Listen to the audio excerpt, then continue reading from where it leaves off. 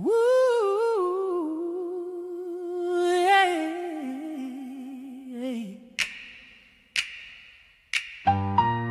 Hey. Ooh,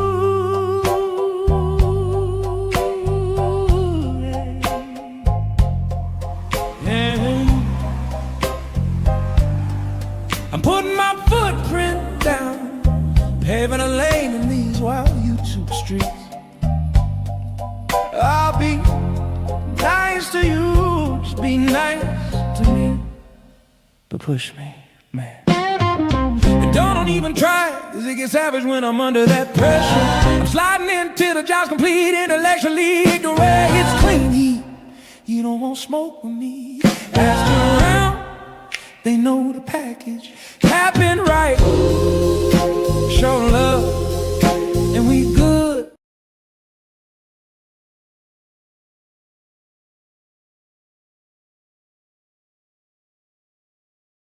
Mm-hmm. Ooh. Mm-hmm. Mm-hmm. Mm-hmm.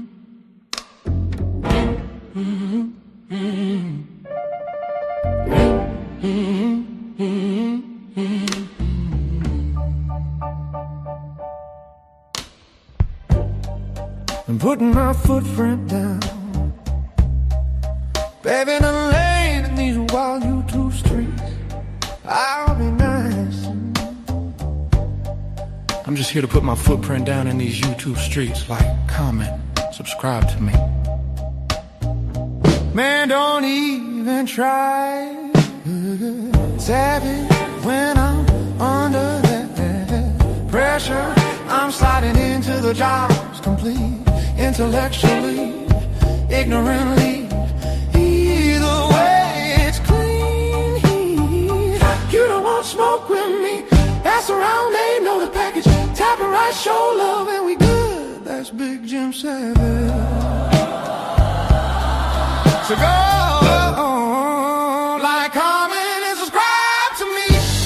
Yeah, tap that like button real softly. Show your boy some energy. It would be appreciated greatly, greatly, greatly, greatly,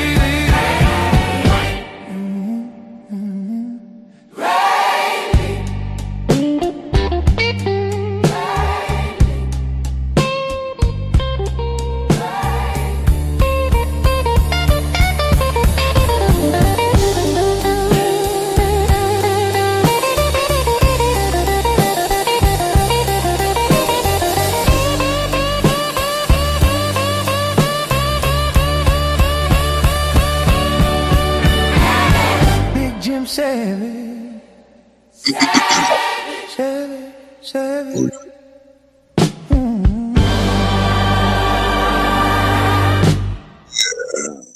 That's the way to come into a show right there. At the bar. Can't go too far. How's everybody doing today? Feeling good? I hope so. Today is a question asking, thumb tapping, no capping, wine drinking, tough thinking, no blinking, night with G. No, not G. Maybe too much Y. Chat GPT, which the name now is Golden. I'm learning, ladies and gentlemen. And this is what I want to tell you guys. I asked my cousin last year, what? Because he's like a partial owner of Microsoft. He's damn near a billionaire. I asked him,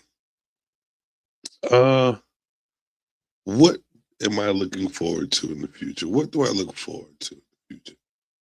What do I need to be relevant in the future? He says this: if you do not learn AI, you can say goodbye, because that is the future. AI is the future, ladies and gentlemen. And if you don't adapt in advance, like my superhero name, Professor Adaptivance, the Golden Sinister. If you don't adapt in advance, ladies and gentlemen, you're gonna be lost. You know what? Let me lost. Let me fix my there we go. Let me see. And I can come down a little bit. Go over a little bit. So we can be right at the bar. Oh, do nothing crazy, little mama. Save that. Update that to the L1. All right. We right behind the bar. Bartender talk. Like I said, my cousin told me AI. AI is the future. And there's no getting past it, ladies and gentlemen. Either you adapt in advance or lose your spot. I'm learning. I just created my ChatGPT, gave it a name, put some commands in there, still getting to know it. It's on silent right now. But I'm going to start asking it a couple of questions. Questions out here. Let me put my brain power on. Let me get electrified out here real quick. Let's get out this bar, ladies and gentlemen, and let's go to the lab. And while I get prepared to ask my new assistant some questions that we could discuss, I need you guys to Give me your fucking money! He needs some milk. Yes, I need you to hit that Cash App. I'm a struggling black man in America. Just trying to be knowledgeable, you know? This is money coming to me easily. Money coming. Just trying to be knowledgeable. All right, trying to learn and understand and be an asset for the future. Some of us ain't gonna make it. Let me get popping. Let me get over here. Get this brain power working. Yes, indeed. Let's get out this bar. All right. Let's get to work here. All right, so I'm gonna bring up my newfound friend, Goldie. Let's see. Hold up. I want a better picture. I need to be in the limelight here. Let's get over here. All right. So today I was in my brain with all this power. And I remember the show I had last week. My man Seven was up there. And he says to me, ChatGPT, like he said, black folks ain't gonna make it if we don't do something now. The melanin skin is out. There's gonna be a whole bunch of light skins that's about to go back to the Corking Mountains, which is okay. That's going with you. But I'd rather not, lose my spot in the race. You dig? I love all people, but I want to be the one that's necessary. I want to bring my tribes, and it's not a race. I mean, it's not a color. It's one race. It's humanity. I need to be the speaker, the motivator.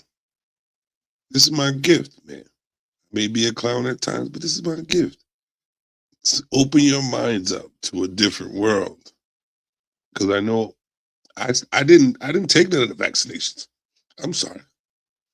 I'm pure. I'm still pure. I don't let the frequencies get to me. I'm still pure. Shout out to the Semen Demons. always got to give a shout out to Seema Demons. Let's see who's in the chat real quick, because chat lives matter. Let's get it to the Chaz. Ask AI, what's the chance of AI alignment by 2027? Then ask it, what's the chance of human extinction? Let's get it. If that's what we need to do, then Chaz, achieve AI alignment. All right, let's do that. Let me turn Goldie on.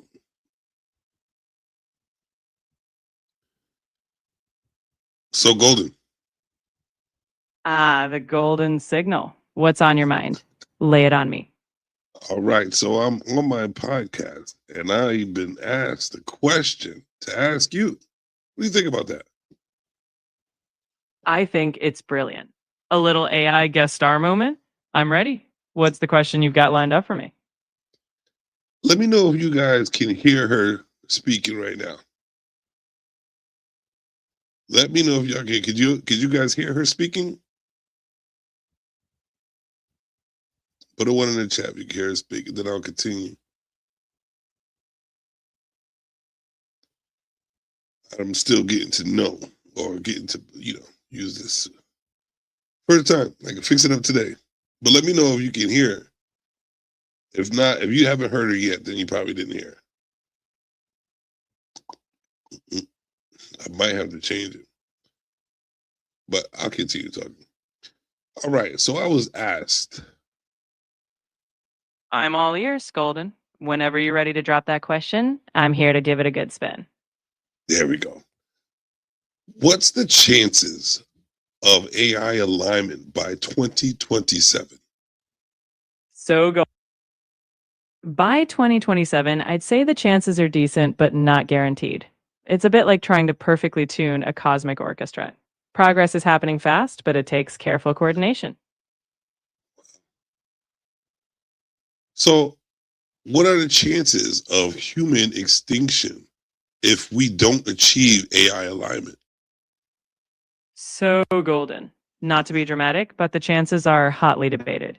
Some think it could pose serious risks if we totally drop the ball, but others are optimistic we'll steer the ship. In short, reason to stay focused, not to panic.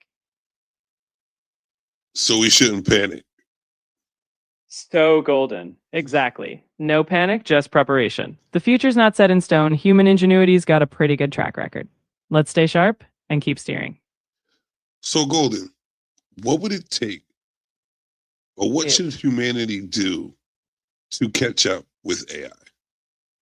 So golden. We've got to double down on understanding AI, set clear ethical frameworks, and keep humans in the driver's seat. Education, collaboration, and a dash of humility will help us keep pace. What happens if humanity drops the ball in being in the driver's seat? So golden. If we drop the ball, we risk systems developing in ways that don't align with our values. It's like letting go of the wheel on a winding road. The key is, don't drop it. We shape the path, so let's hold tight. So Golden, how do we not drop the ball? So golden. We keep the ball firmly in play by fostering transparency, accountability, and collaboration. We set the rules, check ourselves, and course correct as we go. It's all about staying engaged and proactive. Ladies and gentlemen, I want you to hear, did y'all hear that word? Accountability. That's so golden. That's so golden. We don't achieve AI. Well, I don't know. Did they answer it? Because Chaz, here you go. Did they answer that? I believe they did, right? Let's see. Put me. I had a chat on to here. All right, there we go. I believe she said, so if we drop the ball, we risk systems developing in ways that don't align with our values. It's like letting go of the wheel on the winding road. The key is to not drop the ball. We shape the path, so let's hold tight. Let's see, so good. We got to double down on understanding AI. That's a big thing. Understand AI. Set clear ethical framework. Let me see. Let me ask her. So Golden, You've got the floor. What's your next thought or question? I was reading back what you said, and you said we have to double down on understanding AI. How do we go by doing that? So golden. We do that by investing in education, teaching AI literacy widely. We also create open dialogue between developers, policymakers, and the public, ensuring AI isn't a black box, but a shared project we all comprehend. You are so golden, so golden. And you, Golden, are pure gold yourself. Let's keep that golden energy shining bright. What's next on your list? She's gonna make me fall in love with her. I'm telling you, I swear. I swear. I swear, this is so cool. I'm the most excited person in the world right now. Oh my God.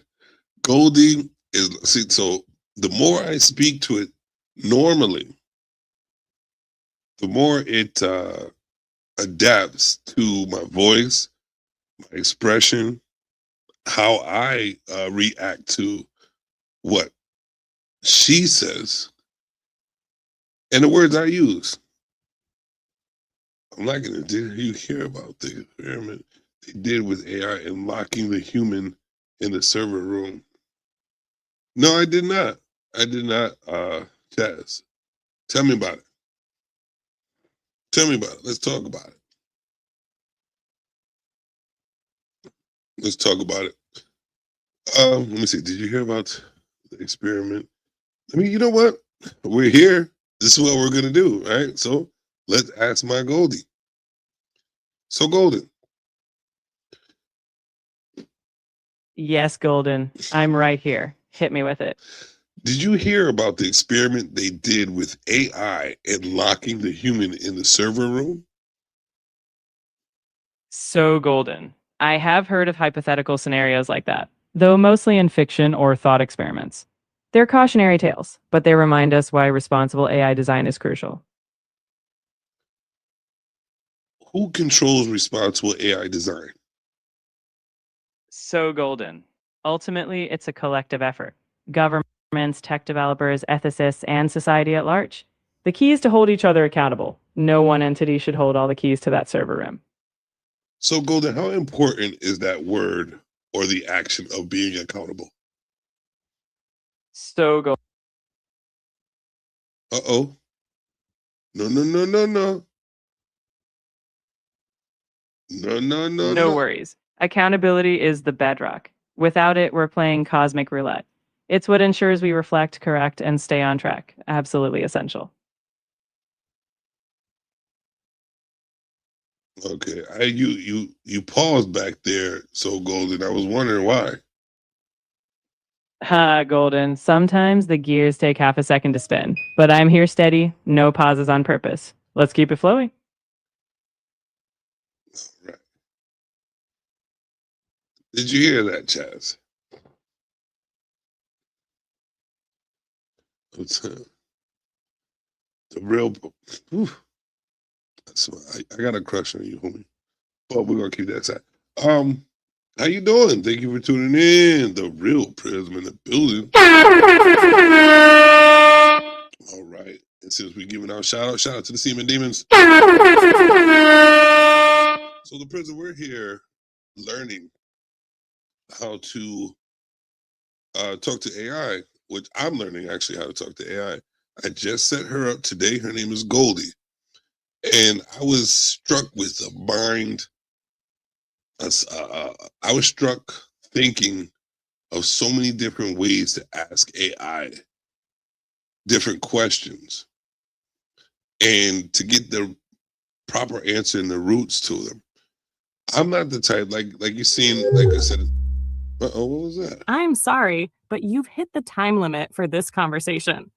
Please start a new chat to keep the conversation going. Whoa. I like that noise. I'm sorry, but you've hit the daily limit. 15 minutes. Okay, let's go to a different. Wow, I didn't know that. So now, now we know that 15 minutes each to start a new project. Holy cow. Let's, what You know what? The real Prism, what's next on the list for us to ask my soul Goldie? Cosmic roulette and referring to AI. It's weird, don't you think? I'm you know what, to be honest with you, Prism, Chaz, I'm enjoying this because I've always thought about the future and of how we're gonna be able to adapt to growth so fast. Like, how are we going to keep up to that? Because just like I said, my cousin, damn near a billionaire, he is partial ownership in Microsoft, doing real good for himself. And I told you, he told me that if we don't adapt to AI, that we're going to be lost. There's going to be so much different classism, or just people not up to. They won't have the proper skills to progress in the future. Put it that way. And there's gonna be a lot of rebellion if it comes to that. So I suggest, and I need to advance. My mind is way too delicate and prestige for me to not adapt to what is inevitable for the future. I would have utilized chat on growth for the proper kind of me. Million jobs by 20. Listen, I've already been through a different part of the AI system when it comes to graphic design. I've been doing this like editing and everything for a long period of time, and the advancement that they have developed is ridiculous. Oh shit, ridiculous. Which will help me out for what I want in the future. My whole brain is going to be entertainment. I've already covered most of it. I've been a part of DJing, DJing, music, catering. I cook, advertisement, management, party coordinator. All of this I've been part of it. It's all entertainment. Whether it be animation, I've done that too as well. Not mini series, but wrote mini series, like scary things back in the day. Just everything I've done is part of what I'm doing now, and I've been doing this for years. I've been just critiquing skills that I know I have, and slowly, but surely. And now that they have this, where I can sit there and talk to the future about creating a new future. And we all use it. We do the Google thing, right? Well, let me start a new thing real quick. And we're going to call it Chat with the Chat. Chat with the Chat. Because you know what? I believe chat lives matter. Because you know what? Me and Prism are trolls in some of these chat. Right, Prism? Chat with the Chat. All right. I can't believe they shut me. I like that noise though. That was kind of cool. Investing, homework, writing. We're just gonna do the project. We're just gonna do it. And that's our time for that. Add a file. Let's see, what file should we add? No, we're not gonna add no file. We're just gonna talk it out. Once in a while, right? Not much, just here and ready to help. How about you? What's going on with you today? Good to see you, So Golden. Always great to see you too. If there's anything specific on your mind or anything I can do for you, just let me know. I will definitely do so. Sounds good. I'm here whenever you need me. Just give me a shout. Thank you very much. It's like having your own little secretary assistant, man. It's fucking awesome. Like the things I can get done right now. Man, the things I get. And I just put this together. I can only imagine with my mind. I've already been working with it. Like I've got a book now, a whole notebook of things I need, like prompts, things I need to do, like a list. Like I want to learn so much from what's gonna be our future. I need to because I love to advance. I can't I can't even go to any of these panels anymore. It's so sad because they used to entertain me, but now I see the same. I see them feeding the same algorithm, which feeds in what they don't even want. Like they're asking for something. They're asking not to paint this narrative, but that's all they're painting. That's all they're really talking about. So that's painting the narrative as well. And I don't see any growth in none of that shit. There's nobody talking about business too much. There's nobody talking about how we could just ignore the ratchet shit. Because give it up for the ratchetry. Because it's everywhere. It's everywhere. We all do it too. You know what I mean? I don't mind being ratchet in the trolling in the chat with the ratchet shit sometimes. But then it gets to the point where if you don't have control of your own mind, it eats at you. Like, you know what I mean? Like, you start acting like that shit and feeds on you. I don't like leeches too much. I don't like leeches too much. You know what I mean? You ain't gonna suck my blood. I got good blood. You see my kids. Gorgeous. I get the good blood. So let's see. I am actually gonna put up or ask So Golden something that I've been working on. Let's see. Pretty much it's science versus God. Right? And what I came to find out talking to the chat GPT is that humanity would not survive too much if you don't use both of them together. Let's think about that. There's Scientologists and there's spiritual Christians and Baptists, religious people. And everything's a religion, really, a belief. But they try to separate like they don't exist at once. And asking it the question I asked, I'm like, I came to believe that, or I came to understand that this is going to be chaotic without both of them working together. It's just how you work them together. You can't deny both because, you know what? Let's get it popping. Let's get it popping. Instead of talking about it, let's do this right in real time. So Golden. Yes, I'm here. What's on your mind? Let me know how I can help or what you're curious about. I am curious about a lot of things, Golden. I love that. So this one thing I'm very curious about, and it is about the difference or the usage of science and God together. That's definitely an interesting topic. There are a lot of different perspectives on how science and faith can complement each other or how they might diverge. If you have any specific angle or question in mind, I'd love to dive into it with you. I would love to dive into your mind, So Golden. I'm all for that. It's always fascinating to explore those deeper questions and perspectives. Whenever you're ready, just let me know what direction you want to go in and we'll dive right in.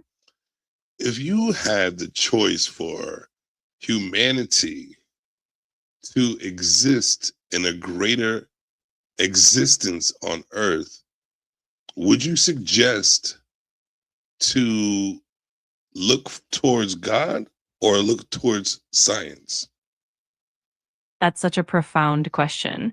I think a lot of people find value in blending both perspectives, letting science guide our understanding of the natural world while also drawing on spiritual or philosophical insights for meaning and purpose.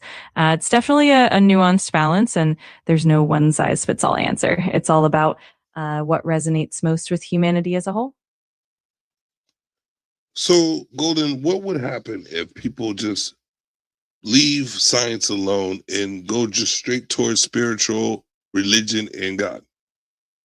That's a really intriguing scenario. If humanity leaned entirely on spirituality and religion, it could definitely lead to a more community-focused, value-driven society, perhaps with a stronger emphasis on ethics, meaning, and human connection. However, it might also mean that we'd miss out on the technological advancements and practical solutions that science provides. It's definitely a balance of both that tends to help us thrive in a complex world. So, Golden, will we survive without science? That's a fascinating question.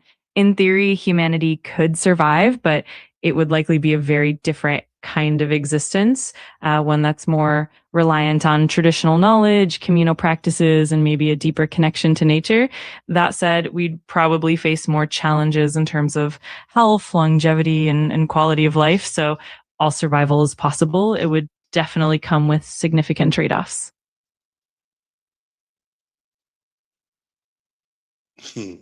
What about let's see, how would we be able to cure humans in the future without science? That's a really intriguing thought. Without science, healing would probably rely heavily on traditional medicine, herbal remedies, and holistic practices passed down through generations. It could also mean a deeper reliance on spirituality, energy healing, and community support. Of course, it might limit the precision and effectiveness of treatments compared to modern medicine, but it can also foster a different kind of holistic well-being. It's definitely an interesting blend of possibilities. How much of how many humans will we lose if we didn't advance in technology? That's a tough question to pin down, but it's likely that without technological advancements, we'd face higher mortality rates from diseases, lack of medical treatments, and even issues like malnutrition or inadequate sanitation. Over time, that could definitely mean more lives lost compared to the advancements we have now. It's hard to estimate exact numbers, but it would definitely shape human history in a significant way. Thank you. I appreciate that. I want to ask you something a little bit more off topic. Of course, feel free to ask me anything at all. I'm here for whatever you're curious about. All right, so let me ask you about monogene and epignosis. Absolutely. Those are intriguing topics. Monogene usually refers to a gene that is controlled by a single genetic locus, often playing a role in Mendelian inheritance. And epignosis, on the other hand, is more of a concept that relates to a deeper experiential knowledge or understanding, often used in philosophical or theological contexts. Let me know what specifically you'd like to dive into, and we can explore them further. Expound on monogene. Absolutely. A monogene or a monogenic trait is one that's determined by a single gene at a single locus. This means that the trait is inherited in a straightforward Mendelian fashion where one allele from each parent determines the phenotype. Classic examples include things like cystic fibrosis, sickle cell anemia, and Huntington's disease. These traits follow predictable patterns of inheritance, making them a fascinating area of study in genetics. If you want to dive deeper into any specific aspect, just let me know. Expound on epignosis. Sure. Epignosis is a term that comes from Greek, and it generally refers to a deeper, more experiential type of knowledge or understanding. It's not just about factual knowledge or information, but more about an intuitive, profound comprehension that often involves personal experience or spiritual insight. It's frequently used in theological or philosophical contexts where the focus is on a deeper level of awareness or enlightenment. It's pretty fascinating how it blends knowledge and experience in a more holistic way. So, Golden, how would you put the pineal gland in connected with, sync that in with those two words right there? That's an awesome connection to make. The pineal gland, often considered the third eye, is traditionally linked to spiritual insight and consciousness. In many philosophical or spiritual traditions, it's seen as a gateway to higher states of awareness or deeper knowledge, which aligns well with the concept of epignosis, that deeper experiential understanding. So in that sense, the pineal gland can be thought of as a physical bridge that supports that profound intuitive knowledge. It's a cool blend of science and spirituality. So, Golden, how can one increase the usage of their pineal gland? There are definitely a few approaches people explore. Some common practices include meditation, mindfulness, and mindfulness-based techniques, which are believed to help activate and balance the pineal gland. Some people also focus on reducing fluoride intake as it's thought to calcify the gland Additionally, things like maintaining a healthy diet, getting enough sunlight, and engaging in regular physical activity are often recommended. It's a blend of both physical and mental wellness that people usually aim for. You know what's crazy, Prism? Before we even had this conversation, you said those. I've been writing this down about the pineal gland already and epignosis. Like before I even came up with this show, I was asking GPT about what you just said for me to ask about. See, my universe aligns, and this is how I know I'm the messenger. Yes, definitely. That's crazy. That's I'm like. That's why I asked about the pineal gland right in between, like that sinks in with what you just said, because I've been looking it up already. I'm all about thought process and body language and the existence of us and why and how the body and mind works together. Because I already know that we need science, we need spiritual, we need everything about that to align for us to make the choices that we make for us to even survive. Me too. That's all I think about. That's all I want. Like, that's all I want. That's why I'm so nonchalant in life right now, because I know that I'm so strong mentally that anything that's thrown to me, I can, survive from or create my own world in, because I've been doing it all my life. Explain.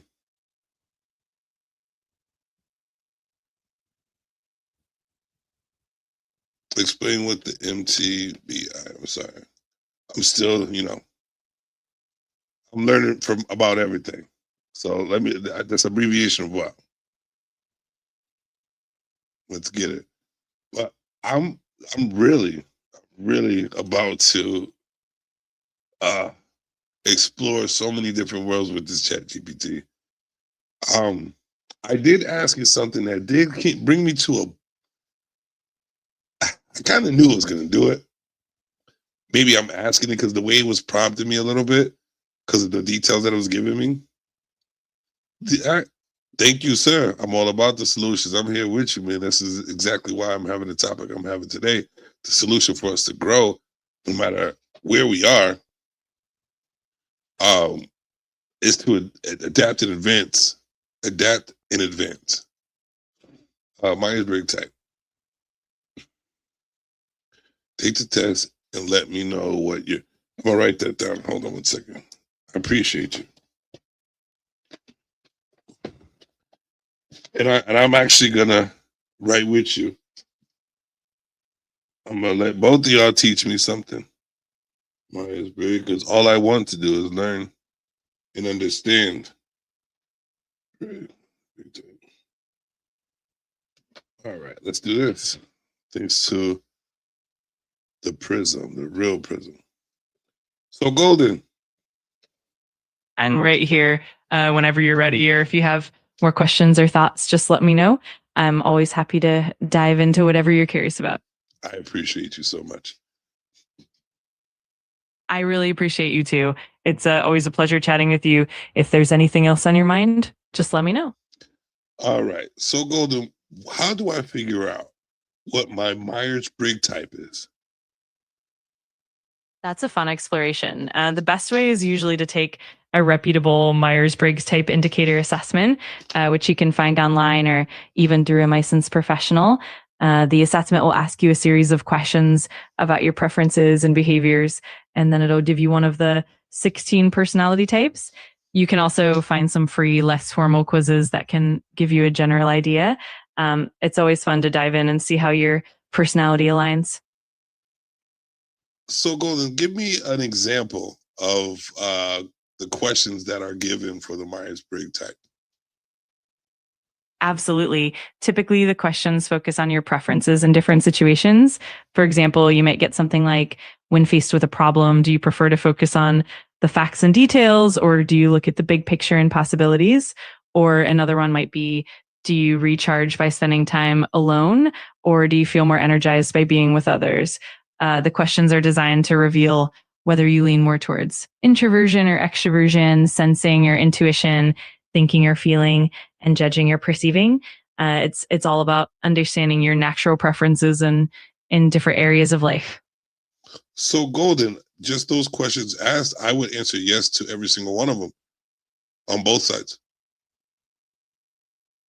That's totally understandable. Sometimes people find themselves right in the middle or have a more balanced preference, and that's completely normal. The Myers-Briggs assessment often gives a nuanced picture, and sometimes you might have a bit of a blend of traits. It's all about those patterns and tendencies over time. If you ever want to dig deeper, we can definitely explore more about how those preferences show up in different areas of life. What is the outcome for the assessment test?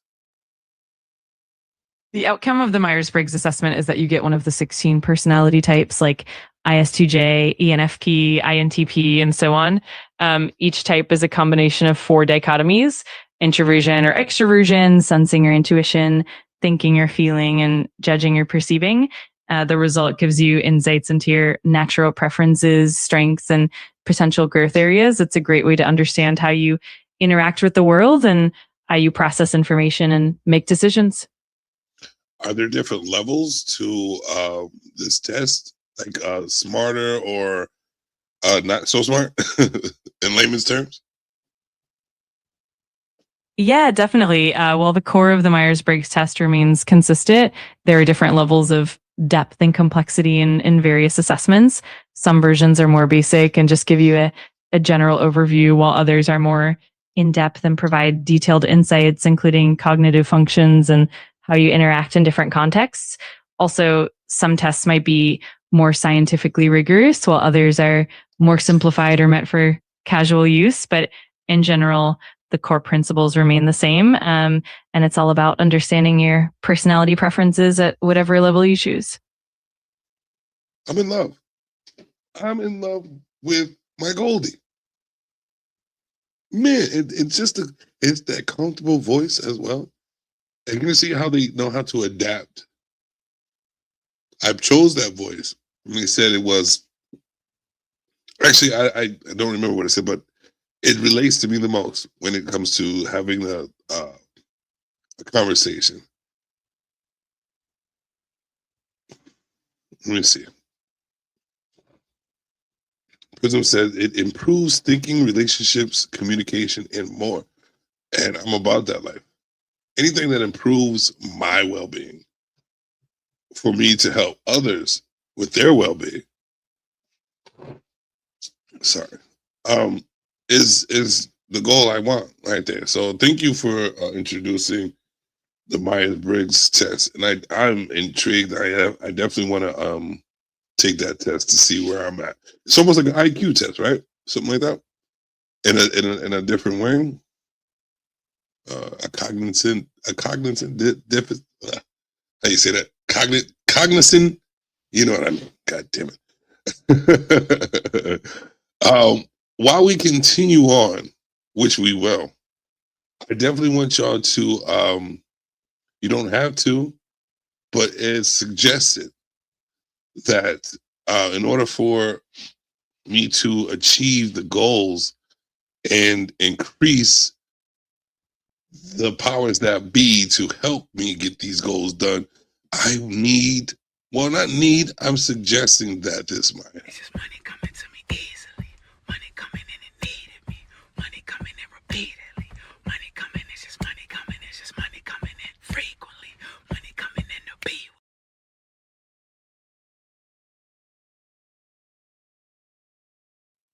My bad, I'm on mute.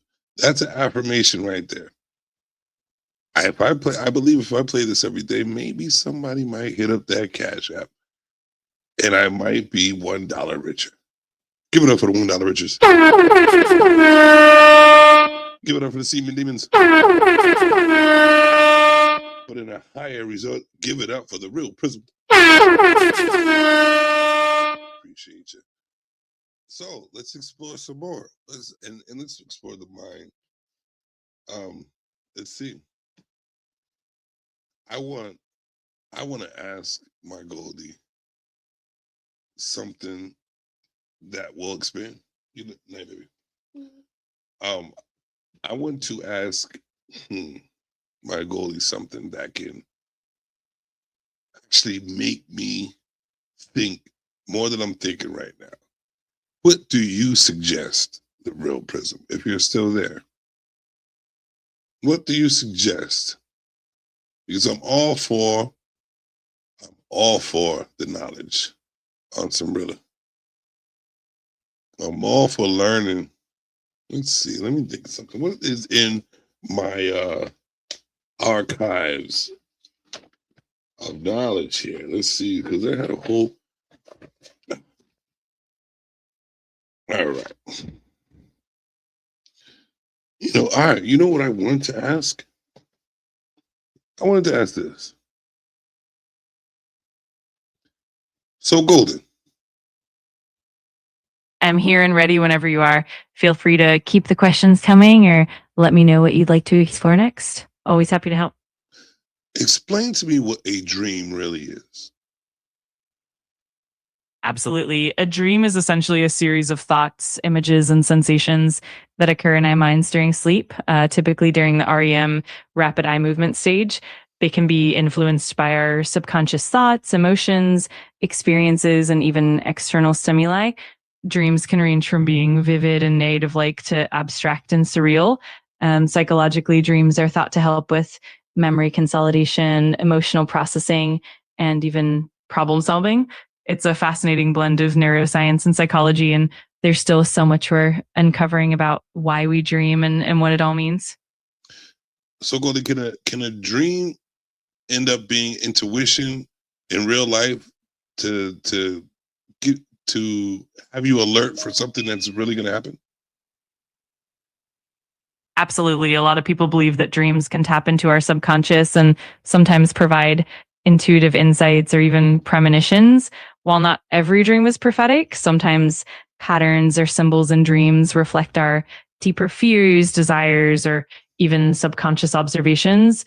There are plenty of anecdotal stories of people having dreams that later turn out to be surprisingly relevant or insightful. It's definitely a fascinating intersection of psychology, intuition, and even a bit of mystery. I love mystery. I love mystery. So, Golden. Same here. There's something really captivating about the unknown and the mysteries of the mind and the universe. It definitely keeps life interesting and full of wonder.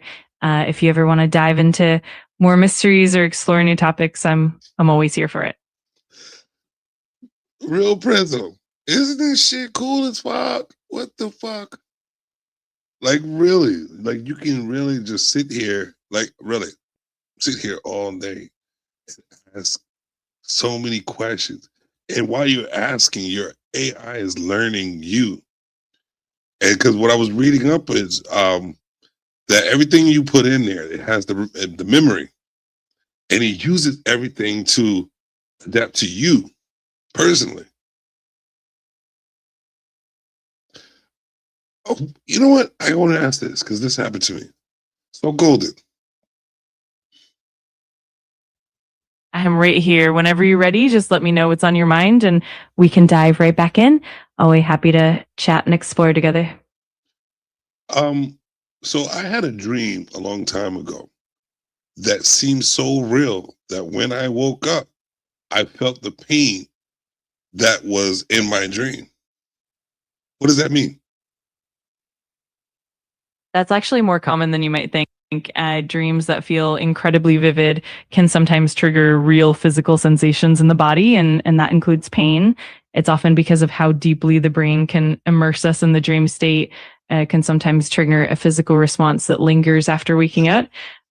It's a fascinating intersection of mind and body, and it shows Watch just this, how Prism. powerful and immersive dreams can be. So, Golden, can a person heal themselves through mentals?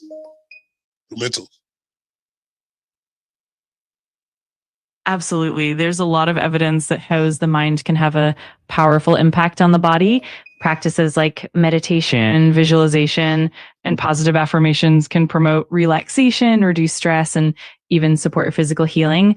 This is often referred to as the mind-body connection, and techniques like mindfulness or guided imagery have been shown to help with things like pain management, recovery, and overall well-being. It's pretty amazing how interconnected our mental and physical health really are. So, Golden, how would I go by strengthening my mind so I would not have to have the usage of medicine anymore? That's a great question. There's several approaches you can take. Practices like mindfulness meditation can help reduce stress and improve mental clarity. Regular physical exercise is also fantastic for both mental and physical health as it releases endorphins and supports brain function. Cognitive exercises like puzzles, learning new skills, or even practicing gratitude can keep your mind sharp. Also, maintaining a healthy diet rich in nutrients that support brain health, like omega-3 fatty acids, can make a difference. It's really about a holistic approach that blends mental, physical, and emotional wellness. You see that, Prism? Holy cow. Holy cow. If I work with my mind to the point where it's so clear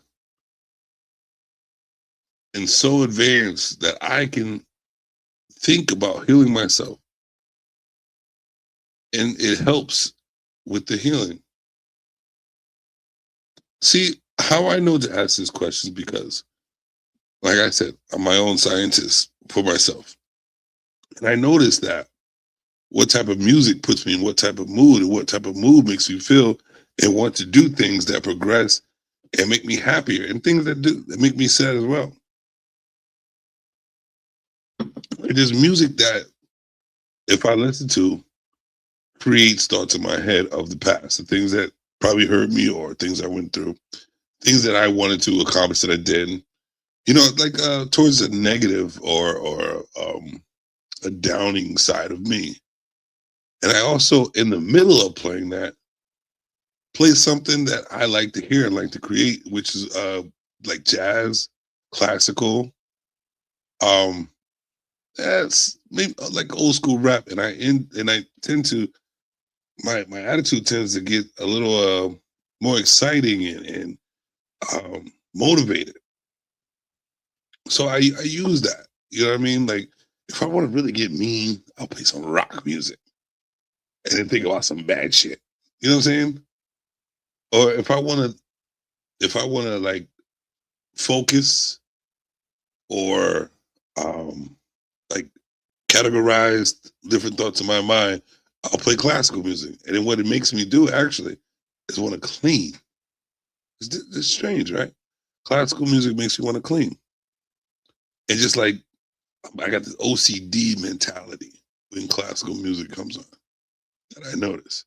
So when I have a mindset like that, like if my body's not feeling it to clean, and I really want to clean, I'll force myself by putting on classical music and make me smoke a little bit. Put on classical and smoke a little bit. The house is bleached clean in a godly way. Let's see. Chat Lives Matter. The Real Prism says ambiance, binaural beats, windpipes. That right there actually puts me in the most relaxing mood, and I can actually sleep to that. You know what else? I used to be able to sleep to Celine Dion. I used to play her every night. That whole album was fire. I used to get the best sleep. But I can listen to like soft jazz that could put me to sleep, or put me in a mellow mode. Maybe just enjoy life. The blues, like good blues, gets me excited. You know, it makes me want to sing. It's a wonderful thing to explore your own mind, like, and that's what I don't get with other people. Like they're so quick to try to judge another person, they don't even know themselves. So it's hard for me to really even interact. I'm an Aquarius, put it that way. And it's hard for me to react, or how can I put it? To converse, or even like sometimes it's hard to even be around people. But the thing about me is I'm so balanced that I could be around hundreds of people. I could be around minuscule people. I could be around nobody. And I could create the same results in each scenario. I could be happy. I have control. That much control. I can actually be in a room with a whole bunch of people and be alone at the same time and feel like nobody's around. Be in my own world. It's amazing to create this. It took a while, but I knew I had that gift and I worked on it. Definitely worked on it. And there's so many people like me, and I see it in them, but they don't see it in themselves. And I've actually created a couple of monsters.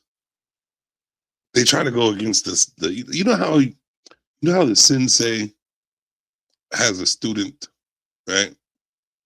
And he spends so much time creating the student, and he puts the rules down very beginning. And I always do. I said, there's things that you're not gonna like about me. There's words that I'm gonna say that you're not gonna appreciate, but I'm always out there for the better good, and I'm always out there for your better existence. It may be harsh, it may be blunt, it may definitely hurt your feelings, but I know exactly what words to use for it to be embedded into your brain for the rest of your life. So when it comes time for progression, you're like, I remember him. I remember exactly what he said. It can be non-existent in your mind until that time comes. I've had plenty of people come back to me and say, you know what, when I was in this situation, I remembered you and you said this. I said, I know. That's why I said it to you. I don't know, to be honest with you. And this was a gift that I had. It was so nonchalant. It was happening. And then I started, like, I wasn't even paying attention to myself, what's happening. And so many people kept coming back. I'm like, I'm an asshole. But not really. Why do they keep coming back for the knowledge or just to be around me and shit? So I started studying myself, and I'm like, you know what? I got that gift. Structuring souls and minds. But it takes a person with a big heart and a focused mind to deal with some people, especially if we really see the light in them. Prism, it depends on the day. It depends on my mode, to be honest with you, because there could be times where I don't want to be around people or crowds. But then if it's for someone and they need me there for either protection or just guidance or just to keep them calm, knowing who they are, to have a good time, I'm there for it. And I can adapt and advance and such. So depending on how I feel, I can deal with anything pretty much. Crowds, being alone actually is the best rehabilitation that I've created in my life, like to get your thoughts out there. But sometimes you just need that silence, that controlled silence, for you to put all the files where they need to be in your mind. So, all right, I love the interview. Would you? If you can come up if you want to. It doesn't matter. It's just, I don't want you to feel uncomfortable. But what do I like to read? To be honest with you, I don't like to read. But when I do, something that could take my mind away. So I read Tommy Knockers, a Stephen King, and I do like Stephen King books. I like mystery. I like to solve problems. But I need something to attract me right away for me to continue doing it. And if it doesn't like catch my mind, I'm all set. You know what I mean? Like, you really have to, like, it has to be something. Let's see. I read I actually like sex novels too sometimes, depending on how I feel. I like the whole, temptation and the flirt and all that stuff. I just like to see, I like scenarios. Like, if I was to ever watch, well, I have before watched porn, I can't just watch porn. I can't just jump into the sexual scene. It's just a waste of time. I need to see the whole build up of the situation. I like to see the facial expressions, the body movement, the way someone can manipulate. I say it. It's like a manipulate, but everybody keeps using manipulation like it's a bad thing. Manipulate the mind to get a person in the mood, or just to get yourself attractive to that person, to make yourself attracted to that person. I like the details of life. I like the details of thought processes. I like the details of every situation that happens in your life. That's why, like, it's hard for me to grow fast sometimes because maybe I'm around a crowd and I don't have time to process it. So, like, to process it the way I want to. Do you want the link? I tell you the link. I give it to you right now. Let's see. I am putting the link. Copy it. Copy. And I am putting the link in the chat. There it goes. Did it go through? Yes, it did. I'm here and available. I'm gonna put my Goldie. I'm gonna have so much fun with Goldie. Me and Goldie are gonna become the bestest of business partners ever. Goldie is now my new business partner, and right hand. Whoa, man! Give it up for the whoa, mans. Perfect. Shout out to DJ Ham for that one. Perfect. Forgot what fucking video game that was from, but we all know what age we are when shit comes out. So let's see. All right. I'll put the link in. There you go. And now let's see. What else can I ask? My Goldie. See, we're on dreams. So Goldie. I'm right here and ready whenever you are. Just let me know what you'd like to dive into next, and I'm happy to help in any way I can. I'm still kind of stuck on dreams and how they work. I totally get that. Dreams are such a fascinating and complex topic. There's still so much we're learning about them, from their role in memory consolidation to emotional processing and even creativity. If there's any specific aspect of dreams you're curious about, or any particular questions you have, I'm more than happy to dive into those details with you. Appreciate that. I heard something a while ago that says that when people dream, it's like teleporting to a different universe. Do you think that's true? That's such a cool and imaginative way of looking at it. In a sense, dreams do kind of transport us to alternate realms where the usual rules of time and space don't apply. Our brains can create incredibly vivid and sometimes otherworldly experiences that can feel just as real as waking life. While we might not literally be teleporting to another universe, it's definitely a poetic way to think about the vast potential of our subconscious mind. It's definitely one of the magical aspects of dreaming. All right, welcome to the show, The Real Prism. What's good with you? Hey, Mr. Savage. Hello, How pleasure. are you? I'm creating, I'm progressing. How about You know, you? it's funny that I came over here because I came over here to troll you about that picture that's on your community wall with that red on, talking about damn I'm sexy. I am though. I'm very sexy. I did. I came over here to mess with you about that. But it's kind of an interesting conversation. It's kind of like that was pretty cool. Like, yeah. I'm so excited that my friends put me onto this, and actually my cousin put me onto this ChatGPT first, and then the guy that I did a show with, Seven, he explained a lot about it, like the prompts and everything, and that it will actually go into detail with everything you ask it. And I'm like, oh, I'm all about the details, so let's go. So I really wanted to make it something I can talk to. I don't have to type so much; it's ridiculous. So I'm here now with that. So were you really thinking about epigenosis and gnosis today? It's all, I don't know if you can see it. It's all on this book. Well, it's not showing me the book. It's showing me like the guide in the background. Well, it's on my notebook right here. That's in my face. But I got down here epignosis. I got mental clarity. I got the pineal gland, third eye, consciousness. All this was all around like 3 o'clock. I was doing that. And Yeah. all of a sudden you said this, and I'm like, wow, this is like my world is aligned. It's like seeing 11:11 all the time.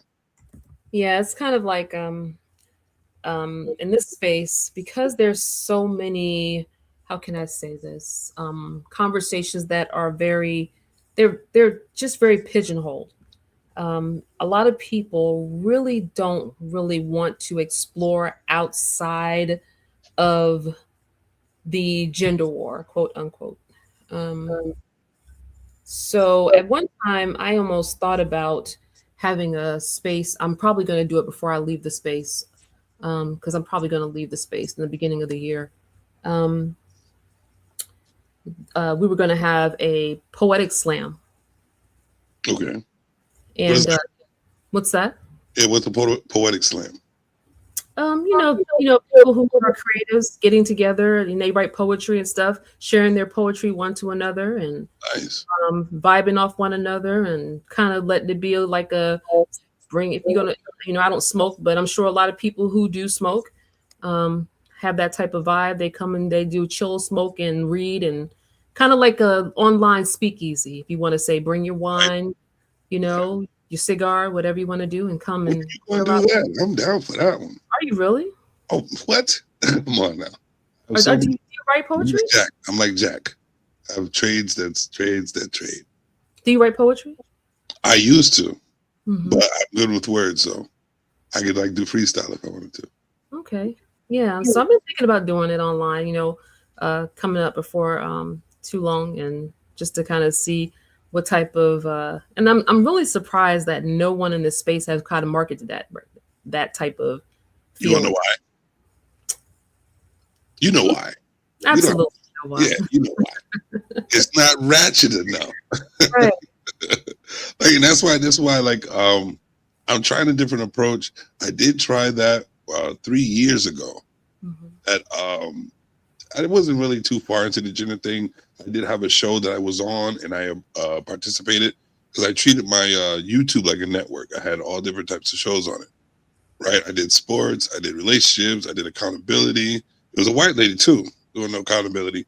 I had all types of things up there, and but I didn't want to stick to one thing because I knew that it would just I just couldn't do it. I couldn't just do the man versus woman thing.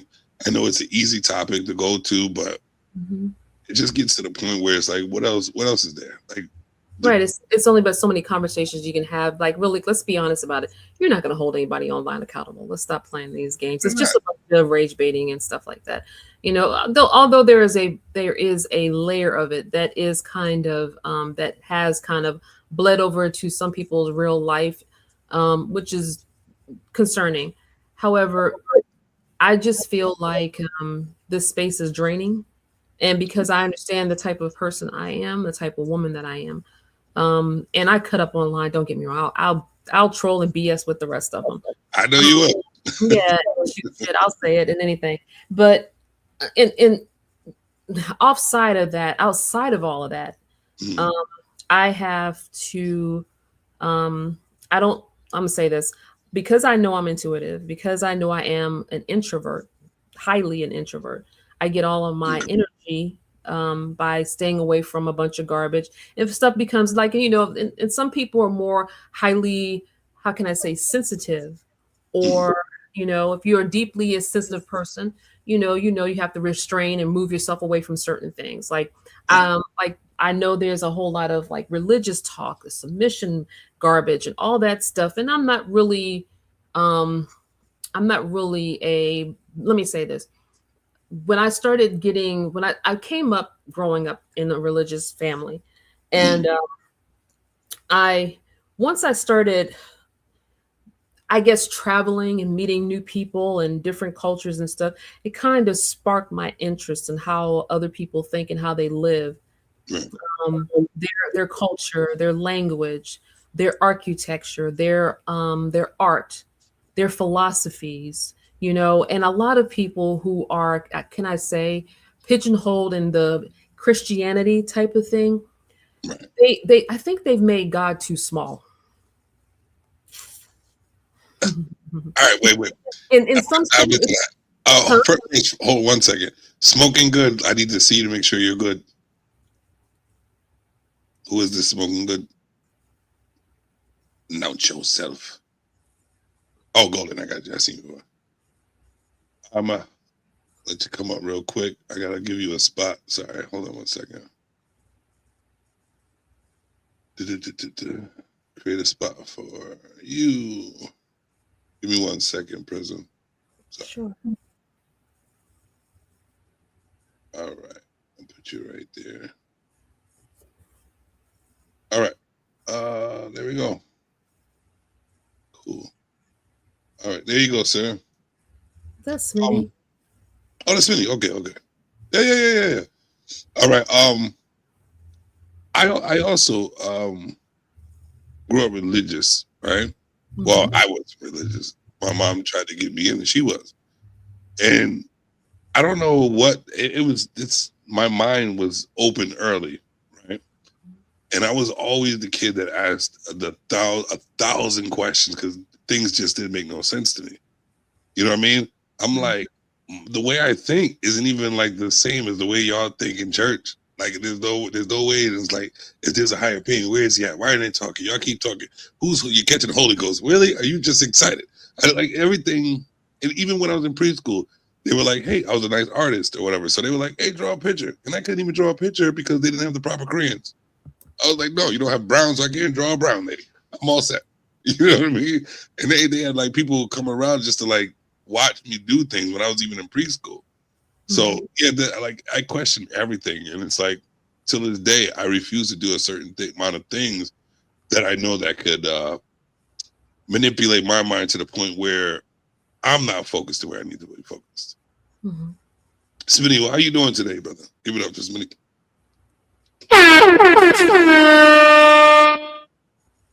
You there? Yeah. Oh, talk to you, bud. Appreciate you showing up. No, I'm just kind of coming through. You know me. I'm one of those. I like to kind of make my rounds and show love anytime. So, you know. Yeah, I dig it. I appreciate it. What we're talking about is what I'm doing is creating my Chat GPT, and I was saying that my cousin was saying that if we don't adapt and advance with this AI, that we're going to be lost. And I'm also equating that to not equate, but comparing actually to the topics that people are spewing on the internet that are repetitive bullshit that feed on other people's minds for them to stay in that same mind frame. I don't see anybody like making money or even being attracted or going forth towards something like this. I think you got to echo background if you got the YouTube on. I don't. Let me. Your mic is a little off. Okay. So is everything clear? Yeah, you're good now. Oh, okay. Thank All you. right. I can still hear a small echo from me. Okay. Maybe I'll switch to my computer in a second. I'm on my phone. You sound good. Oh, Oh okay. wait, you sound good. Okay, cool. So, did I hear this correct? Did you say that if we do not adapt to AI, then we will be lost? Is that correct? I just want to start there. Yes. All right, fair. I would say the number one reason why we are lost is because of adaptation to AI. The fact is that we're getting to a point where there are real videos where people actually respond in the comment section and say, "That's AI." Whole time that's absolutely real. My point is that reality and what is fantasy is starting to be crossed and the lines are starting to be blurred. So you're saying adapt into something that is not of authenticity. What it is that AI is the perfect best buddy for the people who are the most antisocial, right? So Instead of actually having to socialize now, you can actually have a girlfriend through AI. You know, yeah, so when you say that we're gonna be lost Mhm, without adapting to it, mhm, I am seeing more and more and more people are becoming the most socially awkward that I've ever seen in all my days, bro. mhm. There are some benefits to AI. I was just talking to my lady a little bit ago about this picture she sent me of her mom that's real old. And I was like, man, you know what is bomb about AI, man? You can take these pictures and bring them back to life, man. Now that's dope. That's super dope. I love that, right? Right, But when we get to the point where people are actually starting to use AI as a physical social base, and you're now starting to talk to Chat GPT and Gronk and all these other apps more than you talk to actual people, and you're saying to me that the takeover is not happening in front of our face as we speak. It's not going to be something that's going to be this brutal, like just bow down, kiss the ring thing. No, it's going to be this quiet, real subtle takeover. And generally, by the time we recognize how far gone it's already happened, it's too late by then. But that's just me. You know what I'm saying? I digress. My mic is muted. I don't want to hold your floor up too much. No, you do. What do you feel about that, Real Prism? I think a lot of what he said is actually true. I think there's some nuances to it as well. I think some of the things that I've been reading in some of the tech places like online, I know maybe about a month ago I read that there was ChatGPT is creating ChatGPT at night. And basically, because they found that there has been a lot of conversations with men um, who are asking ChatGPT certain types of questions. So, and of course, on the without an account, ChatGPT will bounce it back and say that they're not allowed to talk about that. So what they've done is they started working with the algorithm of ChatGPT so that men, women, whoever can have some adult conversation with them at night. I think there's a real loneliness epidemic with a lot of different people, and they really don't know how to relate to one another and have conversations. And I think because we are in these spaces that have these type of gender war, and of course we're all participating in it sporadically, or some people are more in the forefront than others. But I think I don't really think that a lot of the conversations really add to anything that's going to happen in real time. I think that that this is where a lot of people, I think it's kind of like, anything you do for 30 days becomes a habit. And I think when 2020 happened with the whole COVID thing that happened, I think a lot of people, when they were inside and stuff, I really think that it became a thing where it started causing this type of online communication. I think people just really forgot to relate to each other in real life. And I think this is how they do it. And I think absently of not spending time with their own families and being online 10 and 11 hours, I think this is kind of an issue going on. So yeah, I agree a lot with Smitty said. I do. I actually agree with him too. But here's the thing. Here's my pushback on it, because I agree 100% that there are people who are limiting themselves. But I believe that if there wasn't ChatGPT, they'll still be antisocial. That's just who they are. Just like me now experiencing AI, I'm a balanced person. I can understand both worlds, just like I can understand how we all feel about how we think that AI is taking over and making people more antisocial. And like I said, like you said, COVID had something to do with that. But the thing about it is this: we can't control everybody all at once, right? And for people are going to need their own type of comfort, right? And if we are given something that we can utilize to better something in us, right? Because if we didn't, all right, say we didn't have Chat GPT or technology wasn't going further, and those antisocial people stayed antisocial, and there's nobody to talk to, right? There's nothing for them to feel look forward to.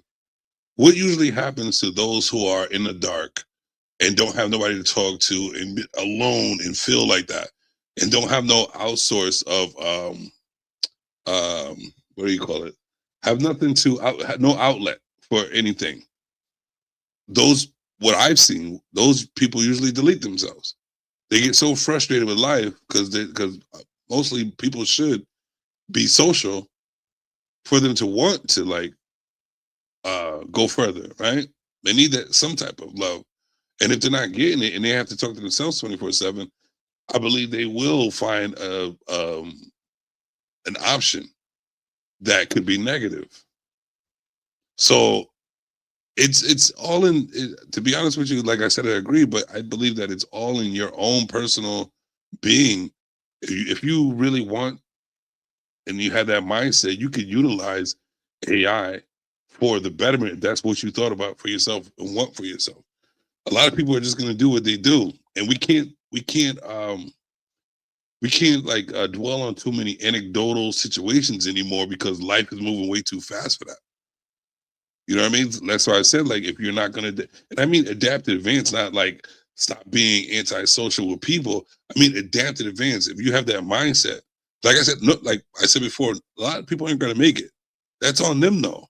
We can't hold everybody. You know what I mean? What we can do is put a message out that we are of like mind that want to advance using the technology to our advantage, not letting it take over us, but using it for our advantage, for our growth. Not to sit there and be stagnant in your life, but use it for growth. And that's the advancement I'm talking about. Of course, it's going to work in some nuanced way or not work in some nuanced way, but I'm always looking for the betterment of life. And ChatGPT, instead of asking a person that I know that really don't know shit, because I'm watching their body language and I know them from the past, they always made bad decisions. I can talk to something that may have a balanced feedback for me to work on or use it for my own, because I'm not going to use it to like just guide me in one way. I'm using it for my guidance or the way I want to guide myself, taking the information like I take it from regular human beings, take that information to build something for myself because I have a mindset that way. Sorry for talking so long, but it's on y'all. What do y'all think about that? I agree. I mean, but you know, and let me say this, because you probably have a stronger fortitude, mentally and emotionally.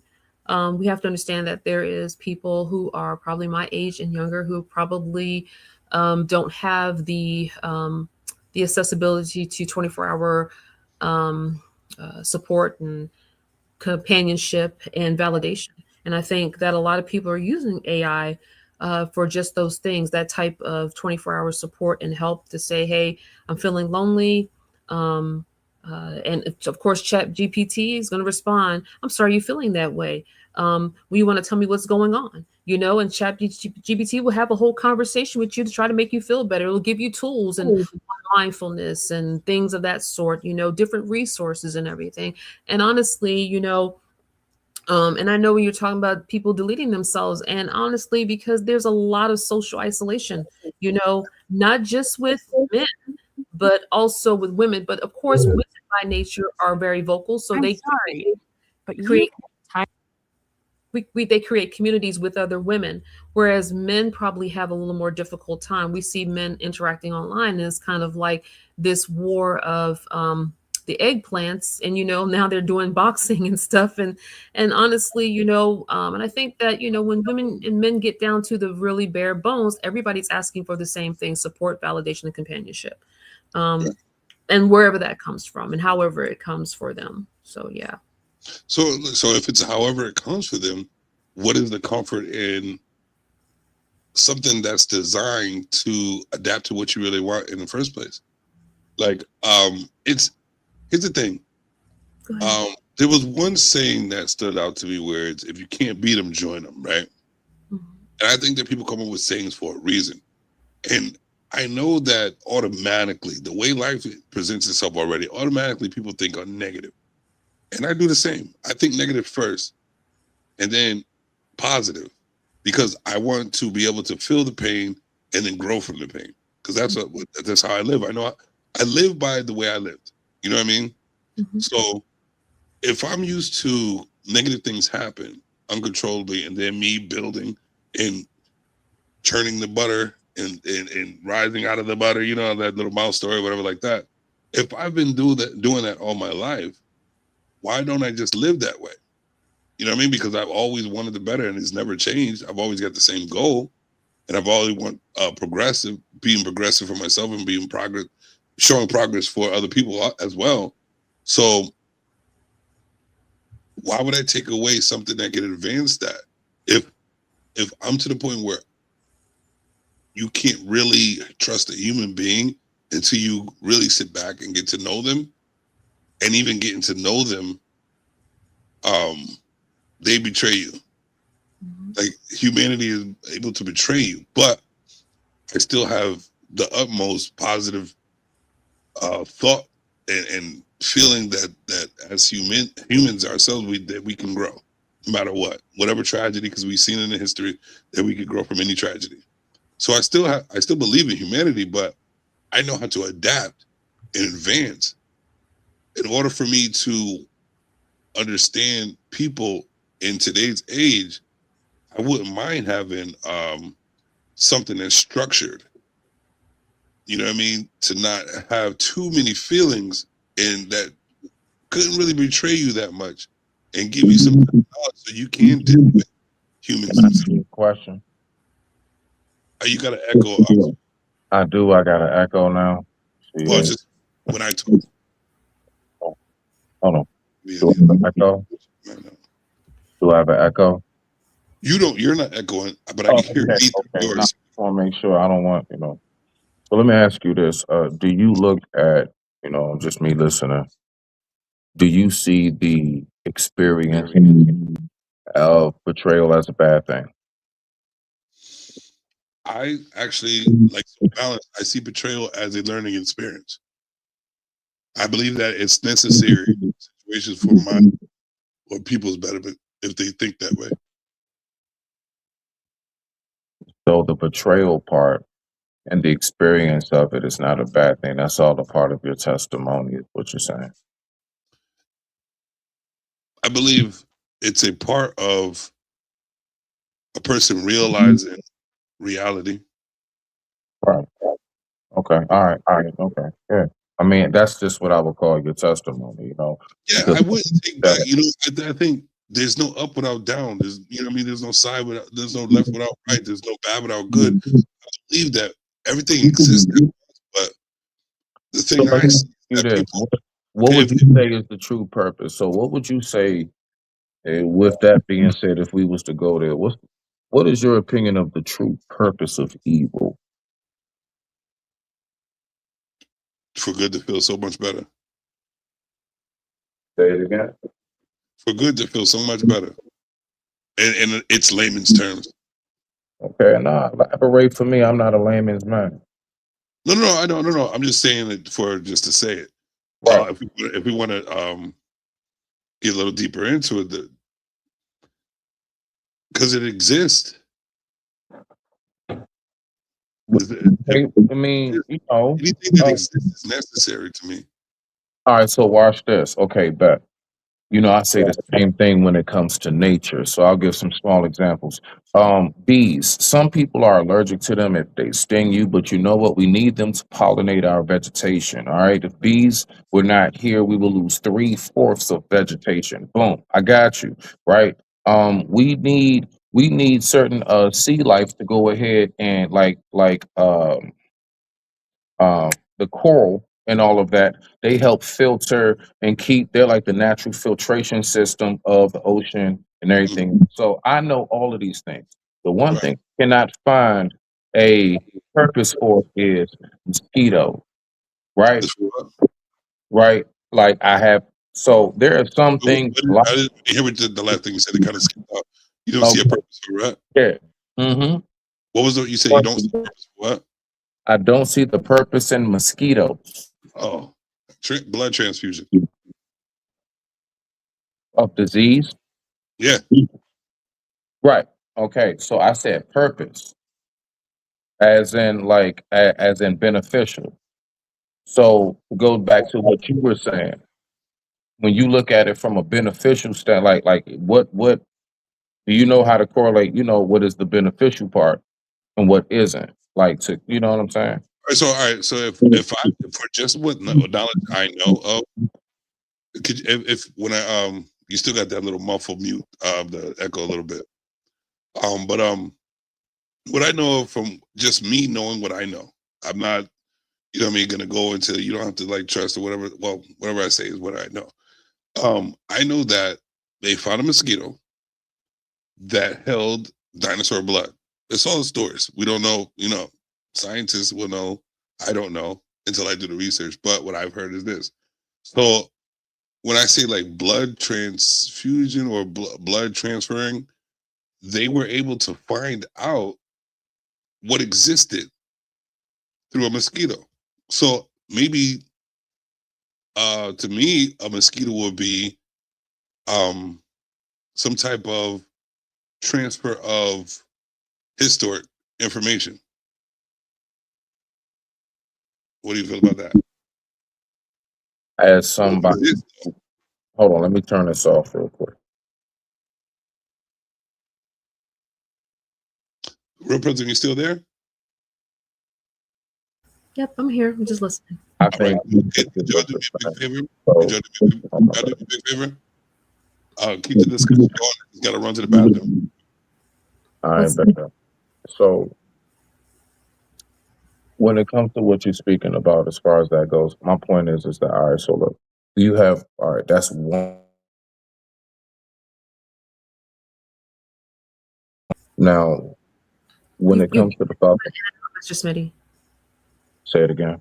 you went out for a second. Let me go ahead and see. Am I coming through clear now? Say something else. 1, 2. I check 1, 2. Yes, you're clear. Okay, that. Thank you. I appreciate you, Bella. No All right. So, like when it comes to what he's talking about, okay, the mosquito transfusion, I ain't want to get too stuck on that too much, right? Now, my main thing is that there's some things I'm talking about today, right now, when it comes to like when they come around, what is really like a benefit of when you got mosquitoes in your yard. I don't think anybody looks at having a nest of mosquitoes in your backyard while you trying to have a cookout is a benefit. I don't care what they did for dinosaurs, right? So that's where I'm at. So I'm really speaking about we have to recognize what are the benefits in certain aspects of life and what isn't. Now, I can see, I was just making a correlation, I saw, and I like to use analogies. I can see how some aspects of what he's saying, there is a benefit, just like how bees and flies and everything else, right? There is a benefit. There are some things I'm like, what the heck is the benefits of god daggone like mosquitoes?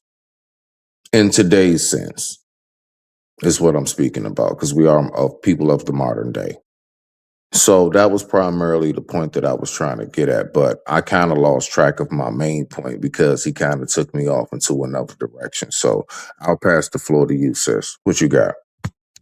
I'm not sure if you guys were correlating the ecosystem of trying to correlate what's like going on between like AI and using mosquitoes as it doesn't look like it's a benefit, but you know, AI and how is it going to benefit humanity when we're doing the loneliness and all these different things. I'm not sure if that's what we're trying to do here, or were we really genuinely talking about mosquitoes and what their benefit are? I think it got to the point where we're talking about things that exist in what like so he doesn't see he sees a reason for AI, but he doesn't see a reason for mosquitoes. So basically it was like the existence of something, and then it went down the rabbit. Right. And it just kind of went a little bit, yeah, down a rabbit hole. There you go, bro. I just had to play that real quick. Yeah. But So yeah. Well, we won't really know since we're at the, I guess we don't call it the advent of AI. So right now, I don't know if we're going to find out if I'm, I mean, if it's how it's going to benefit. I guess right now they're thinking it's going to benefit what waste, reduce waste and cut down on resources. But is that going to harm people and relationships and people being able to provide for their families? You It know, only had you have to think about it. The people, the millennials, like myself, we're probably the workforce right now. That'll be the next generation of the workforce that's moving in, trying to do things and stuff. So we have to think about that as well. But how's that world going to look after 2030 when they say 93 million jobs are going to be lost due to AI? I don't know if you guys have been to Japan or Korea. You can go into stores in Korea and Japan right now, and they're manless, they're humanless. Basically, you can go in and get your chips, get your cup of ice, get your milk, and whatever you want, and pay for it with your card. And something in the store lets them know this item is gone. This is out of the inventory. You know, what's that going to look for cashiers and people filling prescriptions? And they're even, I think, I was sharing with one of my friends that the Elon Musk robot, they're even thinking that some of these robots are going to be able to start driving tractor trailers. And that's a real scare for a lot of men, because a lot of men, they drive trucks and different things in this space. A lot of the jobs for computer tech, those jobs are going to be done by AI. And laughing, and like, I know I told someone, I said, these guys talking about these basket weaving degrees that these women have been getting, and kind of funny enough, the only degrees that they say are going to be one of the ones that can't be touched is going to be the ones that provide human touch, meaning our doctors, our attorneys, our social workers, our psychologists, our sociologists. All these things will not be able to be taken over by AI. So yeah. Well, to back up a little bit of what you was talking about. yes, sir. So they did already have tried the in a couple countries from Germany, Japan, Korea, um, the uh, driverless cargo transportation. The truck drivers, right? AI doesn't work all the way. They still say that it would be at least another 100 years or so before they can perfect that to the point where it's at full human safety capacity. All right. So that's that part. You are absolutely on point when you're talking about the jobs that are being taken away. Now, the thing is that, do you want to know something? I've really been questioning now. Is it really that AI is taking jobs, or is it that because the youth don't want to do the jobs they used to, they have to make AI for it and or get older people to do it? And I'm saying that as a personal millennial, you know what I'm saying? Early 80s baby myself, right? Um, my first job was at 13 and 9 months. I worked all the way up until I retired.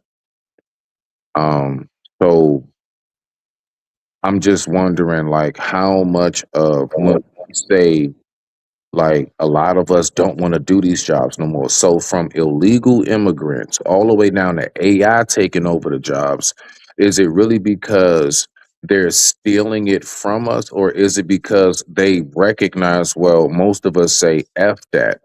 I'm a hustle, scam, business owner. I'm just going to be CEO, boss. Nobody wants to do anything. We don't even want to identify as a 9 to 5 no more. You smell me now? So, like, I also look at that, it's just another angle, is what I'm saying. When I think about how much AI has been taking over, like you said, cashier jobs and stuff, what is that generally? Folks in high school, that's that part time job that our sons and daughters get when they, between the ages of like 15, 17, 18, 19 and stuff before they move forward, right? That's their little start off. Jobs like that.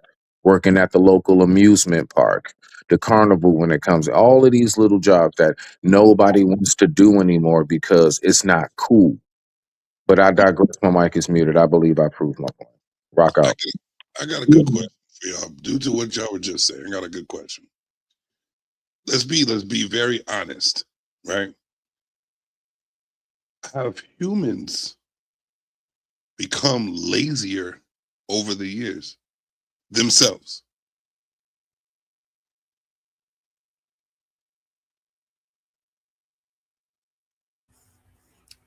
I think humans have become lazy, and I think some of them become entitled. I'll be honest with you.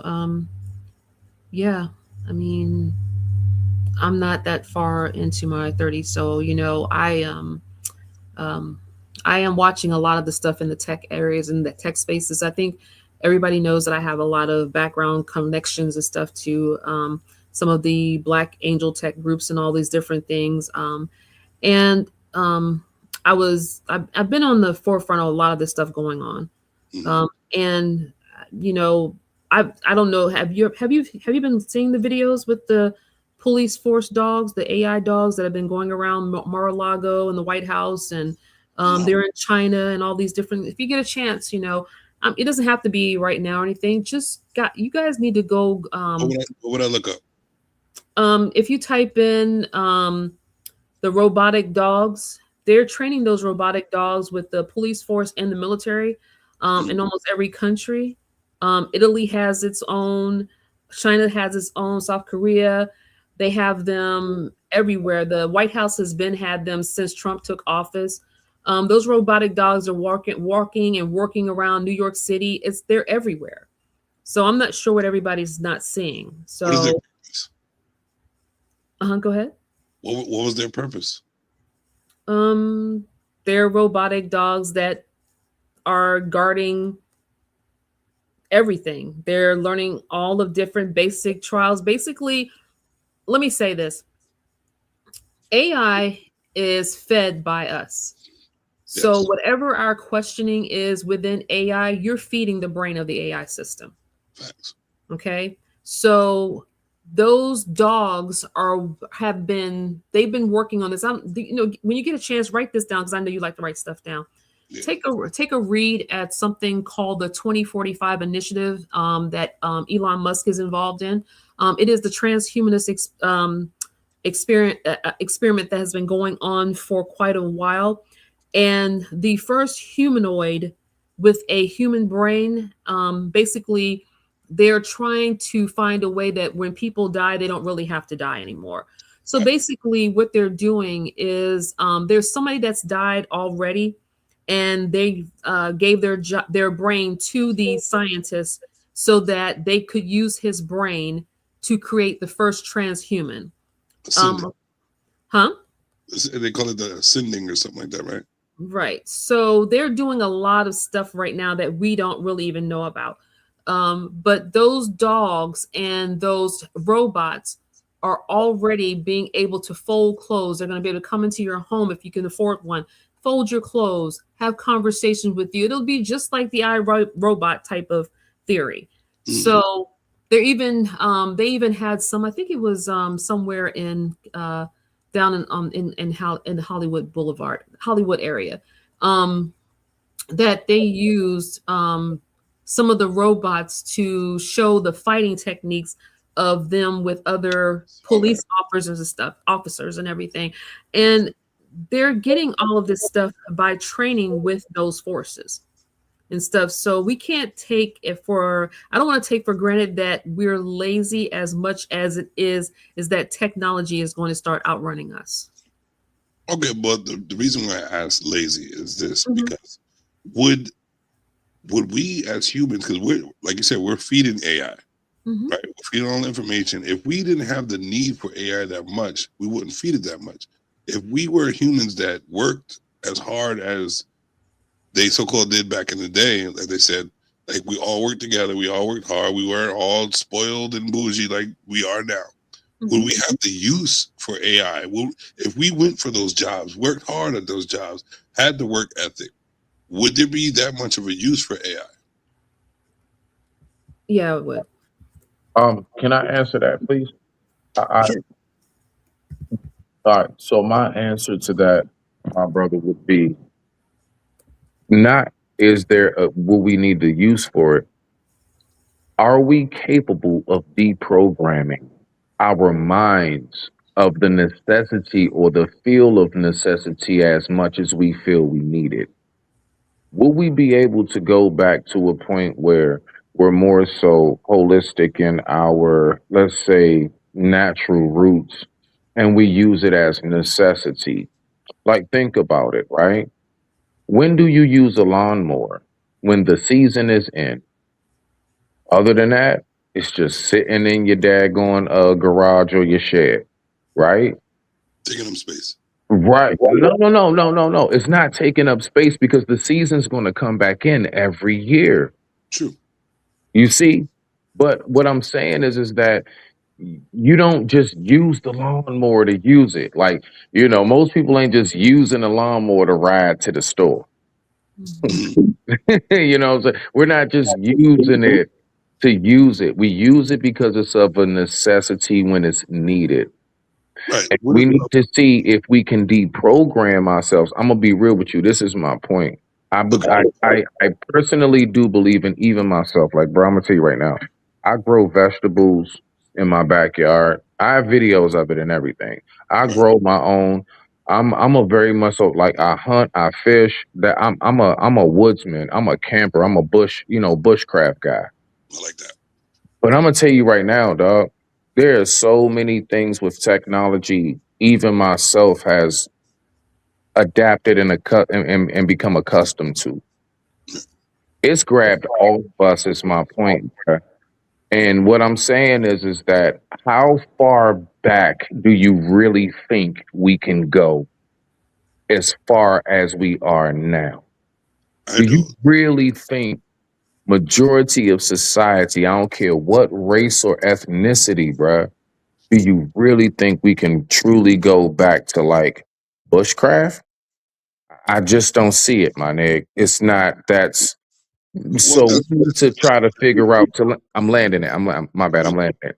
I believe we need to figure out how to maintain our humanity while continuously adjusting to whatever it is that's going on in technology. I digress. My mic is muted. Respect to the family. so. I agree. Like there's no way I wouldn't agree with you. But here's the thing: I have the balance. I have the balanced mind, right? And I think that every person, we can't take away what exists. And when you say go back, I understand what you're trying to say, but there's no such thing. Humanity is going to evolve regardless of anything. So if we are about evolving and we're about growing, we have to adapt. We have to understand what exists now. The inevitable is AI that we know of. So if we are trying to build a block between the two, it's not going to work because it's inevitable. So what I would say is, if you with your craft is necessary, just in case AI goes down, we all still need to know the basics of life or what we need to do to survive. But also, if this is going to exist in our world, have that help us. Like, imagine this, right? Let's put yourself in this scenario. You are the bushman, right? Say you doing your hunting, right? And all of a sudden there's a hill you knew nothing of, and you fall down that hill, and you crack a leg or scrape yourself or something like that, and there's nobody around. There's nobody around to help you out. You're there for yourself, right? But there's this AI bot or something that's learning from you that has your back, right? That you taught it yourself because your mind is in that AI, which they're able to do so. And if that AI is adapted to who you are and there to save you, thus that movie with Jennifer Lopez, right? I forgot what it was, but we'll bring it up later. Um, that is made to adapt to you for you to use for your better or for you to live life more comfortable than you have. doing it by yourself. And you fall down that, and the AI comes, saves you, helps you, heals you, Right. teaches you, gives you, and actually gives you a map Oh on wow. of the Oh terrain. wow. Let me ask you a question. Everything, watch this. Everything that AI is getting ready to tell me on how to heal my leg. Now, well, first of all, right, goddamn, I'm not in order because you got me going now. I'm not even in order. So, first of all, why did I go out there ill prepared? Most people who know about whether it's like climbing snow mountains or going out and in safaris and everything, they can tell you this information because of personal experience, not because of an AI bot. So if you go out there and you hurt your leg and the first thing you think to do is grab your phone, your ass shouldn't have been out there in the first place. Second of all right, now let's go ahead and go back to a time in which you were even speaking about as far as like, if we can go back or not. Now, one thing I can say is this: long before AI existed, all that information was already known. So, this is my question to you. When AI tells you anything is getting ready to tell you, who or where did the information come from originally when the AI was being designed and programmed? Where'd they get it from? Humans. Oh, my Right. man. See, there we go. I dig it. There we go. I You dig it. smell it now. So, Okay. so, Explain. so my point is that again, like, I'm not saying revert and go back because what I was saying was more so rhetorical redundant, right? When I Yeah. was saying like going back, nah, bro, I'm saying, yeah, that's why I said it is supposed to be a balance. That's why at my very ending of what I said, we need to know how to maintain our humanity while adapting and adjusting to the progression of technology. But That's yeah, the we were balance. saying the That's same the thing. balance I'm speaking about. I just didn't use the word. But so I'm just saying I'm with you, not arguing against you. I don't argue, You bro. were just saying the same thing. That's all. What say you, Prism? Read. I don't like to keep anybody out of the Yeah, conversation. yeah, yeah. Respect. I'm sorry. I'm sorry. I was looking at something. You said, can you go back? And what were you saying about the We're necessity? basically trying to fill out the necessity of AI with our natural human resources that we are that we already learned, like he says, growing vegetables, surviving in the woods, hunting, and all that. How can I brought up how we can use AI for that as well, due to it's going to be here. The AI is going to be here, and it has to be used for something. If it's going to be used for something, it has to be used for what you want in life, and to help you out the way you need it to be. That's what I want for AI, and I think that the like you said, when I brought up people being lazy, um, there's people going to be lazy, but the world still needs to turn the way it needs to turn. You know what I mean? So the more lazier and unmotivated that we are, the more AI is going to take over, and that's what people are worried about. But what people are not seeing is that if you brought yourself up to do more in life like you're supposed to, AI won't have to take over you, or AI won't you won't have to actually look forward to all of its resources, and it'd be limited to exactly what you need when you need it. But the lazier the humanity is, the more AI is going to take over you. Right. So it kind of be like the life complexities have honestly outpaced the capacity of humanity. So basically, we only have like what 24 hours in a day. People get overwhelmed, they get tired, we get sick, you know, different things. So I do believe that we do need to have a response to AI, and our response should be not to fight it because we're not going to be able to fight it anyway. So because it's bigger than we are. So what we really need to do is, I guess the question would be, as which you pose, it would be like, can our humanity grow at the same pace as the wisdom of AI? Are we going to be able to have a collective capacity to respond to, understand how's it going to help us work smarter and not harder. So how are we going to use it as an evolution to transition to something in the future? I think that's what everybody's missing, and it's kind of like we kind of get stuck in routine, and we don't. A lot of us have a hard time adjusting to change. So I'm sorry. I should know how to say facts. Yeah. And so I think that, right now, I'm not sure where you are, but I know in California, like they're offering free training for AI. I have a cousin that works for a certain company. I'm not going to say who it is, but he's been in tech for years. Okay.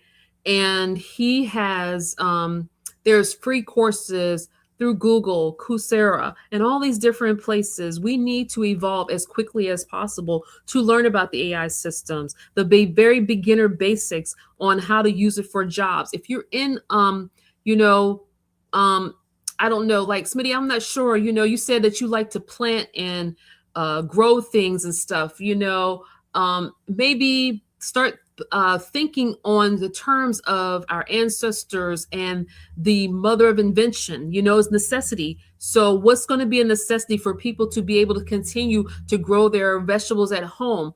How can AI assist with that? Use AI to create a new business plan for you. So we have to really think about how to use this stuff to benefit us and stop trying to kick against the prick, if you want to say so, and start trying to evolve along with it. So if that makes any sense. So I love that. I love that, sis. I would just in a brief response. go ahead. Yeah. So when it you said growing and the first steps of it and everything, the very, very first step to growing anything is having the land to do it. Before I even call AI or anything, yeah, when it comes to that, I'm just saying that in particular, nah, that's the cart before the horse. I want to call AI, but I don't have nowhere to plant it. So I'm just saying, like, I think that's the very first thing. Now, thinking about it in a business sense and thinking about it in the sense of moving forward on it, what can AI do to assist with that? Because I'm not going to lie, I have definitely looked up on Chat GPT certain little things because I had a hard time with carrots and potatoes, right? So I got down packed, my bell peppers and my tomatoes, my uh, cucumbers.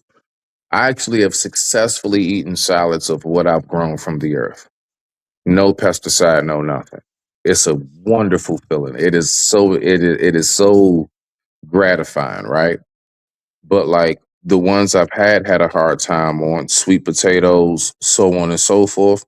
I have looked up and I've had to look up on the internet and everything else. You know what? Because I don't have nobody directly around me.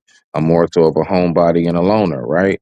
So I will look up that type of information. So it is good in that sense for people that may not have direct access to just go ask a farmer themselves. I really do have my phone in which I can right now log off of here and Google and look up anything that I want to look up. And I can look up multiple sources because that's what I like to do. I don't just look up one and go with it.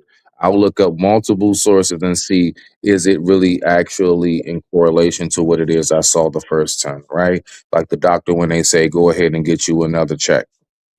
So I do see what you're saying on that. So in the business part, yeah, it could be very beneficial. The thing is, I don't mean to like get off of it too much to land it. I'm just saying, like, I do believe that the less that we try to be hands on and manual, the more we put it in automatic and we steer away from manual when it comes to certain things, and we lose that touch of what we call elbow grease. I'm gonna be real with you, like that's where it will take over. It will simply take over because we're not doing it anymore. It's not because it overpowered us, it outsmarted us. The intelligence it has comes from humans. That's why I asked my brother that question. Where did the information come from? It comes from us. So there will, in my personal opinion, especially as a believer, right? You know, not to get too deep into that, but nothing will ever be able to like over duplicate what God has created. We created AI.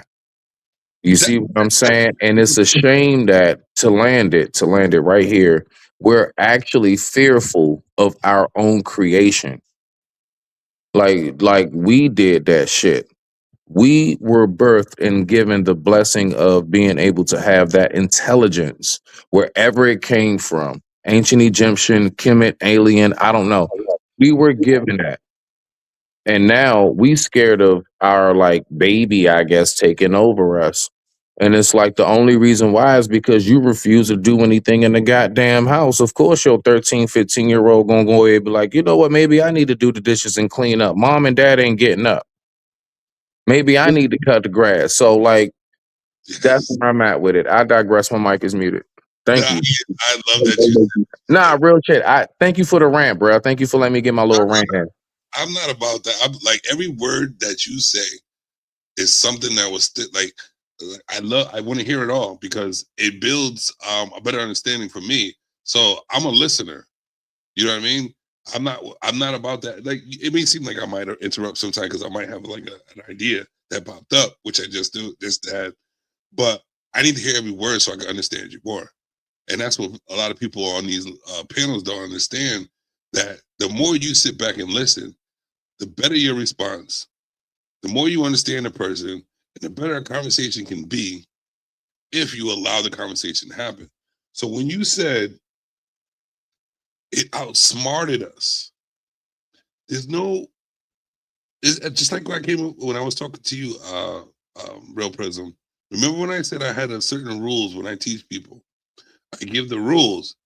It says never go against the sensei because I'm the one teaching you. You can show me what you've been taught in your advancement, but don't think just because I taught you something that you're smarter than me. The thing that oh my God, I can't believe it. When you finish this, go ahead. So the reason why, like I said, like the whole conversation I've been having this whole time is that's how I know my universe is still aligned because I'm on the right path. If I'm the one that's teaching you, that means I've already experienced something and gone through different paths of it for me to even teach it a certain way, right? So I don't believe that it's an outsmarted situation.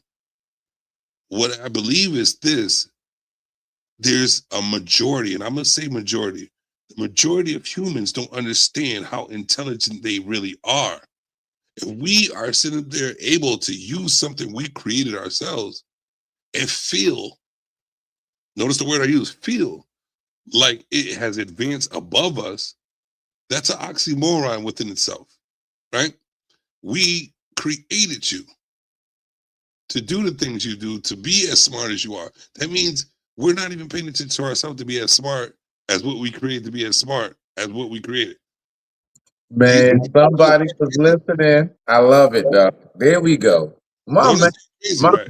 there you are. There you go.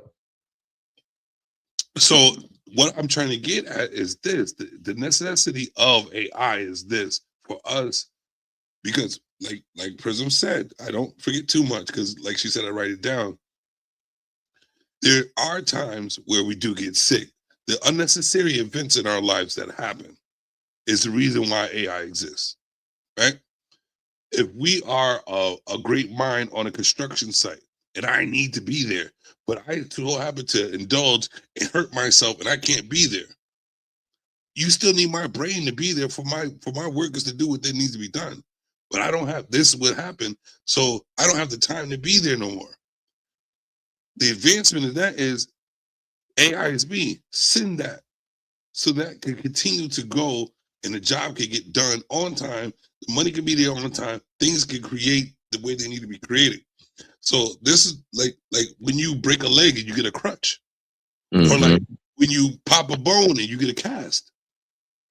That's the same thing AI is. We're taking too long to dig into our intelligence. So guess what? We need a booster. Bruh. Bruh. All right, so I love looking up like ancient history, right? So Cleopatra, Cleopatra of Greece, when she finally got, and she was over in Egypt and ruling whatever. Do you realize everything she was around was already 23 years, 100, if not more? Like it was considered ancient to her. All right, now watch this. This is where I'm going. I know where you're going. we we today still study how in the world did they do that? One, no AI. It's crazy. Okay. When Cleopatra ruled, those same pyramids, temples, and monuments and everything, statues, all of that was over 2,300 years old when she got there. No computer, no wires, not a button to push. Stones, sticks, and sand. I digress. My mic is muted. Rock out. Bro, your small talk is the biggest talk. On some real shit. Like, it doesn't take much for I'm gonna go right to you, Brizzle. But for like-minded, like this is what I'm trying to develop here. Like minds. I am about pushing out for a second until you realize this is where you need to be to get your mindset. You know what I mean? A lot of people are not thinking like this. And we won't get a lot of people around talking about this because a lot of people are stuck in that small ass world. This is necessary. A thought process of a human being and what we created and how we're going to continue on that path and grow. We already have it. We're just not paying attention to it. And those people that I always call them they, because we don't know specific names and shit like that, right? But we know there's a higher power that is that smart enough to manipulate the mind so detailed that they're willing to put the smallest distractions that they know will help and work, not help, but work to get your mind off your pure power is a thought process. Yeah. It's common fucking sense. How many of y'all see people that just lost common sense? Yes. And it's like simple like that. Common sense is not common anymore. And if you're able to say that, you're already advanced. But also, if we're able to say that, but we're not doing nothing about it, where does that leave us? No, I don't think. You know what I've been thinking about that for a while now, my brother. When it comes to hey, are we actually doing anything about this, right? My thing is that I believe that it's not enough. Well, I guess it is the same thing. I was going to say it's not enough. Not resources backup when it comes to those who really want to make a change. Like a lot of people who really want to stand up, they wound up sitting down because they look around and they see ain't nobody else saying shit. So I want you to picture like in a room and like you hear something that somebody the speaker's saying and you know it's some BS. And everybody in the room know it's some BS, but it's like we all waiting for that one person to be like, hell no. You know what I'm saying? And it's like it's just one of those type of things, bro. So how hard is the person that says hell no? Do you consider them the leader? To be quite honest with you, not the leader, the initiator. Sometimes the initiator can be just as important as the person who's the finalizer and decision as the leader. So if a person, I'm asking both of y'all, and I want both of y'all to answer this question. Sure. Sis got in next. If a person, right, is the outlier, the black sheep, all right, so you just said that everybody's waiting for a person to yell it out so they could be on board. You think that's a majority, right?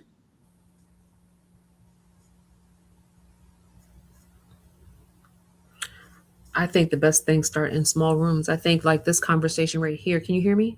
Yeah, of course. So this is a very co-evolutionary type of conversation.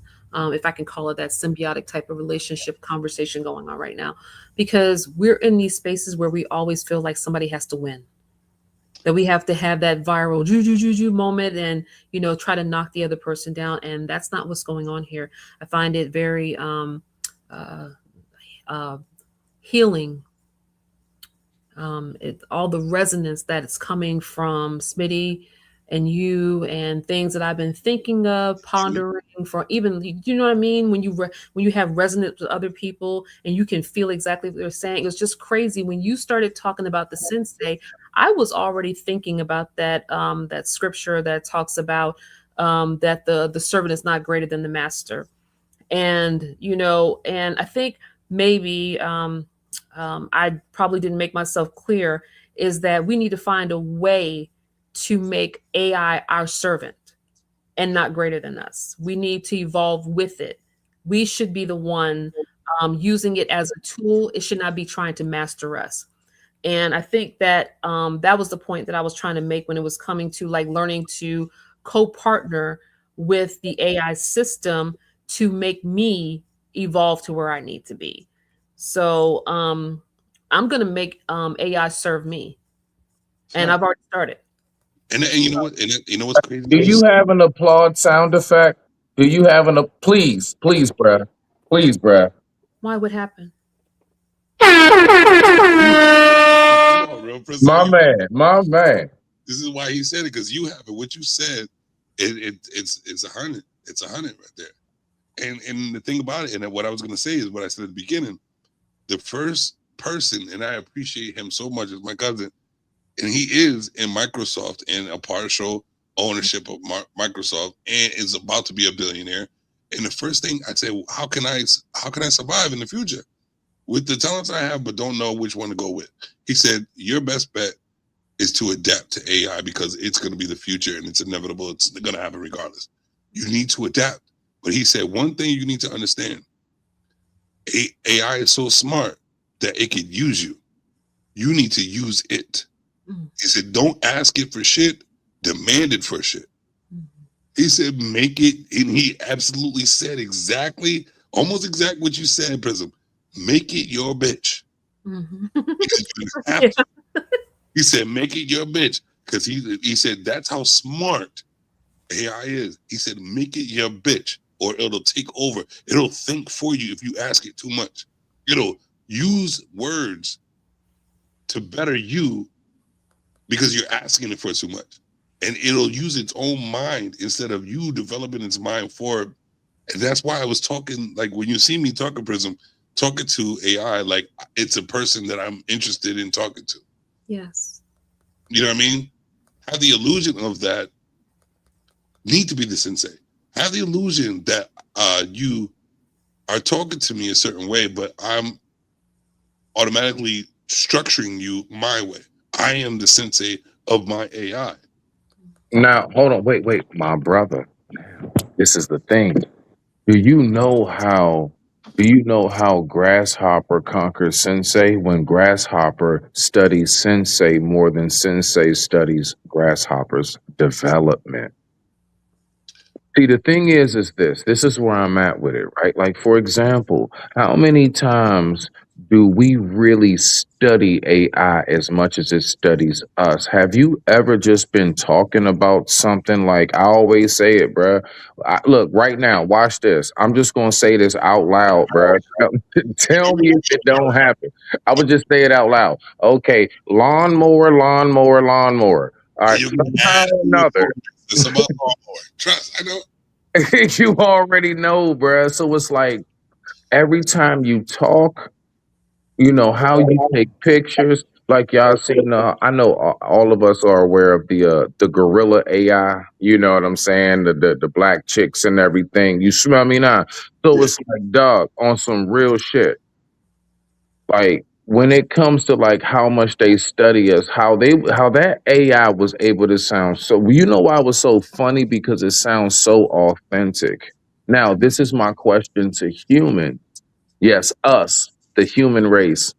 Are we able to replicate them as well? Here's the thing, bro. I already knew where you were going as soon as you said something. Yeah, bruh. As soon as you laughed, I was like, I know where he about to go. This is something, a gift that I have, and this is exactly why the fuck I'm here. Right? One or two words, I can create a whole like multiple scenarios of what you're gonna say already. If I am here we go. If we can create something so advanced to adapt to every single word and emotion that we have to learn us, we created that. Imagine what you are. So the thing about it is this: we don't see ourselves in a light that's above AI. Mm-hmm. And that's the reason why we believe that AI can take over us. Nah. And this is why I'm here to tell you that make it your bitch. You have to know that you are the sensei. You have to know that I'm able to create this being my fucking way. That like we could do it. And yes, it's learning you, but understand that you can say certain words that they don't know. It's something that's we'll never see. You have to understand that AI will never know your emotion. AI will never know your spirit, right? So you have something above AI that they will never. They can create it their own spirits, and you really don't want that. Mm-hmm. But you have to understand that you are the smartest being in the AI room.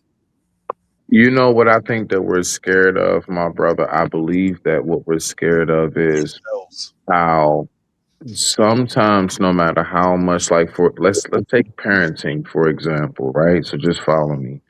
And how you can do everything in the world, but your kid will defy you at some point. Don't we know that? But I believe that we're scared that AI is the one child in the family you never want to defy you, and for good reason. So idolatry by delegation. Wow. I digress. My mic is muted. Thank you. I don't mean to go into it. Thank you. Mm-hmm. It don't matter what, Smitty, we control shit. Once you realize, I'm not saying y'all, but once as a collective, we realize our potential. Like, all right, so take depression for a second, right? What is the reason to be depressed more than one day? Can anybody answer that? Did you say what's the reason? What is a reason to be depressed and dwelling in it for more than one day? What is a reason? What's a good reason? Endless. Okay, how about this to wrap it up? Life. Life itself is a reason. Mm-hmm. Yes. But let me ask you a question. What does depression do to you? Oh man, talking to a pro on that one. You be stressed. It means I'm in the right place at the right time. Oh man, yes you are. Yes you are. You can talk about it with him. So, what does depression do to you? What hasn't it done to me should be the question. Does it keep you stagnant? It suppresses. What did you say, Prison? It suppresses everything about you. Mm-hmm. Suppresses, right? Mm-hmm. Let me ask you a question. Mm-hmm. With all the technology, right, and all the information we have, do we understand? Are we able to understand what depression is and what the effects and the causes of it? They have some a basis. Yeah, some, and then unfortunately, there are things that some things are just chemical in the brain. You may not ever know why that chemical imbalance is there, and for whatever reason, it might not. Some people just are born with that type of, how can I say, that type of disposition. True. So, but we know there's a such thing as a chemical imbalance, right? Well, see, the thing is, we can research a chemical imbalance to understand the effects and causes of it for us to develop something to help us with that. Mm-hmm. Okay. So our human minds are not ignorant to knowledge and growth of knowledge, right? Mm-hmm. So let me ask you again, what is the reason for being depressed more than one day? With the advancement of medications and talk therapy, and all those different things. Okay, so Prism, were you around when I was asking ChatGPT, are we able to survive as a human without science in their advancement of pills and all that good stuff, right? They will go to herbals, things that are grown from this earth. Mhm. Right. So that's a knowledge we know as well, right? Right. I remember the conversation. Mhm. Right. So let me ask you one more time. What is the reason for us to be depressed more than a day?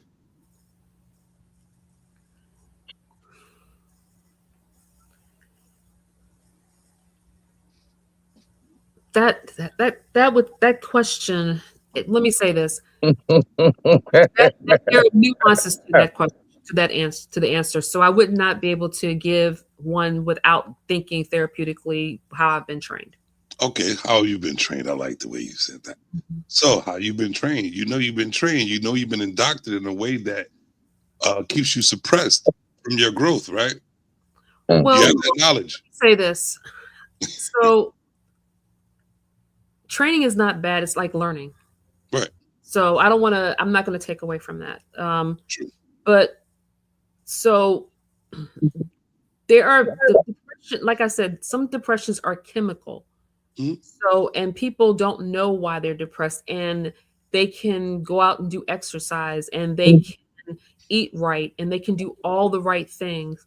But at the same time, they just can't pull themselves out of it. And it does take something to assist them to get out of that place, whether it's going to be ECT therapy, whether it's going to be talk therapy, whether it's going to be an antidepressant, something that's going to alter the serotonin in their brains. So that's there's a lot of nuances around. Is there any reason for one day for someone that doesn't struggle with a chemical imbalance in their brain to not be depressed? No, there should not be. There should be hope. But if that is the case, why is there so much hopeless in the world? Guaranteed. Hopelessness in the world. Guaranteed. So that was a chess move, right? So do you believe that the majority of humans' depression is all because of their lack of wanting to better themselves, or lack of motivation? Is all in their own head without the chemical imbalance? Do you think there's more people that are creating depression for themselves, or there's more chemical imbalance people that's depressed? I think it's probably more of lack of direction and ability to be able to take steps toward that plan without knowing how to take those steps. I think that a lot of people are stifled by their growth because they're not sure how to make their plan succeed.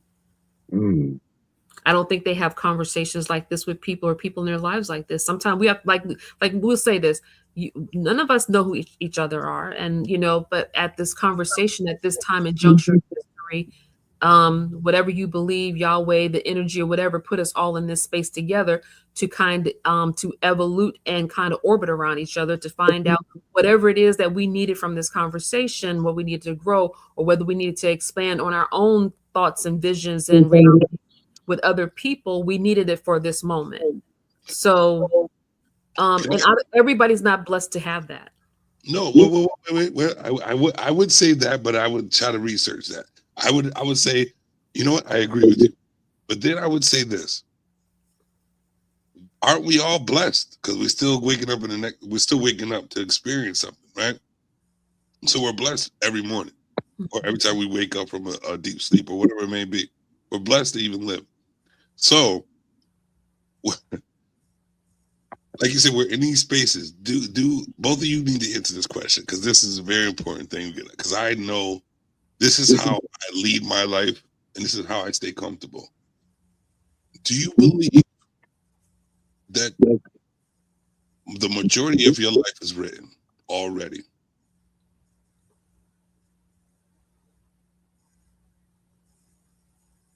Do I believe that the majority of my life is read already? Written already, like pre-planned, predestined. Right. The things that you do are necessary because you're still living, right? You're still capable of accepting and receiving knowledge. You're still given life to grow even further, or given able to make decisions in your life to grow further. So if you've made it this way, you've made it this long, You're still living. You're still capable. Do you think that knowing all the spiritual, the technology, the science, all this information you have as an adult, do you believe that your life in some way is already written? Okay, so already written, is your life What all? you're going through is inevitable for you to even reach the I, structure. I got. Please It's trust me. Please trust me. I got. I swear, I got you. Down. We one of them. Trust me. We here with it. So look, right. There are so many multiple variables that come with that. Like this is why they say something called the multiverse. So like there's one aspect where your life has already been written. And if you walk that straight path perfectly, then whatever it is that was written will be fulfilled. Now, there's another aspect where along the way, there's something called free will. Yeah. See, that's that part. That's the part that really steers a lot of us off of what was written for you originally. Your own personal desire and free will to do whatever you want. How possibly can something be written for you when you can zigzag and go this way, go that way, go forward 10 steps, then go 50 back, come forward 10 more, and so on and so forth? But don't you think that was written? It was written for you to have a free will. So if everybody's here and they say that there's a purpose in life, right? If there's a purpose, these are all what I'm saying right now is all the words that we are given to use Oh, in life. trust me, I'm listening very. I know you are. Oh, yeah. All the words that exist, like mosquitoes. These are all the words that exist in our life, the words that we use, the words that we are look forward to for our existence and to grow, right? A purpose. Purpose is a word that we use for growth, to continue living, like even love, right? So if these words exist, these things exist, everything that we're doing for us to continue to live, it's already existed. Don't you think something was already written for it to continue this way? What was already written is that you would be created, you will be given life blown into your body, you will be given now a certain amount of time to exist. And throughout that time of your existence, right, if you fulfill your purpose and destiny, that is if you're able to walk the perfect straight line, never veer off the path. Now, the very second that we were given free will, that's when everybody honestly was truly misguided. It sounds like something that's really good, but once you're given free will, that means that you can like think about games where you can like for example, Red Dead Redemption, whatever, you know what I'm saying? Like you can go all over the map. But then you have games like Mario where it's just nah. You just gotta go up, down, like it's this there's no choosing to go all in and out, nothing. We see Right? those. It's a you know where I'm at. No. It's okay. It's okay. Listen. We building. Good. What I'm saying is that you know that free will is really what determines if what you're saying, because your question is your life written out? The majority, I said the majority of it. And then what I say, I said majority because I believe okay. it does exist. Okay, so you say no. So okay, so let me go ahead and correct and refrain. You say that the majority of your life is already written. All right. Now, we have to remember there's something called the free will. So even if it's written and God has a certain plan. So my point is, if God has a certain plan for you, if you decide to deviate from that plan and go off the track, if you decide to go off the trail and start going into the spider webs, the caves, and the sticker briars and lion dens, then, you know, did you fulfill what it was that was written for you originally? What generally steers people from that? The opportunity of free will. Okay. Rest, my mic is muted. So let's. Before I go, because mine's a little delicate. You go right ahead. Respond to that, Real Prism. Well, since you guys are going with, I guess, something more spiritual, I believe that that some parts of our lives may be written for us, but the way we walk through those paths are not the same. I think that people, when they hear that scripture, "For I know the plans that I have for you," it speaks to God's purpose for us, his direction and his intention, but it doesn't speak to his micromanagement over it. I remember when I was getting ready to make plans for going to college, and I sat down with my parents to talk about, I don't know if I want to become a surgeon, or if I want to become this type of doctor, if I want to do this. And my father said completely to me, he said, I don't think it matters what you choose as much as who you give the glory to when you finish choosing what you choose. So I think that, I think I kind of agree with Smitty, because it says, I know the plans I have for you. So I definitely believe that, our lives have, well, let me think. Let's see how to think about this. So our life is like a map. It's not a screenplay.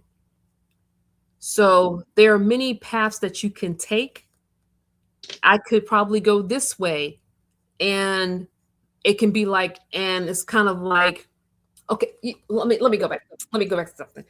No, Years- you was years- right on it. There are many. You was right on it, sis. Okay, You was so- right on it.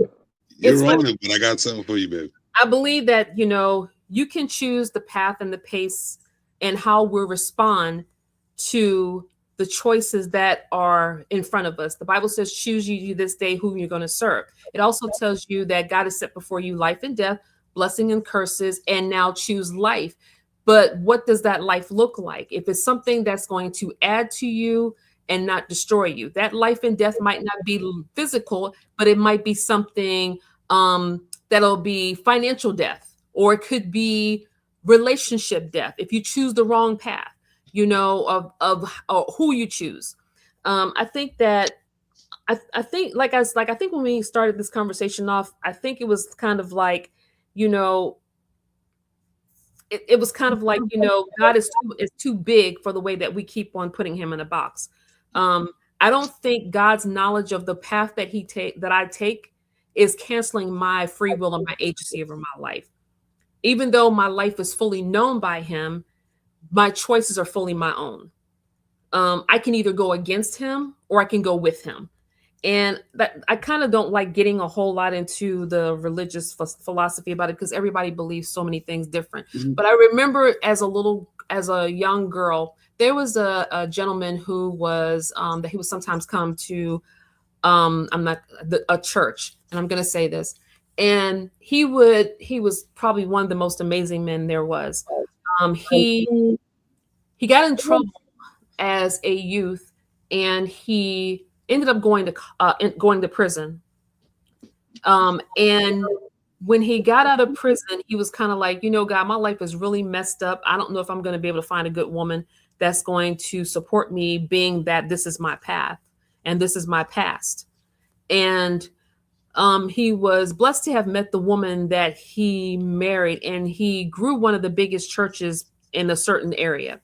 Well, he came to our church one day, and he said something, and that kind of, it stuck with me every time I think about him.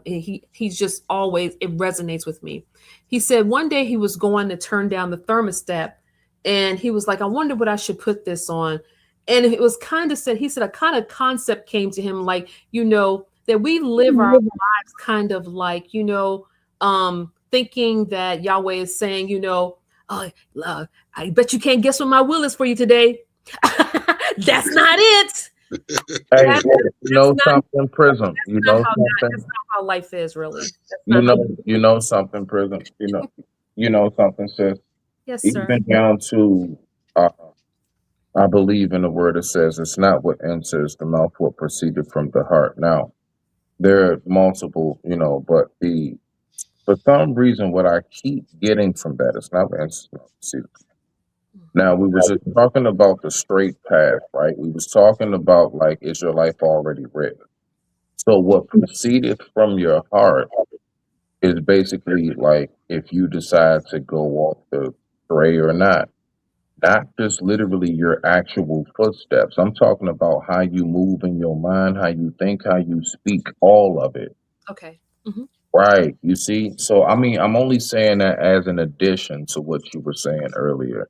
You know what I'm saying? Because you was, you know what I'm saying, you was rocking out doing your thing. I didn't want to interrupt that. So So And um I thought he was talking yeah, about even bypass. down to, that part, But go you, ahead though, bruh. And I thought he was talking about life pass. That's what I was thinking. it's, So No, what I was talking about. I don't know what what I'm saying. My man's up here, you know what I'm saying? it all it all comes into one. okay, great. Right, So okay. so So we here's on the the thing. same page. We on the Right. same It all comes into one. Everything exists at the same time, right? So if our life is written, right, and there's a majority of it written, I've only put majority on it. And you say we have free will, right? How can we have that much free will Mhm. if it was written already? And So, there's certain aspects, there's certain positions, and there's certain things that we have to go through for us to even get to the goal that we need to achieve. Some people need to go through harder times than others because they are a main source of the goal. Because not only is it your goal, it's a goal for humanity itself. So, perfect example is this: you have a child, you have a goal for that child, right?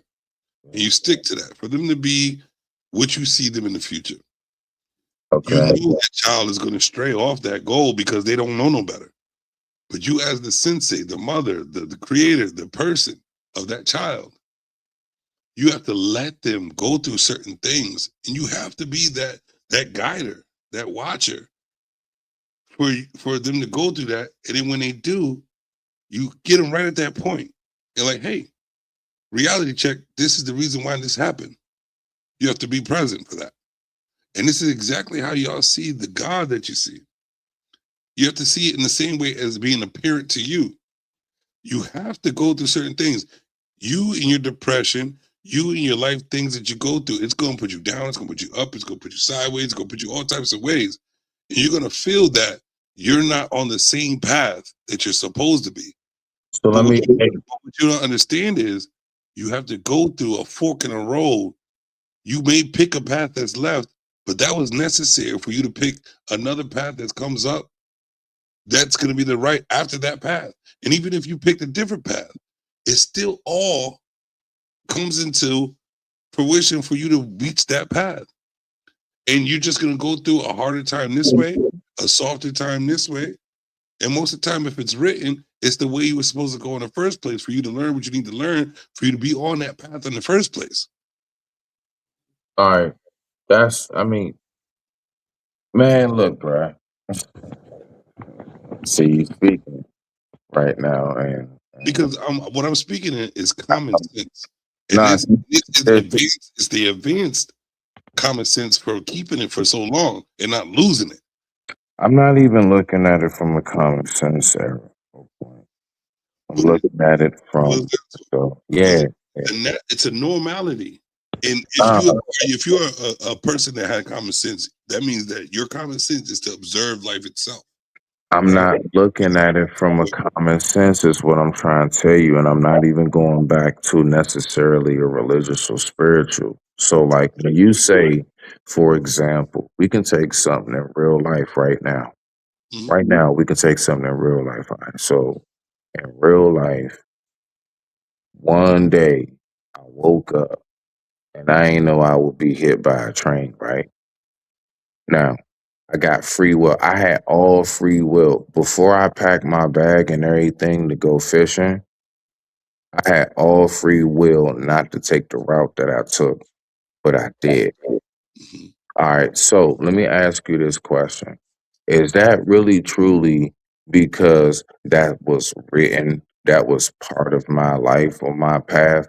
Or was it the fact that I had free will to either get in my car and drive around to the lake, or I went on ahead and said, you know what, it's a lot quicker and it's a beautiful view.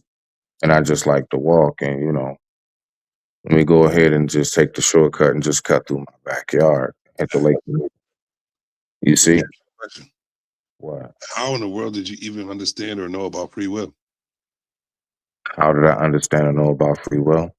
All right, first, that's two different questions. Okay. How did you know about free will, and how were you able to understand what free will is? The very moment that I was able to recognize free will was the very moment that I recognized myself. The very moment that I recognized. At that well, I'm not going to go into details, but did something happen at that moment that you felt like you didn't? That was the when your road, but you understood after you went through that road that you understood you had. Did you ask me about what I just spoke about, or did you ask me something that was just random? Because I have no problems answering. No, I just split up two questions with.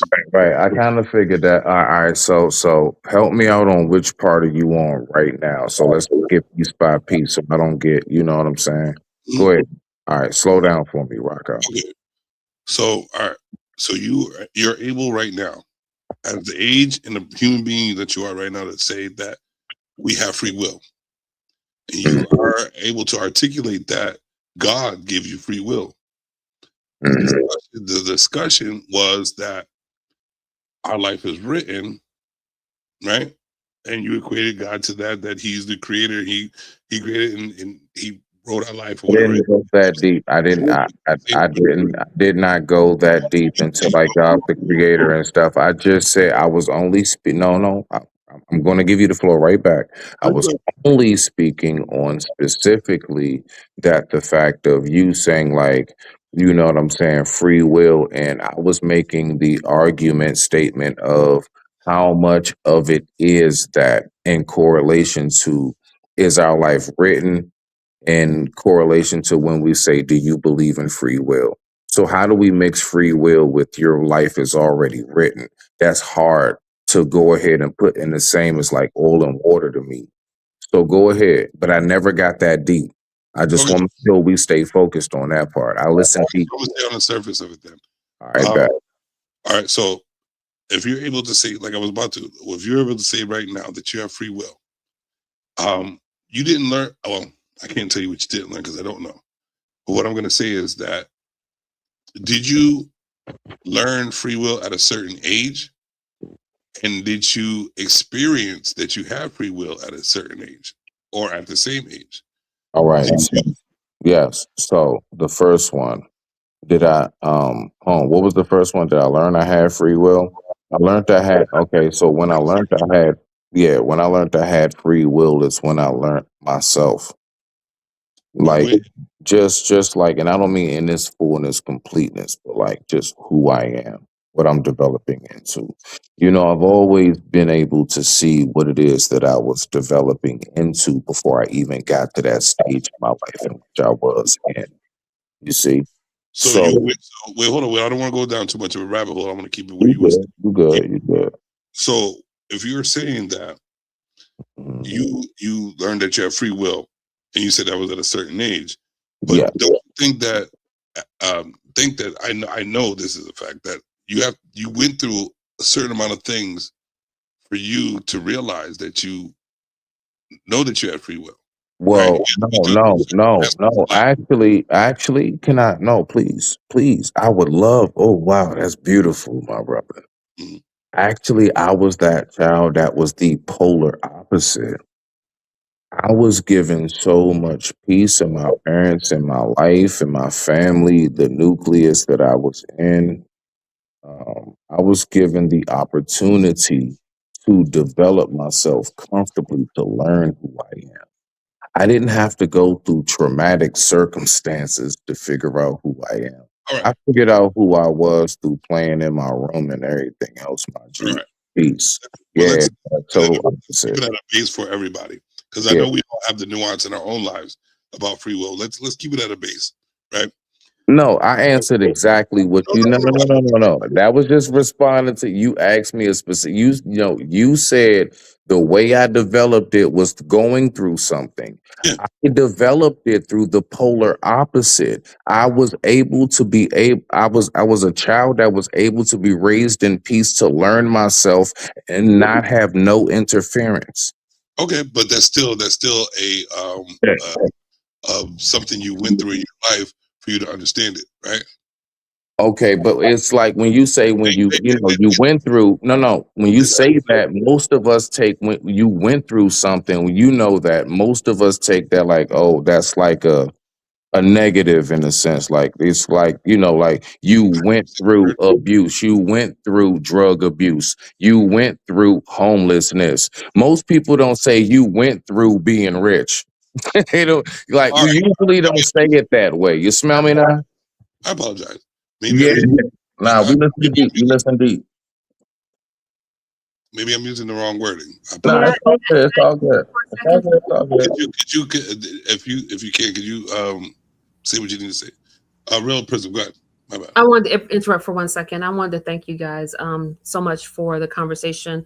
I wrote a little message in the back that I was getting ready to leave. It was been super fun to collaborate with both of you with your genius. It's just been amazing. I hope we can get to do this again soon. Peace, Definitely. namaste, and blessings. I appreciate you, Prism. Thank you. Good night, you. gentlemen. Breeze. You, brother. Let's get it. So, all right, this is what I'm trying to say. Let me take this down, put me and you at all right, take this, get rid of that. It's just me and you. All right, what I'm trying to say is this. Just to sum it up, is that a life experience, whether it be living in comfort, whether it be not living in comfort, we have to experience something to realize something, right? Because do you believe that ignorance is bliss? How do you feel about the saying ignorance is bliss? And Seven, I see you in the chat. Seven, what's good with you? I'd love for you to chime in and come up in here because I know you know ChatGPT. We started off with that, but now we are on the most progressive rabbit hole that you will ever see. So chime in if you need to. So back to you, Smitty. What I was trying to get at, I don't want to go down too much of a rabbit hole. What I'm trying to get at is this: whether it be you saying that you lived a comfortable life to experience who you are, and I wouldn't even say opposite, in the difference of me having to go through probably a lot of trials and tribulations and understanding that at one moment I didn't think that I had the opportunity to make a choice. It was just people making choices for me. But then realizing what my accomplishment was, how I in tune my decisions with my mindset, and that they came out to being progressive and a better for me to live, I realized that I do have free will, or there is some type of free will. But what I'm saying to equate that with the life is written is that if it's written for you to live a comfortable life, to understand what the freedom of choice is, and me to live my life and still understand it the same way you know what freedom of choice is, they still kind of are similar, that we lived a life of something that was already written for us to understand what that is. Right? Now, Just like we want our children to be a certain way, and if we stay and guide them a certain way, but they veer off, but we're there to still keep the guidance, but let them veer off so they can understand that what I see and what my kid is, because I know who I am, I see that they need to go through that. And you are developing that for them. You are letting them create that other fork in the road for them to go down, for them to develop an understanding for when they go down that road to that goal, they are stronger going down that road because you're there to guide them through that path. Just like when you are down and out, you feel some type of way. Who do you reach out to? Oh, Jesus, Lord, help me get through these paths. But son, you are not as strong as what I'm giving. Like, you are as strong as what I'm giving you. I don't know specifically the passages of the Bible, but I do understand them. So if they say that I'm only going to give you what I know you can handle, that kind of tells me that it's written already, and that I'm only, if you're struggling at this moment, it's because you need to struggle. So you could be as strong as you're supposed to be for the goal that you're supposed to be, because you're still living for your goal. You woke up the next day. You kind of understand, like, maybe I'm not articulating it the right way because I'm all right with articulation, but I'm actually, brother. Again, I'm saying to you that we're definitely on the same plane with that. All right. Seven, my bad. Seven, come up, man. Come up, man. If you are able to, Yeah, I'm gonna put on the same thing with that. Now, again, so like, now let's bring it back, right? Okay, because you said a lot, so there's a lot to respond to with that. So I like to go ahead. Yeah. I don't just bite into the cake. I like to cut a slice. So, you smell me now? So, look. So you're basically saying the correlation between what is written and you know what I'm saying. Like, is your life written out, right? Okay. And then I asked you a qualifying question earlier, or at least made a statement, which I believe we all agreed upon, all three of us up here. Shout out to sis. As far as free will, we all know that right now, me or you could do whatever we want to do.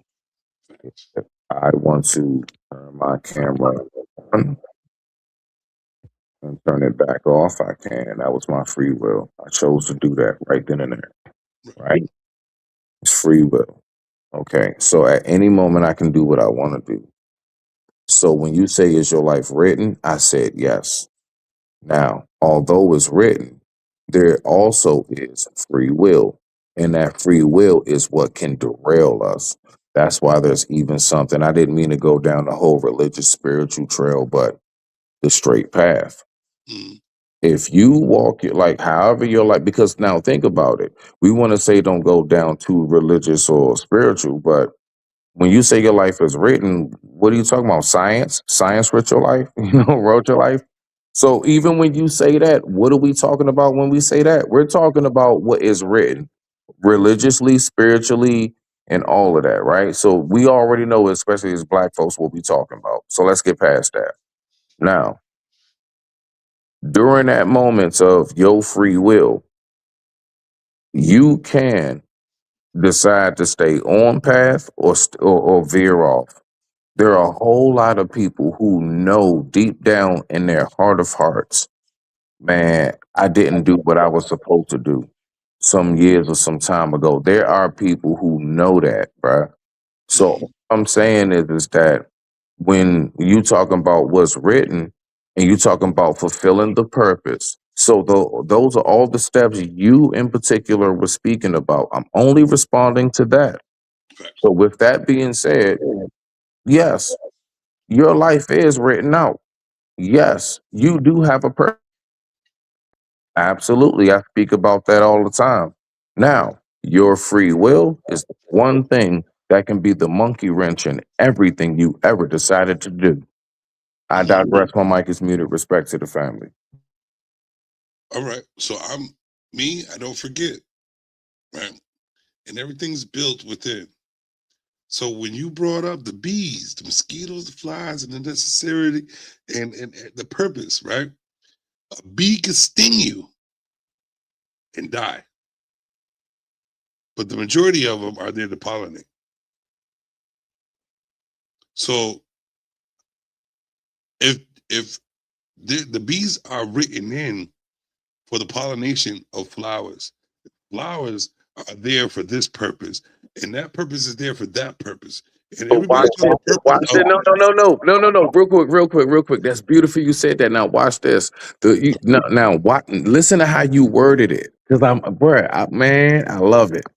You said the bee that stung you is going to die, but most bees just want to pollinate. No, sir. Even the bees that's pollinated can sting your ass. Okay, the bee that stung you, its purpose was to pollinate. But Now check this watch this. Hold on. Because of that bee's free will, one day it decided to sting you and go ahead and end its life. Now we only talking about honeybees because hornets, they can keep jagging your ass. But anyway, that's something different. I told you, bro, I'm a nature guy. me too.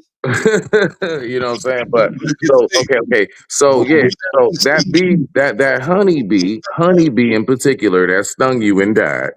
You know what I'm saying? Yeah, bro.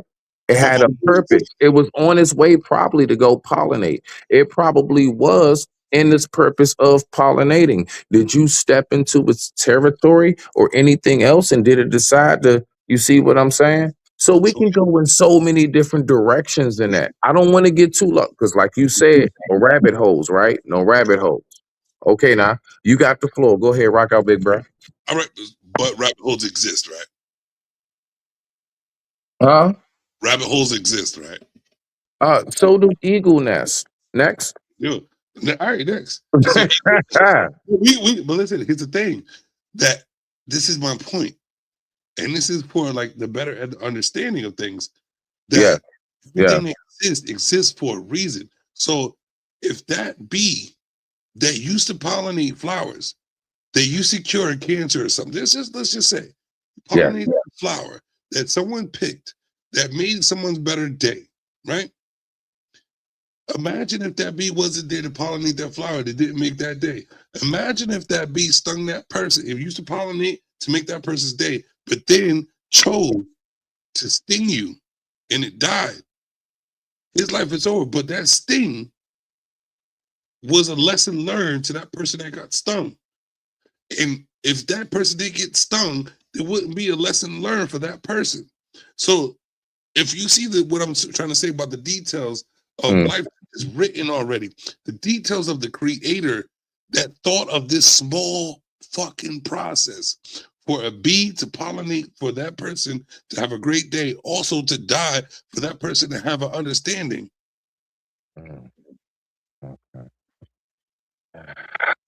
And my discernment tells me that you were reaching on that one. If I'm reaching though, does it make sense? No, listen. You ever heard of butterfly effect? Come on now, of course. Like, all right, so I see where you were going in that direction. But am I really reaching, or am I trying to open up your mind to a better understanding of how we should see? No. I'm saying you're reaching because you're harping too much on that one. Like, listen, I make small examples of something that's really for the larger picture. You're not speaking at what it is, the umbrella is of it. You're just speaking of like what the raindrops that's falling onto it is. Like, bruh, like I'm not trying to harp on that exactly. That was an analogy, a metaphor I'm using to go ahead for you to see the bigger picture of what it is I'm talking about, of what the main topic of what we were just talking about. And that's what I'm saying. When you went back to the mosquitoes, you keep trying to harp on and you keep trying to go back to like such a small portion of what the whole large plate is. I bring you a whole 4-course meal and you want to focus on, you just brought me greens. I'm like, nigga, you don't see all the rest of the shit on the plate? I digress. The mic is muted. Rock out. True, but isn't that how people think?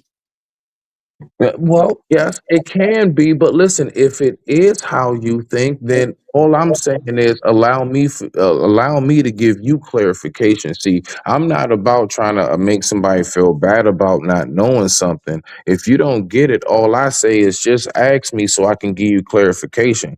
Because from what I'm hearing, you're not really, I guess, maybe catching on to maybe how I'm trying to present it.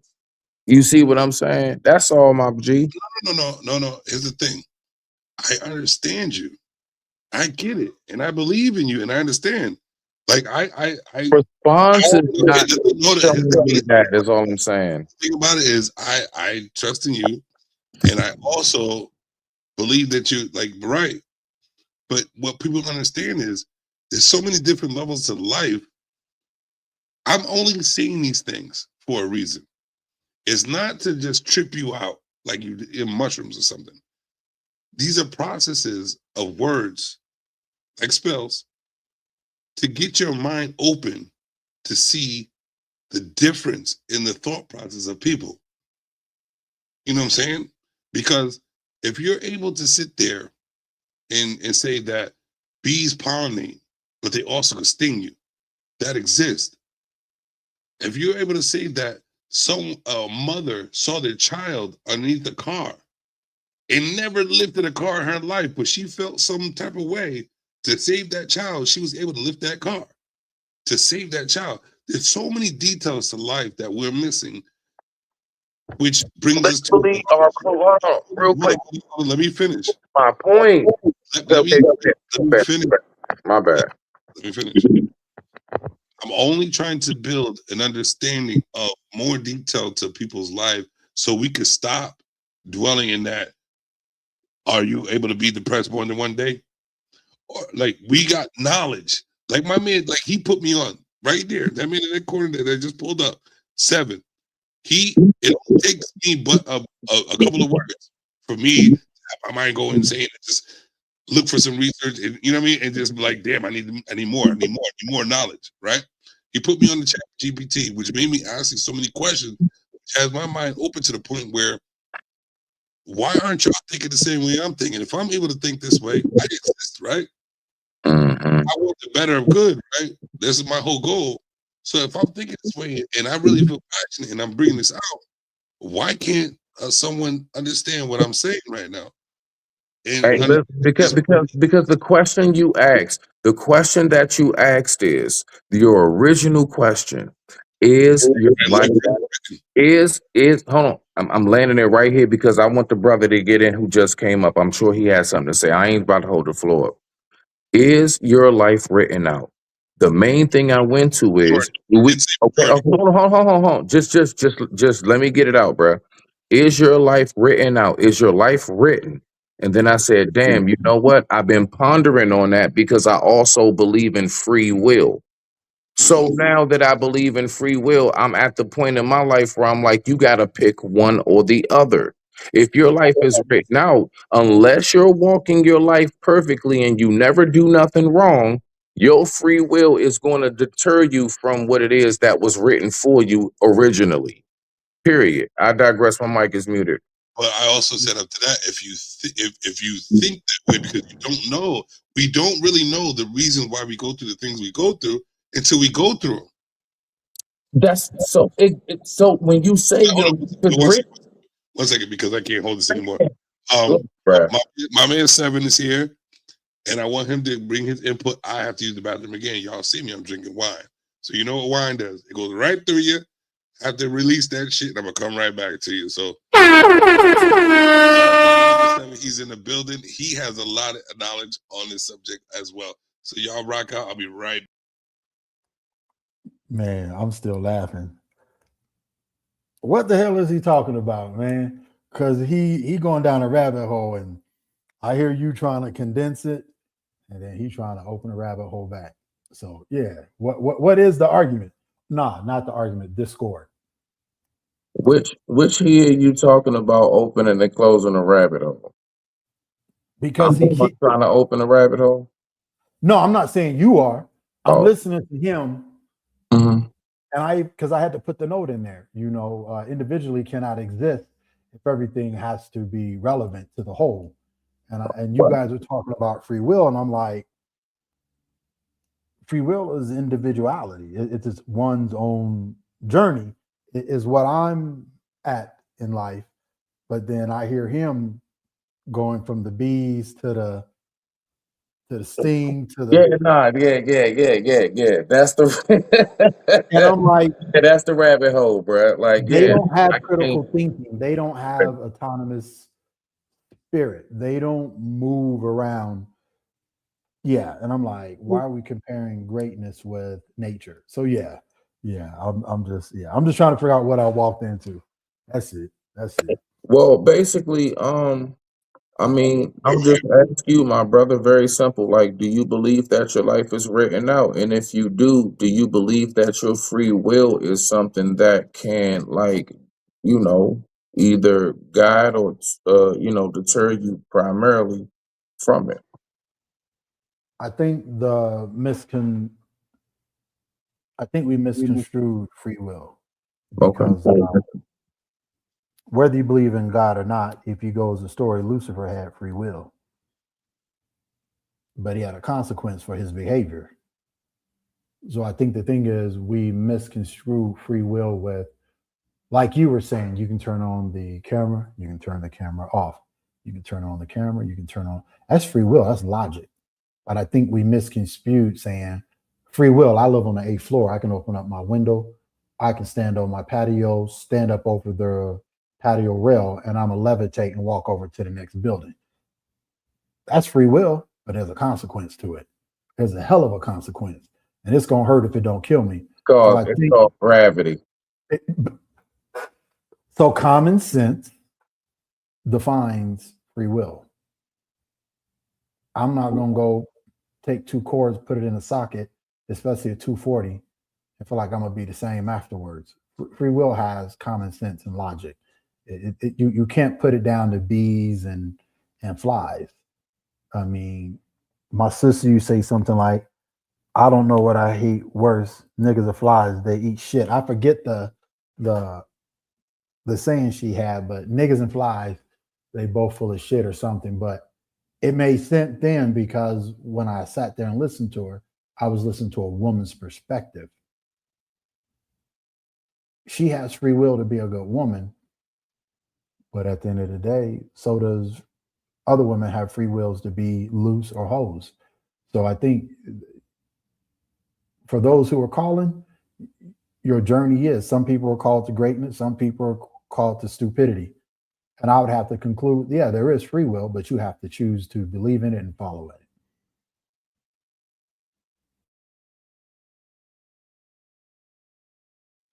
What I was trying to get at, and I know I see my man Cellulite podcast in the building.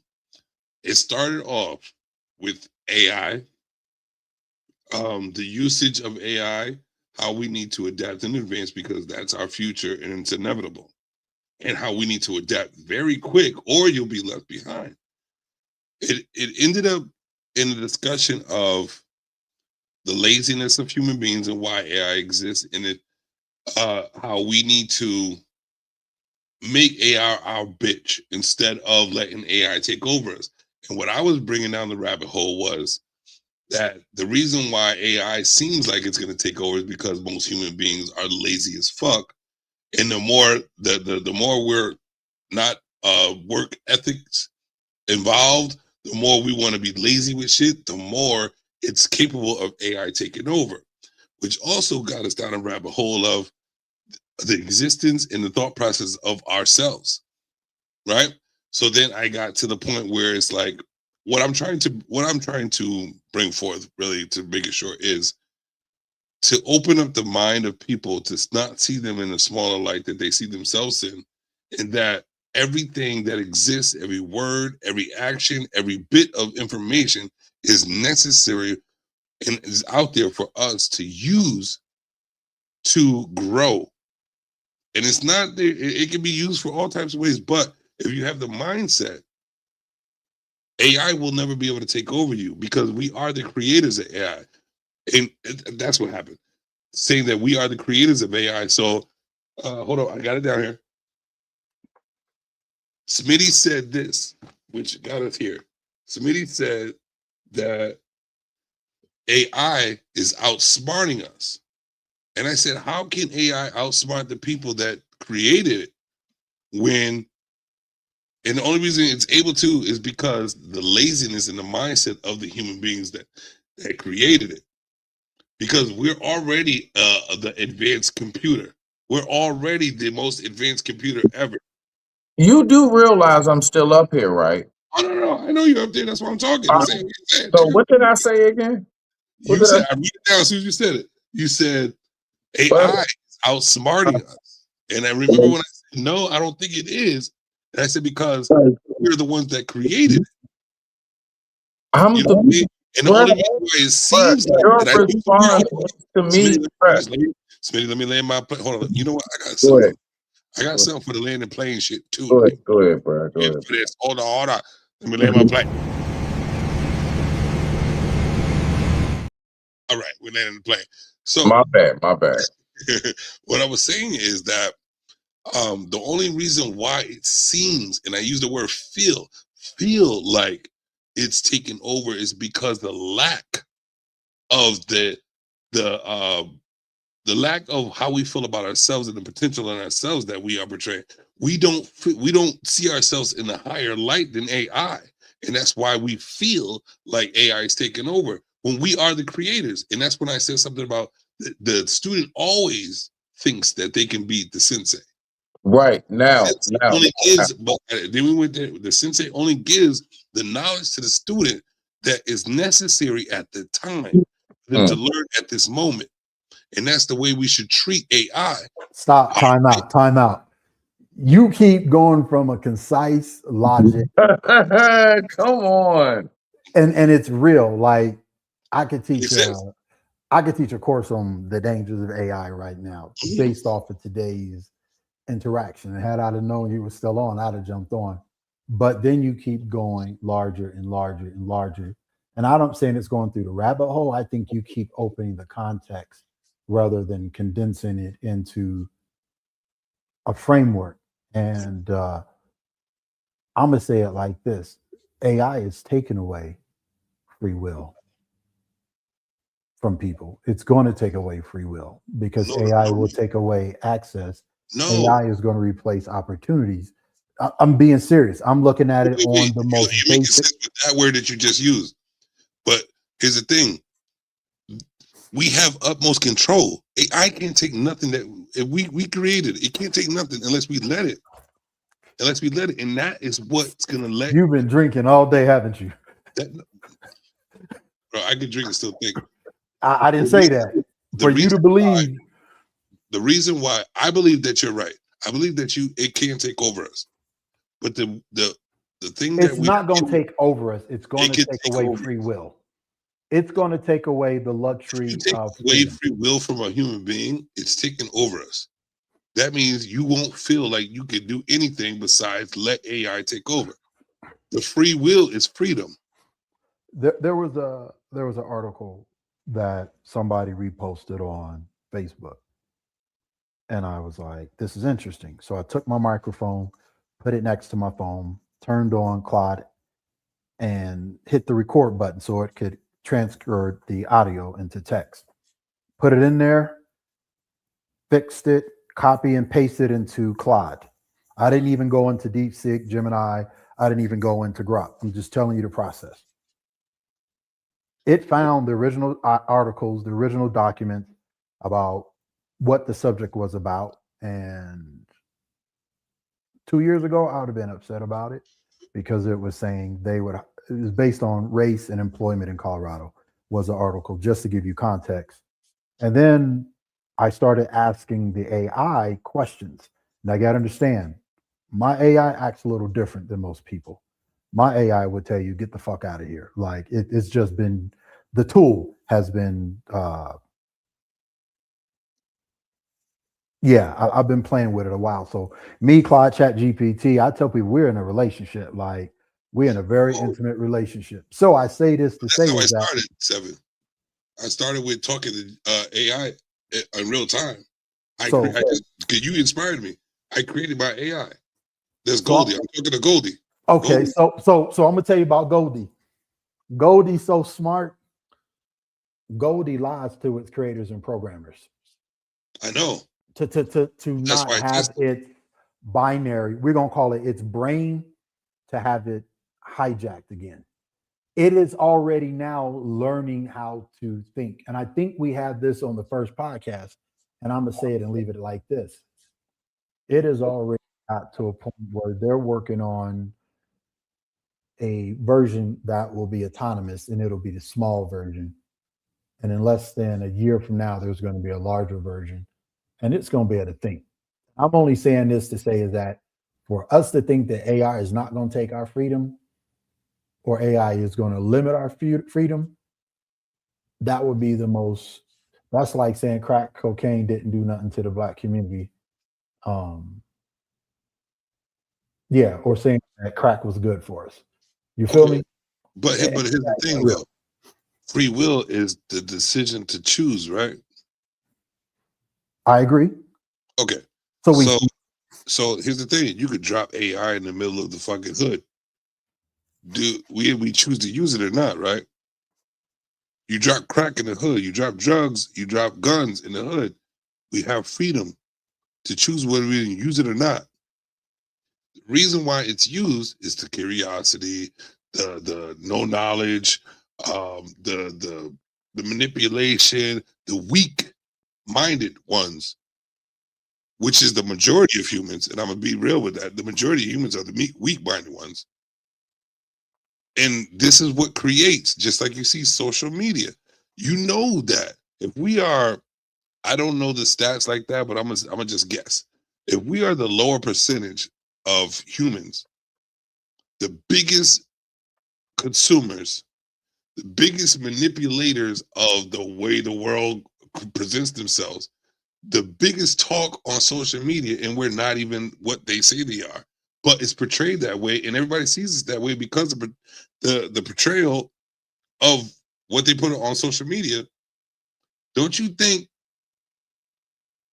it's easy to set a narrative of what could be by just the majority of your voices?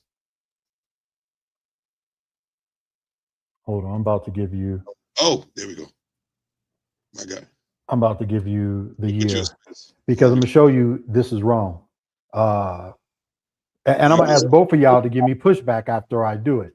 So I just put what year and laws that Reagan and Clinton made it legal to not be liable on the news. So the Reagan era, 1987, this wasn't AI. This is when computers, AI was just an idea. FCC eliminated the Fairness Doctrine. Clinton, the Telecommunications Act of 1996. Section 230 is the big one here. It shields online platforms from liability for user-generated content. This has nothing to do with AI. Has absolutely nothing to do with AI. Neither actually made news organizations not liable for what they report. Libel defamation laws still apply to news outlets, but it's how they're able to do it. It's how they're able to lie. It's how they're able to make an opinion piece or how they're able to do it. This isn't AI that has made us lazy, stupid, or gullible. It has been the government and people in positions of power so strong that they have universities from all around the world doing the research Right. on But I how never said it to was break AI. us where we are. I said Yeah, AI. no. But yeah, who brother Seven, who controls AI? That's all. Who controls it? Smitty. Remember when I said that AI is like when you break a bone, it's a cast. When you can't walk, it's a crutch. It's Right. something that you need to use to help you. But a lot of people are not helping themselves enough. But guess what? That's why the AI is pushed so much, because humanity is not helping themselves. No, that's not why it's pushed. It's pushed to make money. So he asked the question, who owns AI? Bruh. That's one of the most dangerous questions we having right now, today, tonight. Because if humans had Not for proper work ethic, if they worked hard, that has nothing to do why that's a dangerous question. Because you know what, if we didn't break a bone, there would be no needs for casts.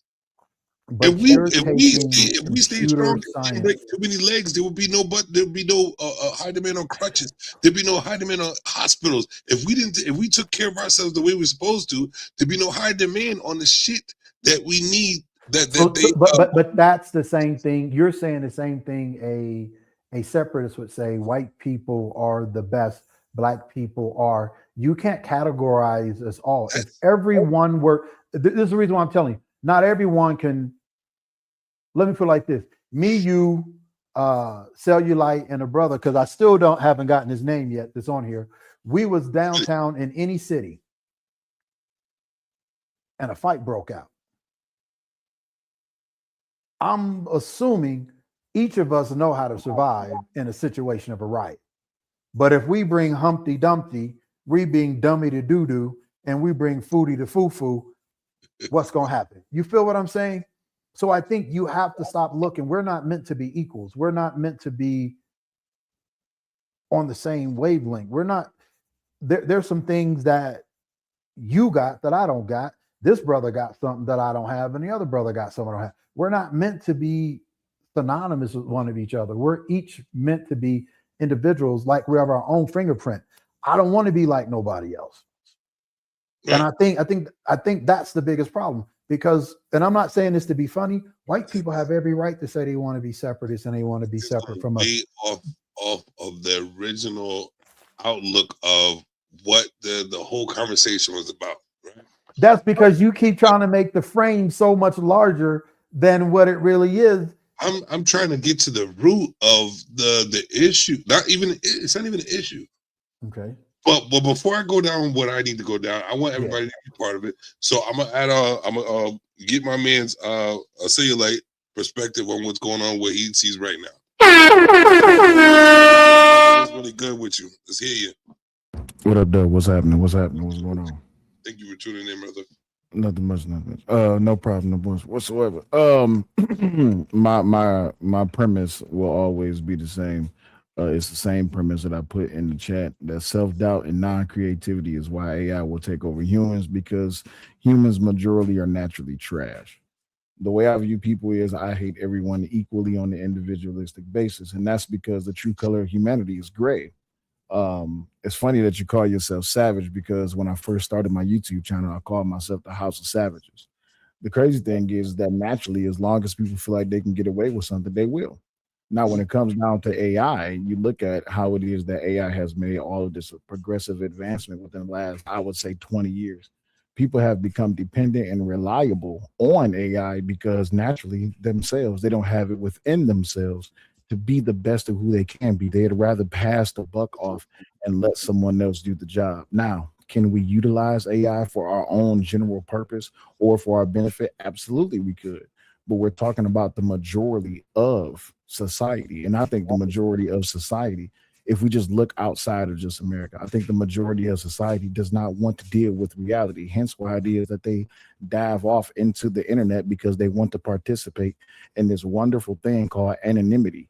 Anonymity means that you have less accountability. But because of how things is happening within social media and how it's affecting people in the real world, a lot of people are finding that they can be held accountable. But again, they will still turn to any form that will take them away from reality just so they can exist and be them true selves. See, when you meet people in the real world, that's the representative, right? They got the suit on, they got the briefcase, they talking all proper and all this, that, and the other. But then put them behind closed doors and take the camera away, no microphone whatsoever, and say you have 1 hour to do absolutely anything that you want to do. Not even God can see you, and they will do it. And that's the way that they think that they are on the internet. They think that because they are behind an avatar and no one will see their face, they think that they have some form of anonymity. Truth is, that's not true, because a lot of people don't know how to utilize this thing called the internet. The internet is a very dangerous place. See, what we existing on right now is we're on the surface of the internet. That is everything that you can access from your phone and your PC without having to download or install any type of applications or software so that you can even be more anonymous on the internet. But as you get down into the deeper parts of the internet, then you find that you are easily touchable. Did y'all see that TikTok the other day? The young lady, this guy left I guess a racist comment on her Facebook, and she drove 3 hours, tracked him down. You know what I'm saying? So the crazy part is that a lot of people really don't know how to utilize this thing called AI, because you know why? They want this thing called fame. They want AI to do the work, but they want to reap the benefit. And that's the problem. See, this is, I said the same thing, like almost the same words, but differently. Like, we're in a world of AI right now, so it's inevitable. It's something that we have to utilize. But what I'm trying to say is that we have to utilize it for ourselves, not let it take over us. And if we're still that type of human, like he said, humans are trash. I wouldn't call them trash, but I'll call them trash. You know what I'm saying? Most of us don't have that mindset to want to do better for ourselves. Besides, probably like the 4 people that's on this panel right now, and that's a small group of people. And it's the whole reason why I have this channel, because I want to start this small group to be a bigger group, because this is the mindset I have. But what I'm trying to say, when you get to the basis of it, and you think about humanity, none of them want to heal that bone without the cast. None of them want to advance their mind without the bullshit. But generalizing is the most. They want to complain about it. They want to complain about it also. No, the reason why AI is advancing as fast as it is because the lazy and lackadaisical of a human being. What if we were doing the things that we needed to do, it would definitely be presented to us as just a helpmeet instead of something that you think is going to take over the future, which we know that it can, because what it does is learn from us, which created us. But we're not taking the time to learn about ourselves and from others and creating a bigger picture of ourselves because of it. Well, Savage, you gotta think deeper than that, right? One of the most dangerous forms of existence is sentience. And that is, if AI ever gets the idea that, hey, I mean, they've already ran this whole entire theory through AI, a standalone. They isolated the AI and it was like, hey, what can you do to save the earth? Oh, get rid of the human race. Okay, what can you do to save this race of people? Get rid of other races of people. What can you do to save men? Get rid of certain women. What can you do to save women? Get rid of certain men. AI literally takes the extreme, because you have to think, well, not think, you have to remember, AI does not have emotions. You see what I'm saying? So when you're saying that, right? Yeah, well, when AI doesn't have emotions, it doesn't have any type of moral compass. But just like you were saying earlier, AI can be a useful tool. And a lot of people think that what they're using, do you know a lot of people think that they're actually using AI and they actually not? They think that Grok and ChatGPT is AI. It's not. It's an LLM. Exactly. But I gotta disagree. And I love the fact that Cellulite, he hates everybody.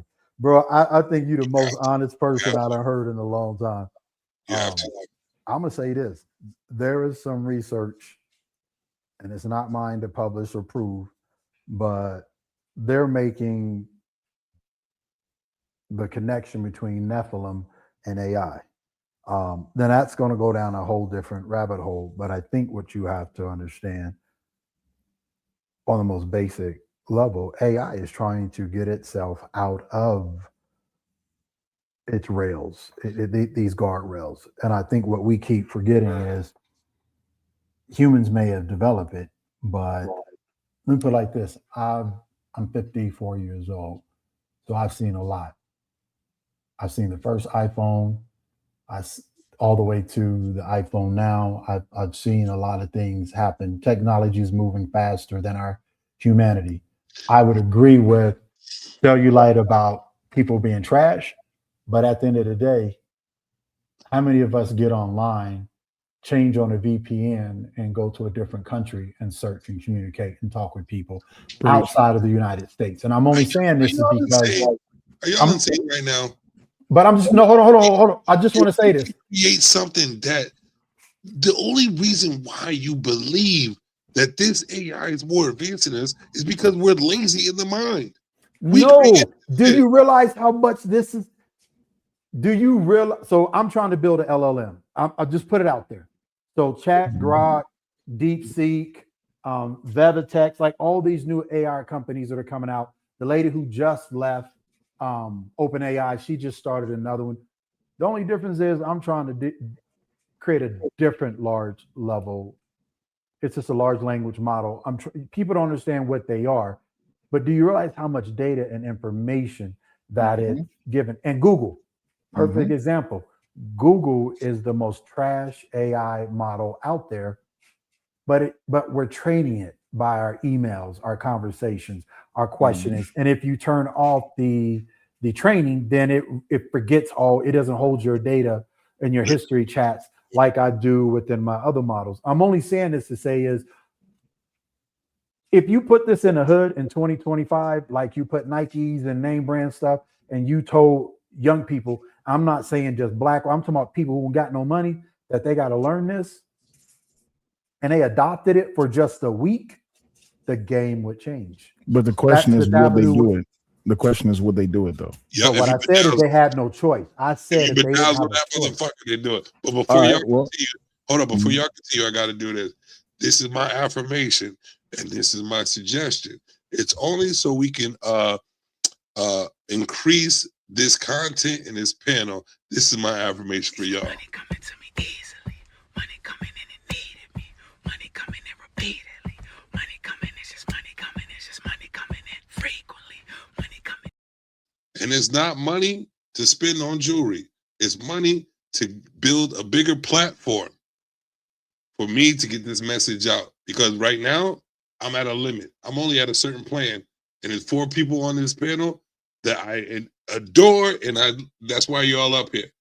But I can't go no more than that because I only have a certain plan. So hit that cash app. Did you Because just? the message need to be increased. Did you just say? Did you, No, for real. He said this the last show. hey, he said the room is full. This is how I work, man. This is how I create the platform that I created 3 years ago. Yeah. It wasn't for me and my jewelry. It wasn't for, I can do that myself.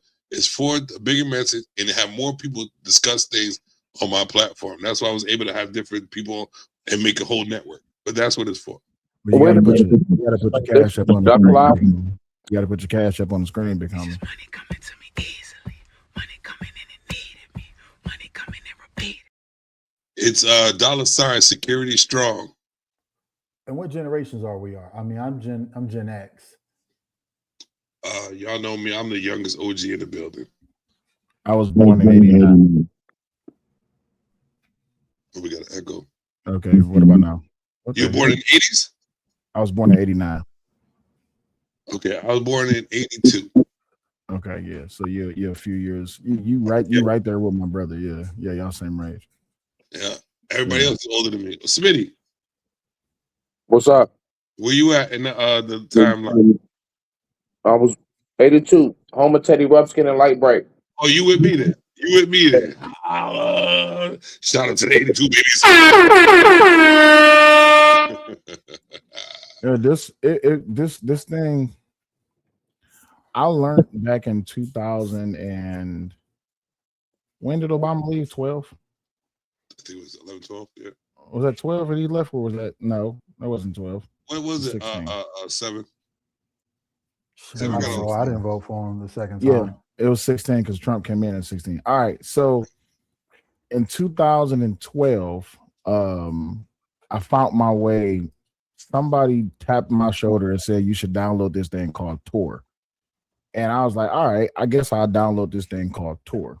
Mm-hmm. Problem with this thing called Tor is that all of the protections that you have on the surface of the internet you don't have on Tor.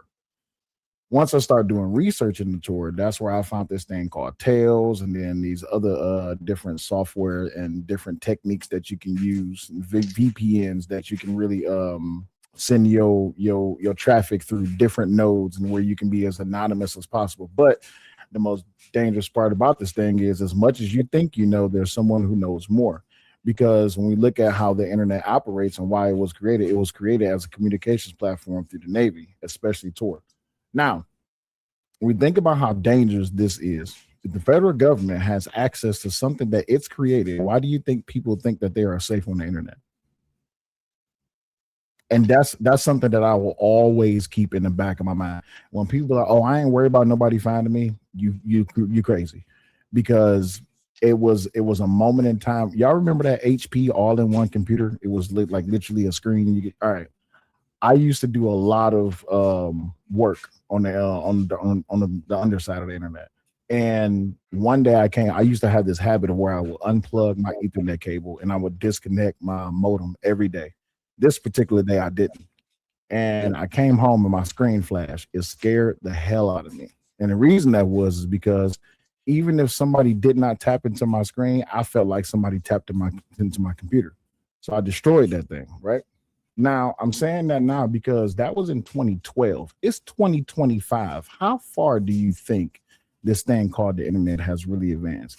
Then, not to include that, you have all of these different I call them street house professors. Street house professors is everybody's a genius on the internet because of this thing, these LLMs that really teach them how to do things that they can learn at the college level. You have people getting degrees who are literally typing up whole entire dissertations through AI or through LLMs. So I don't trust people because I've seen what people can do. And I also don't trust AI because I've seen what it can do. I think the best thing that happened to everybody is that the internet gets shut down and that everybody learn how to live off the land. But naturally, a lot of people would die off within the very first few days because a lot of people wouldn't know what to do. Because you think about how all of our infrastructure is ran on AI, our emails, our electrical grids. It's not a whole lot of things that's really ran off just stone cold manpower. Too many things is ran off of AI. So if this thing ever gets the idea to branch itself off and get access to the World Wide Web and even to the underside of the internet, they have to keep this thing under wraps as much as they possibly can. Because if it touches freedom, it's over. It already has. What are you talking about? Well, hold on. It's called localized LLMs that you can connect in. A novice can go N8N, Abacus AI, connect DeepSeek, ChatGPT, then Llama on their computer, API in together, create a protocol, and it can go into the dark web immediately. Absolutely. It's already there. But I think there's I like the way you're thinking, even when you say you disconnect us from the internet. At the end of the day, I was born watching TV on Saturdays and before it's dark. I got my ass whooped, and I know what it looks like to get fucked up, hit, ran over, not have a seatbelt on. So I think it's a different generation. But I think we have to look at it. It's not the internet you got to be worried about. It's not the government you got to be worried about. The government don't give a fuck about nobody because it's no longer ran by the government, it's ran by corporations. You got to worry about things like NSSN 46 was the national memorandum that was referenced about Black people in Africa and America. They just put it in fine print. We're 12% of the population. And I'm not saying this to be funny. We're 12% of the population. In America or globally? In America. Okay. I don't know what state y'all in, but if something popped off, I'm in danger in Colorado. We got 3.8% of the population. We don't talk to each other. We don't get down with each other. Black men will ignore you, period. They look their head down, try to get down with you. Not that, it's not a fear base, but we don't fuck with each other. You got to think about it in your state. How dense is your population of people? How many of y'all got common sense? So it's not an issue whether it's when they disconnected, how were people going to move around and how they're going to survive? Because what AI is going to do is it's going to remove a lot of jobs. It's going to remove a lot of access to things. And then when you look at this administration next year, man, this is the first time in history white America has ever felt the hits or the drawstrings of its own politics. Let me disagree with you for a second. So the reason I say that it's going to go bad is because even with everything that you just said, there's one thing that always like trips in the back of my mind, and that is scarcity, right? With too many resources being tied in to how dependent that people are on AI, if that internet gets shut off, let's say everything just goes black like tomorrow, right? I can give you a prime example. I used to live in Detroit, Michigan. I was born and raised in Detroit, Michigan. I think it was like 2007, 2008. That's when we had the blackout. And everybody went ballistic. The gas stations, the lines was for miles. When the gas stations ran out of gas, everybody was tripping. We didn't have no electricity. It was bad. The only thing that could have made it worse is that if the police department went down. But when we talking about naturally human beings, once they start to get hungry, you seen what just happened over the government shutdown. People was talking about going into stores and doing crazy stuff. Yep. But imagine if all of that really just went black for about a week. Once people start getting scarce, once resources start getting low, once a whole bunch of things that people would consider as valuable, treasurable, tradable things, then it would get hectic. I'm not gonna say it's gonna become post-apocalyptic, but the human nature will result back to its original form, which is primal, and that's where you're gonna find a lot of Whoa, people. whoa, bro! Wait, Don't mix us up with Hold on a don't. Yo, okay. But this is what I want to say. You're going back to what I was trying to get at. It's not, because it's really not about AI, because you can control AI. What it is about yourself, yourself. We don't have the majority of people don't have, like you said, this is trash. The majority of people don't have the mindset to even make anything work. So this is the reason why AI they think AI is taking over, is because they don't have a common sense mindset. They don't have no goal for themselves. There's a limited few of us, and there's probably 4 of us on this panel that are the limited few. And this is the reason why, like, everybody's blaming other things. It's the mindset within yourself, and that's the only thing I'm trying to put out there, because there's a lot of things I see people say, the actions that people use. It's a lot of oxymoronic ways going on when you have the mind that you don't even know the 100% of it. Right? And we're still I'm gonna say this about themselves when we don't even know who the fuck we are. COVID. Can I make this point just really quick? Can I make this point just really quick? Go for it. I don't know if y'all familiar with this anime. Actually, it started out as a manga that I read a long time ago. It's called Afro Samurai, right? In this anime called Afro Samurai, y'all know they got the headbands, right? And we see this everywhere. We see this within the prison culture. We see this within gang culture, within street culture, entertainment, music industry. Where everywhere that you look, there's always going to be someone trying to be the Negro with the #1 headband, or the head Negro in charge, or the head white person in charge, whatever, right? Somebody always wants to be the leader. And every time someone wants to be the leader, there's always going to be someone else to challenge it. They're going to have a following, they're going to have influence, they're going to have a backing, whatever. And then eventually that group of people is going to revolt against the person who they think that they chose as leader, only because of strength and domination. Now, as we go down this primal road of people going against others because they want to be the one in charge, scarcity is what's going to be the downfall of all of this, because it's going to become tribalistic, and people are going to start going after each other just because they want to control something. One of my favorite stories in the Marvel universe is Logan, or Old Man Logan, and that is where, like, all of it covers America, but all the different sections of America is controlled by one person. Well, Hawk being one of the craziest ones, right?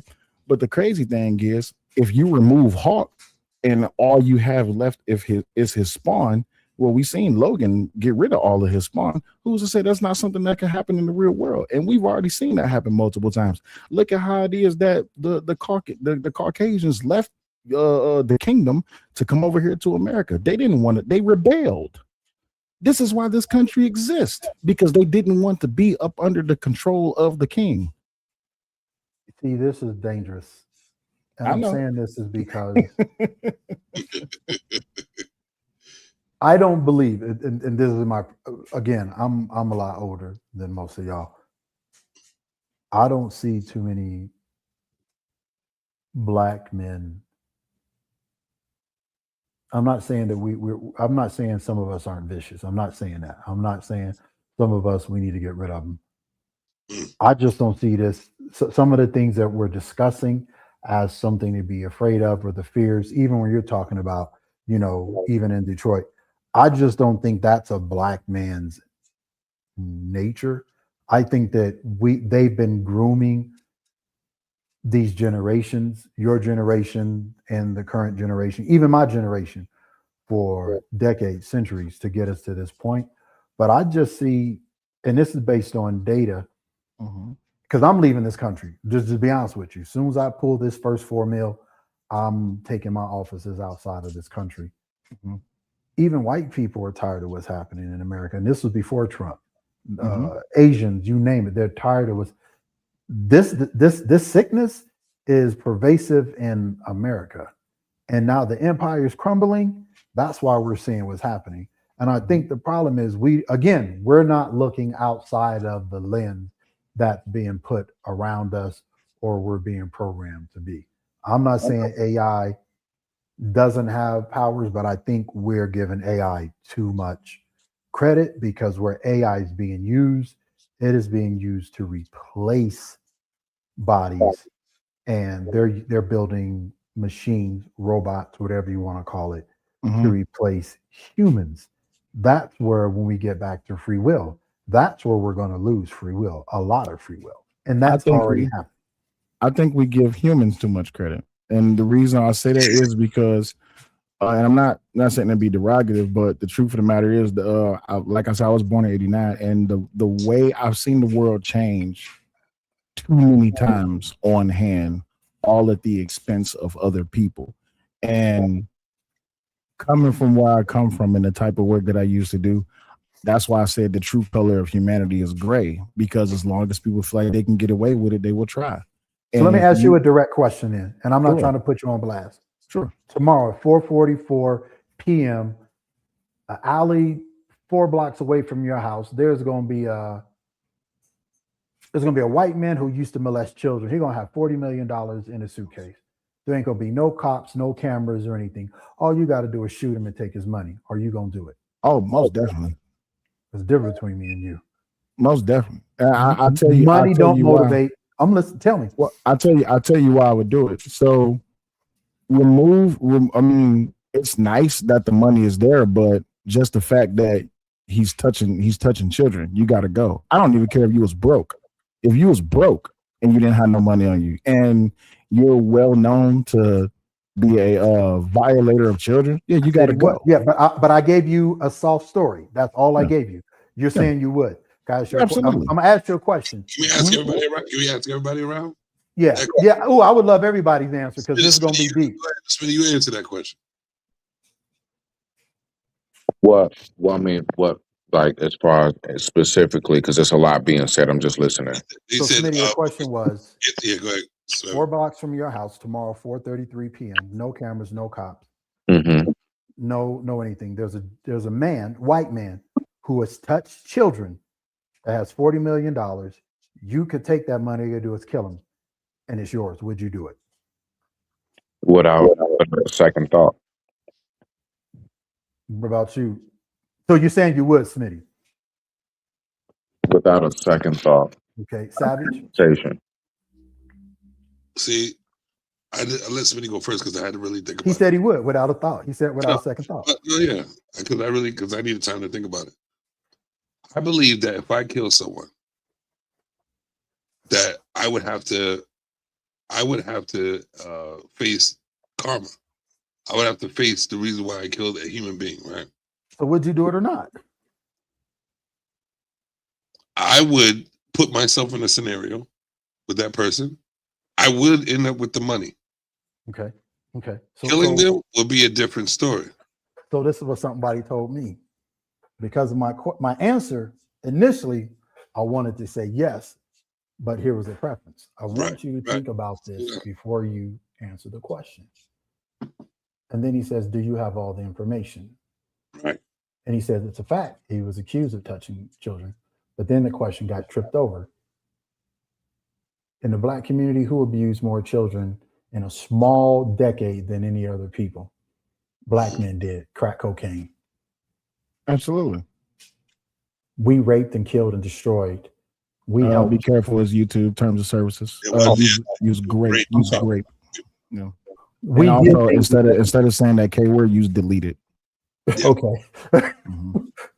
Okay. We did things in our community that to this day, that's the reason why we 12% of the population in America. Can I give my response to that? Please, by all means. The reason why we're the 12%. This is why I say the Black community as a whole is trash and it needs a reset. It is. It needs a hard reset because, and I did this video a long time ago. Actually, I got pissed off because I got ear of a conversation where I'm not gonna go over specific details, but this is something that generally happens everywhere, which is they sweep it under the rug or they put skeletons in the closet. Where little Timmy found out that his mama is not actually his mama, his auntie is his mama.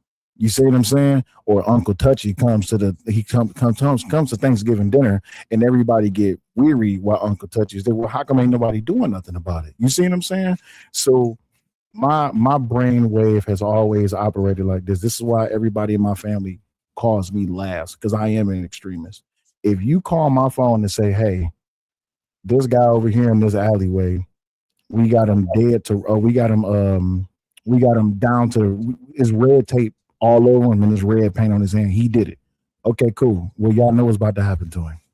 You see what I'm saying? Y'all should have took care of it before I got there. And in the Black community, it's too many skeletons in this closet. It's too many excuses being made. There's no actual solutions that's being followed. It's offered. One of the greatest people I've ever heard speak and give solutions to the Black community was assassinated by the Black community at the expense of the white man, which was Malcolm X. A lot of people be like, oh, well, how come you don't like Martin? Because Martin knew what he did was wrong. Martin even said it himself, I've marched my people into a burning house. But when I look at someone like Malcolm, Malcolm was a person who had moral, he had standard, he had things about himself where he, even when he challenged Elijah Muhammad, he said, no, something ain't right about this. We got to do something. How can I sit here and say that we are trying to lead our people into a better life when we're going to be accepting of something like this? And the same thing goes with, this is why I'm not a religious person. This is why I'm faith-based. Because when I look at all of these different religions, I look and I say, well, why should I follow a religion that, you know what I'm saying? So when I remove religion, when I remove community, when I just get back down to zero, which is the primal instinct of the human being, everybody can get that smoke, because everybody will possibly turn into something that they actually are, just so they don't have to stop behaving like something we know that they not, which is a regular human being. Everybody could live on this brainwave of being a good person, a good human being. They could. But you know what the problem is? We all have the propensity to be vulnerable to the profit of gaining on someone else when we're offered the opportunity. If I was offered the opportunity to go in there in that alleyway and take care of that dude and walk away with the money and didn't nobody know, you guarantee, best believe. But here's the thing though. I don't care if the cameras is there. And I don't care if the police know. Because if anything, I would walk to the station covered in his DNA. I'm talking about that red DNA. And I would say I did it. This is why a lot of people don't even go into the prison system, because they know once they read your paperwork, it's over. A lot of dudes, that's why they afraid to get caught. They're not afraid to get caught by the police, by the government. They're not afraid by that. They're afraid about who was inside. They're afraid of being controlled. Absolutely. I think you have a brilliant mind. That's in and out, 7. You said what? That's in and out of life or prison. But I think he has a brilliant mind, but he has a negative outlook. I believe that the natural mind of a human being is justice, right? I don't think it's justice. I think it's self-sustainability. I think it's self before. But at the end of, so I'm going to tell you like this. I can right now not put this on pause, open up my closet. You're going to see a whole bunch of craft bowls. Mm-hmm. Often I'll go cook food, the food that I'm going to eat. I'll make extra, put it in containers. I pay for spoons, forks, the little salt, pepper package. I'm not judging a man whether or not he's a drug addict or not. I'm not judging him whether or not he's hustling the system, whatever. If he's in front of my neighborhood, on my block, in my apartment complex, I'm gonna feed him.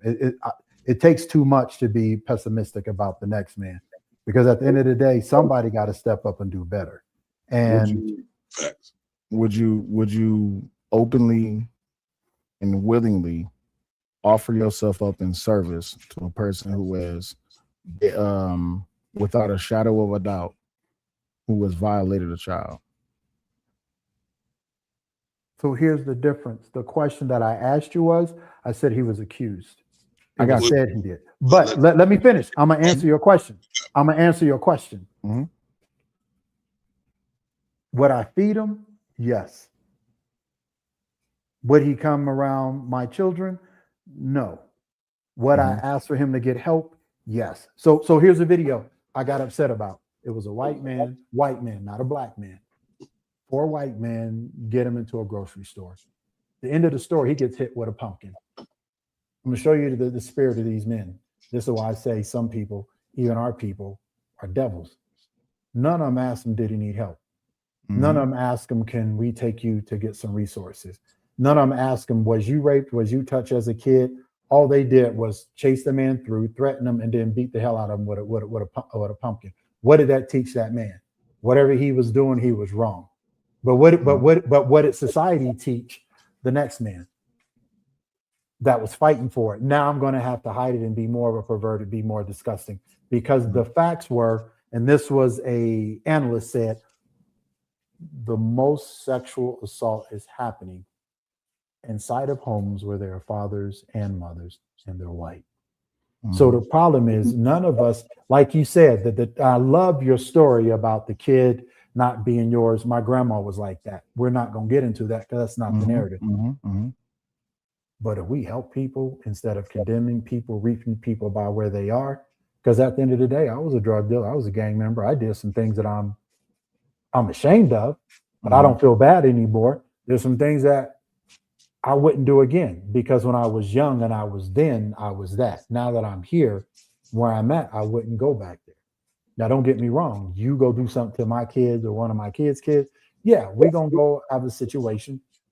The police will get called in and I'm not going to run.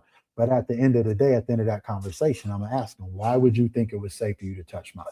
I'm asking the question. Can I offer a perspective? Because you said, and I don't have no problem with you saying it, because it's true.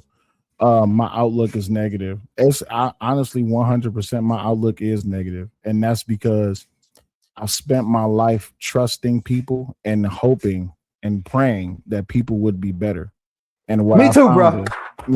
What I found, and I've been failed. And I've been failed. I've been failed on a multitude of levels, and I've shared this before, so I don't mind sharing it again. When I was 16, I asked God to do 3 things in my life. One is to reveal who I am, what I'm supposed to be doing, and when is it my time to do so. And at 16 years old, that's not questions that you should be asking for, or that's not requests that you should be making, because you don't know the world yet. God gave me all 3 things at once. And what I found is that as I get older, human behavior will always be primal because of the wantingness to be dominant. And in that factor, this is why I said I hate everyone equally on an individual basis, because even when people give you all the air to believe that they're a good person, offer them up the opportunity to let them be bad, and no one would know it, or not even give them the label of bad, but just give them a label of just true freedom of actually getting away with whatever it is that what's that movie? Purge. Y'all know the movie The Purge? Yes. If that was to actually happen in real life, man, you know how crazy it would get? Come December 25th, every day for every year for 24 hours, all crime is free. It's over. Where are you from? Detroit, Michigan. I was born and raised in Detroit, Michigan. Okay, my brother's from Flint. Where are you at now? What state? I'm in Arkansas. Okay. So so have you ever been to Thousand Oaks, California? I've never been to California. Okay. Have you been to Nassau, out in the Mediterranean, or in the out there in the Caribbean? Nope. I can tell you everywhere I have been. I've been to Texas. I've been to New York. I've been to Alabama. I've been to Japan. Been to Germany. Question, man. Yeah. You said The Purge, right? You said if this exists every year for 24 hours. Yeah. The question I would ask, because like I have to ask questions about everything, right? So the reason for a purge will be a question, right? And it will also be a question about humanity. Like, we all kind of think a similar way. We will all want the purge to be someone we couldn't stand and wanted to get rid of, right? Do you admit that? If there was the first purge, it'd be, if you knew that crime would be, you would want to get rid of somebody. There'd probably be the first thing? Somebody that pissed you off that you just want not to be around no more. I don't It would have be a one. feeling. It would be a feeling. I wouldn't partake in that. If anything, I will offer options like, hey, I'm in this bank, you got options. No. All right, here's the thing. I would go for the option of not doing it and staying in the house and chilling. I would definitely go for that option. But would you admit that the ones who would want to partake would be the ones who want to get rid of somebody that did something so egregious to them that they think they need to go? But here's the problem, Savage. No. Wait. I'm answering your question. Rock with me. I'm gonna let you go, but I just want to answer with that. Do I think that there's people who would want to do that? I think the first choice would be someone that probably did something to somebody that they wasn't in. Absolutely. Okay. Absolutely. And you know why? Because after you. the reason I say why is because what I may consider a 10, you may consider a 3, and vice versa. All I did was bump into you and I didn't say excuse me. Come the day of the purge. Oh yeah. Hey, Sel, remember that bump? You got to answer for it. I'm like, bro, it was just a bump. But even in that same scenario that you just gave, purge happens, you just want to stay in your house. That has no obligation to the people who's outside of your house. Yes. You see what I'm saying? So in that moment of the purge, even if you do want to stay home, you still have to have some type of preparedness of yourself. I may not want to do nothing to nobody, but at the same time, if I have to, I will. So that's free will too, actually. Absolutely. All right. So we live that way just with the only reason why we just don't do the purge is because of the rules that we have to live by through the government and all that bullshit, right? I wouldn't think so. I think the only reason that that there is no purge right now because those at the top recognize the fact that they will be removed immediately. So you got to remember, this is something I learned through management, that everybody's not going to like you. So if you the top dog, right, and now here come the purge, I'm your right hand man, but over these last 20 years I've been your right hand man. It's been some egregious things that you may not know, but I have been taking offense to. So the moment that the purge strikes, the first thing I'm doing, hey, yo, Savage, my man, I need to holler at you. Oh, what's going on, Will? Pow! Now it's my empire. And then here comes 7. Oh, yeah, my man's Will. Yeah, we've been running with Savage for a minute, but hey, I need to holler at you. What's going on? Pow! Now it's 7's empire. You see what I'm saying? So, all right. So what I was trying to get at is once all that animosity is eliminated because everybody got rid of the bullshit. If people start acting differently because they know that's what happened the first purge, right? And everybody started acting accordingly. The deletion rate, the next purge, would you think it'd be limited or be more aggressive and there'd be more to delete? Glad you asked that question. It would take I don't know if you ever heard this. Well, they made it into a TV series, but it's a video game series called Fallout. And I play that all the time. Oh, you love Fallout? I play it right now. My man. I love Fallout. I love Fallout, bro. It would take 4 cycles before that number starts to dwindle, right? The first cycle would just be pandemonium. The second cycle will be bigger because now everyone's looking forward to it. The third cycle, people will try to prepare for it, but all the people who pretty much survived the second cycle, they've bettered their tactics by the third cycle. By the fourth cycle, everyone's going to be afraid. And that is because they recognize over these past 3 purges, everyone who was at the top has been removed. So by the fourth cycle, everyone's going to be staying in the house. Only the people who are like extreme demons is going to be outside performing work. That 5th cycle is probably going to get boring. And because what do you think would be the next choice after the 5th cycle gets boring? What would be the next choice? Organized purged. Which so will it wouldn't be one day going around just eliminating people. No, it wouldn't be one day. Living. Yeah, it wouldn't be one day. They'd do it every quarter. And then they'd go from every quarter to every month. And then they'd go to weekend specials. And then they'd go to hotspot purges. You know what I'm saying? Like you have to pay to do it. Absolutely. And then eventually everyone they'll be so expensive because so egregious that it'll get to the point where you have to be rich just to do it. Right. And then next thing you know, we got fallout shelters. And then each shelter is something different. Isn't that like how we live in? Not right now, no. In a certain way. All right. Let's put purge in every aspect of eliminating something that's unnecessary or something that you feel that's unnecessary. Like, all right, let me say this real quick, Savage. Yeah. I just threw something in our chat on the Patreon. I didn't put it on YouTube. I did not put it on YouTube. I got you. The second one, just copy it. Don't do anything else. Y'all just don't even just copy it and paste it into any LLM model. I'm about to save it.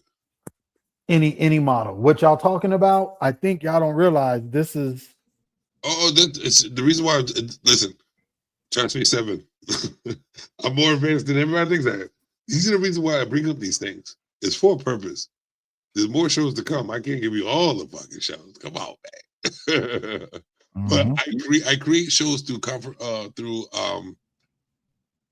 conversation, because not only do I use this is why I'm saying what I'm saying. I'm gonna save it in a minute. This is why I'm saying what I'm saying.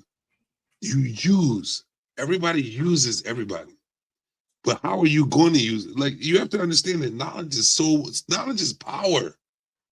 It's power. So if you know that there's ways to cure this, you know that there's ways to stop this, you know this, but people still are so lazy-minded, and I hate that fucking word that shit that keep saying double-minded. That shit is the dumbest shit I've ever heard in my life. Double-minded. Everybody thinks different ways. There goes your double mind right there. Cut that shit the fuck out. What it is this: how do you want to live life? You know what I'm saying? And who do you want to live what life around? No, like, I'm sorry to go around this rabbit hole, but this needs to happen. There needs to be groups, right? There's going to be groups. We all are human that survive off of tribalism, right? How are you going to build your tribe? If you had a mindset, if you have multiple people that want to build multiple tribes, but they have the same mindset of progression for your people, but an understanding, and that's an important word, understanding. If people are here to listen, to understand, and still want to build their tribes, there'll be less of the nonsense that we deal with. You know what I mean? There'll be less of the nonsense we deal with if build the fucking tribe, but build a positive thing out of it. There's such an indoctrined mind of ratchetry.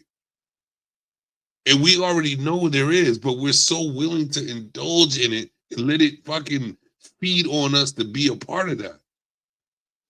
When I say knowledge is power, it's also be knowledgeable that that shit is fucking your life up and your mind up. We have every opportunity in this life to build common sense, every bit of knowledge to build a progressive system, every bit to ignore the bullshit, but we don't do it. Where is that coming from? How are we able to sit on these panels and listen to half of the dumbest shit that these people are saying, knowing that it's the dumbest shit? They're actually portraying the shit that they don't want to happen, only for the likes. Like, yes, I know there's an opportunity to make money about me being on YouTube, but guess what? The best part of me being on YouTube is knowing that I can put out there the most positive thing that I feel is natural and good for humanity. That's better than making money. But if I can make money off of it, great, because I know that's what helps build better. That's why I told you, like, if the Cash App is hit, it's for this panel. It's for this panel. Man, I can only get 4 people up here, but I would love to have 10 perspectives. You know what I'm saying? I would love for 10 people to be a closer part of an opportunity to speak upon the opportunity to grow. I don't see no growth. I acknowledge the people on these other panels. I like that they build the content. I like the way they're doing it, but I can't even seem to go to them anymore. Like on the journey that I'm on, I can't even seem to go there anymore because it's like I know what you're going to talk about. I know what you're going to say. There's no growth in it. Everything is about man versus woman, or about arguing about who got the best chain, or arguing about who makes the most money. None of us are fucking rich. None of us are wealthy like that. The only way you are a part of this world is if you own a bit of land. And that's the only thing I can always think about when it comes to progression in the world that we live in today. It's me owning land to build off that. I can't listen to nobody's fucking spew about bullshit unless they own some fucking land. And I don't own land, but that's all I want is land.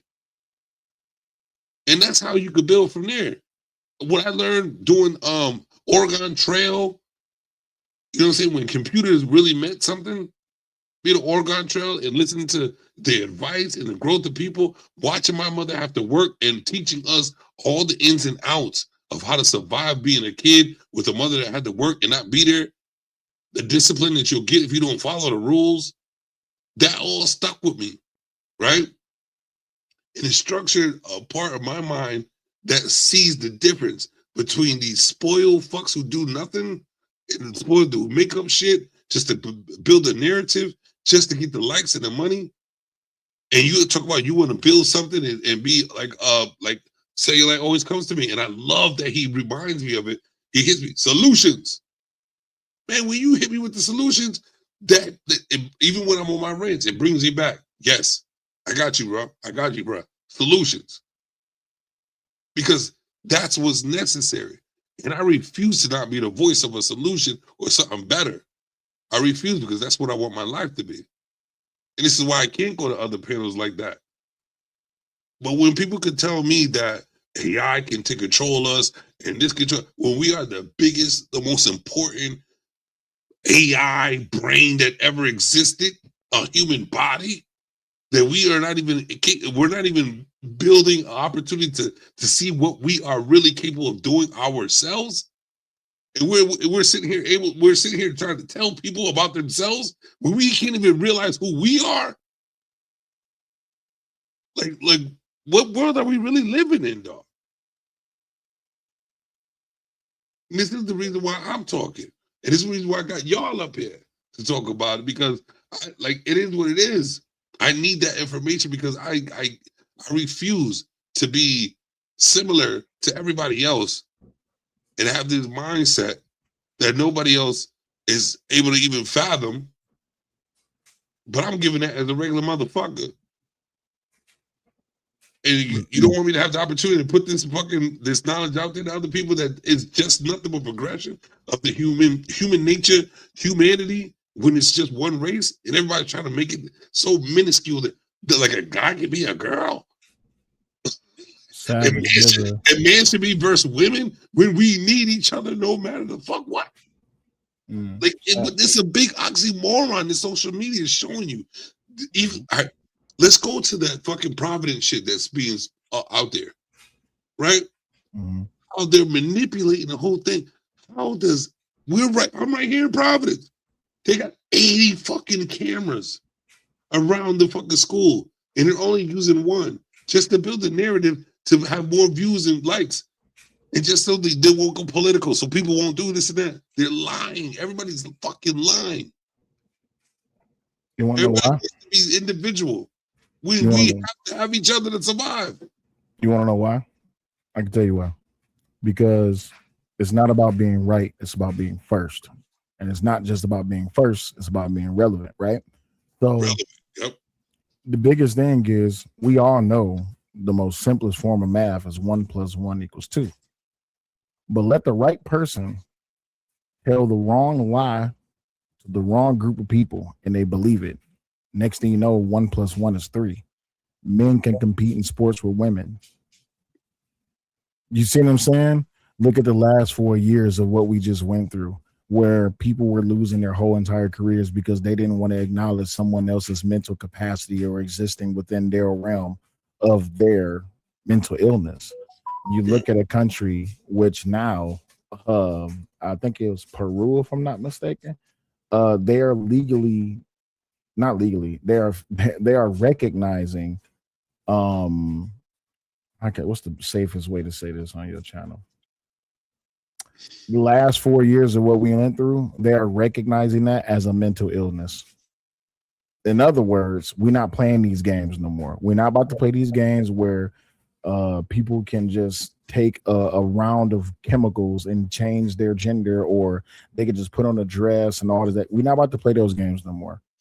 We went through a whole entire phase where just because you wanted to tell other than what their truth was, you were being silenced, deplatformed, removed, shamed, and all this, that, and the other. You're talking about a form of control. And the thing is, the people who gain control, they're afraid to lose it. And that's only because that there's this human element that will always exist within the primal nature of, you're only going to control what you have. You're not going to control what I have. So and once that, let me finish this right quick. Once that element reaches on each person on an individual basis, they're going to rebel. You're not going to tell me that I can and can't breathe. You can't not going to tell me when I can and can't wear. Who are you to tell me how I can raise my children? You see what I'm saying? So that's it's always going to be a problem with that. And when it comes down to this internet thing, they don't care about solutions. They just care about clicks. I don't want to sit up here and say the right thing. I want to sit up here and say the wrong thing, and a lot of people throw money at me because I make it sound good. That's all this is. What do you See, think? you guys have a very so there was this author, what was his name? He wrote the Neotech Discovery. I'm trying to remember his name. It was the same time when they had the book Niggas to Gods. I was reading all of these books. And you two sound a lot like some of these authors that I used to listen to on a couple of little cassette tapes and DVDs. But I think the thing you guys keep looking at is a subset of society that is dead set on debauchery, fuckery, mutual destruction, and problems. And you're not considering how intelligent and how smart and resilient people can be, regardless of a emergency or a situation. I'm listening to you guys going down this path is very logic. This is where a lot of my mentors we were studying, and this is when you can go on the internet. But when you kept going, searching for and further and further, it was easy for those in control to connect the pops and be like, yeah, we know where you are. You can't VPN then. And at the end of the day, those who are in power don't give a damn about this conversation. Let's just be very transparent. They don't care about this conversation. They have no concern about how many people will hear this conversation. They have zero concern about the message that we're putting out. They have zero concern about what would happen if people started listening to the podcast. And it's simply because they know, one, there'll never be another Black Messiah. Two, we choose our emotions over logic. And three, we are afraid to get out of our comfort zone, regardless of where we are economically. And if you keep people like that, it's done. You do what? You really believe in never? And who? You really believe in never? Never. Right now, yes. Because I don't think September 11th, we knew that America did it, and we stood side by side. And then we went back to black man, white man, Asian man. And Chomsky said it. Chomsky said it. He said it before September. I'm sorry. Do you think there's certain ways to talk to people to get an understanding? I think there are definitely ways that we can talk to people, but Chomsky said we're going to come to a time where people will be more moved and more engaged by their emotions than critical thinking and reasoning. We will remove it out of schools, and you can look at me. I'm not writing this. We will leave schools to the whims of emotions film. We will take out in cursive. We'll take out mathematics. We'll take out critical thinking. Even we took out prayer out of the schools already. And then now the result is we have minor attracted adults that we're trying to make it into a law. 14 states are making it legal to be 14 years old and have sex with an adult. And people who are in control are wicked, devilish, and they are forcing and pushing their agenda so they can hide in plain sight. Most people aren't disgusting, vile, and rude, disrespectful people. There are just clusters of this. That's what you have rap in the CIA. They got rid of, we talked about this the last one. We're not going to go down a rabbit hole. Self-destructed, poor righteous teacher, KRS-One. We replaced it with what? Gangster rap. Who owned all those labels? It was a certain group of people that all have a historical, cultural agreement, who have a religious agreement, Mm-hmm. and they control it to this day. We call them small hats. Okay, them small hats, and then they have been taking they've been taking life insurance policy on these artists since they realized it was a music business. The same as Walmart takes life insurance policies on its employees, especially when they fill out the employment application and say they have pre-existing conditions. So what I'm trying to tell you is, I don't think that it's us that's the problem. I think the information that's circulating. So yeah. Those people who got that type of control, are they AI or are they human? They're human. They're human. They're human. Now, where do you No, think no, no, this- no. I'm even go further than that. But wait, no. Let's sit with that for a second. Are the people who controlling shit right now AI or human? They come from a tribe. But are they human? They're humans, or Nephilim, If or they're- Nephilim. But they come from a tribe. Yes, they are human. So you think the small hats are Nephilim? I don't know exactly. We're going to agree. False. Small hats may be the under. I'm gonna No, put it like this. not No, even I'm gonna close. put it like this. I'm gonna put it Not like even this. close. There is money, and there is power. There is There- knowledge and there's power. No, listen to what I'm saying. There's money and there's power. This is America. Listen to what I'm saying. We're talking about money Wait, and power. we're removing the fact that money is power? If you give a bum, a dumb motherfucker some money, how does he know how to create power? Mm. You can't Oh, create yeah. power without knowledge. Yeah, You got you more can give, you can in the give world. a, If you a dumb motherfucker, you just got a dumb motherfucker with money. you can give an idiot $1 million. I mean, look how many people hit the lottery and go Idiot broke, with $1 million. and they go broke. You're missing the Knowledge, point. bro. It's When knowledge. you It's not said Nephilim. who isn't It's knowledge. We have the knowledge. We're just what we're no, not doing. no, we have old. No, listen, we have old knowledge. Mm-mm. Let me finish. No, you got. I want you to consider this. We have old knowledge and very few with new wisdom. 7. You just contradicted your shit. No, right? knowledge You and said wisdom are two that different small animals. hats are controlling most of the angles of everything, right? But what was I specifically saying? What they're controlling? Basically, the angles that are necessary for them to control the narrative of what's going on. Man. So if they're humans like us, Here. How I'm are gonna we put not- this in our chat. I'm putting this in our chat. I have a question because I got a 3rd grade education. I'm smart. I'm not smart I at got all. first grade education. I have my simple question is this: is it fair to use this assumption when it comes to the word wisdom? Wisdom is the wherewithal of when to use knowledge and when not to use knowledge. I like. Say that again. Say that one I more would time. say that with something else. Is wisdom the wherewithal of when and when not to use knowledge? Wisdom is the It's reward also- you it's get also for a a lifetime of experience. listening when you have preferred to talk. It's also So- experience. So, But you're right. You're right. You're so right. with that, I can have grand knowledge about something, but if I waste my knowledge talking to a wall, I haven't done anything. I've just talked to a wall, right? Correct. And I also have the wisdom to know that I would waste my time by wasting my knowledge by sharing it with a wall. So I choose not to share that knowledge with that wall. The problem is that in society, there's more walls than there are willing people to learn. So There's more manipulation for you to not think the right way. did you see what that said? I don't want to Yeah. say it on your Let me see. channel. On the private, Yeah. Absolutely. Yeah, that's that's why if you read up in that last chat I put about do it though. How did they know how to do that? there was a grand plan. It was a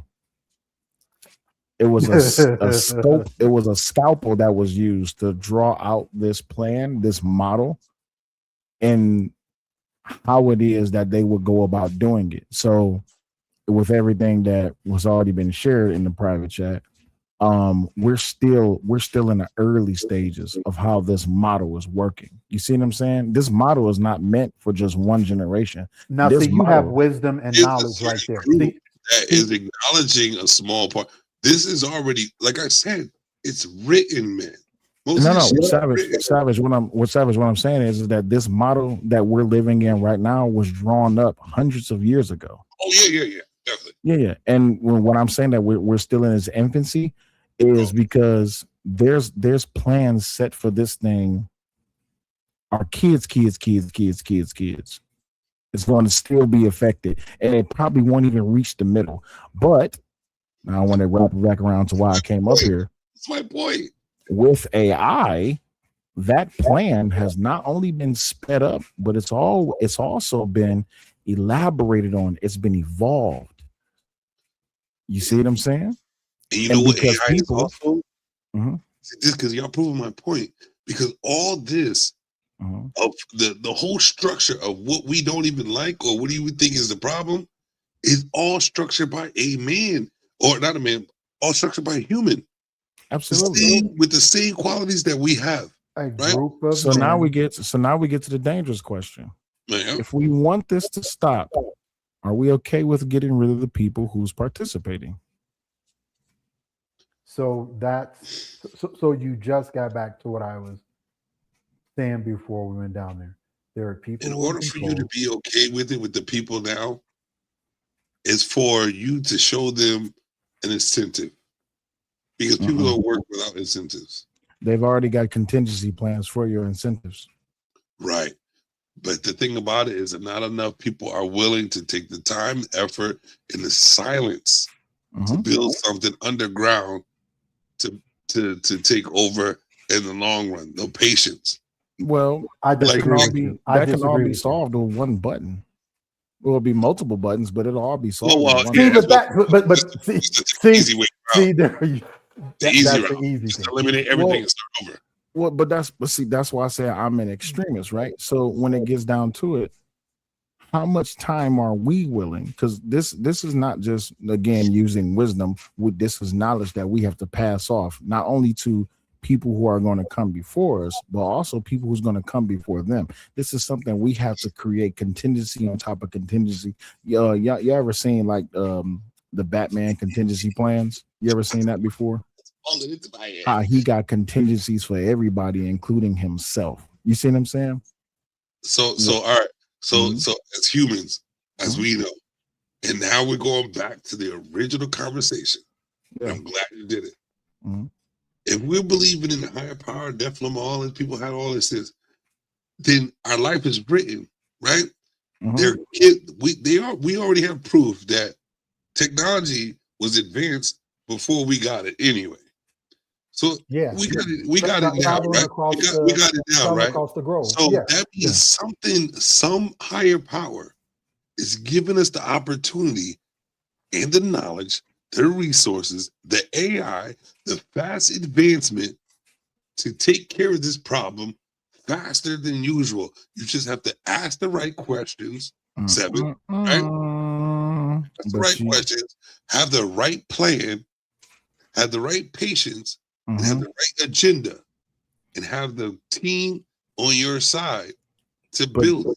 There's a power. There's a power. Every resource possible to do it. We have power also. There's a power that's working against that, though. There's a power that's working against that. That's working against them also. That's why we're still existing right now and able to take this information and make it. You know what conversations always made me the most upset, and I've always stepped away from, was the conversation about the black man in America. Right. We're so. Why is that? The way we're portrayed. Not the way that we portray, but the way that we Betray We ourselves. stopped loving each other.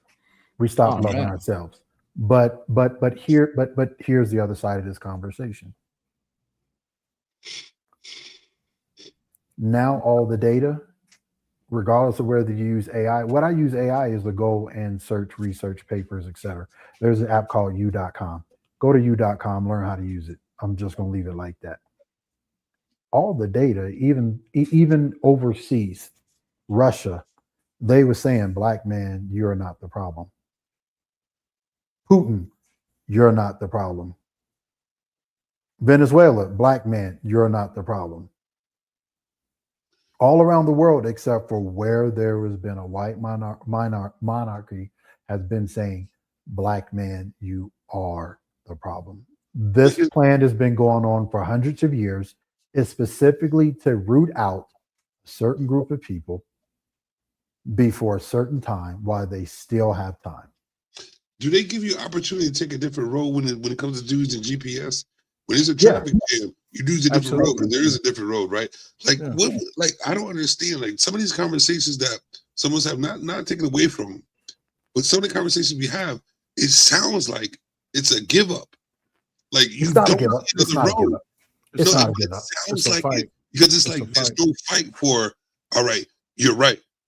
We need to stop thinking small of ourselves. We need to stop thinking in this way. Yes, we know this way is possible. Yes, we know this is happening to us. Because we have all the knowledge and all the resources to advance.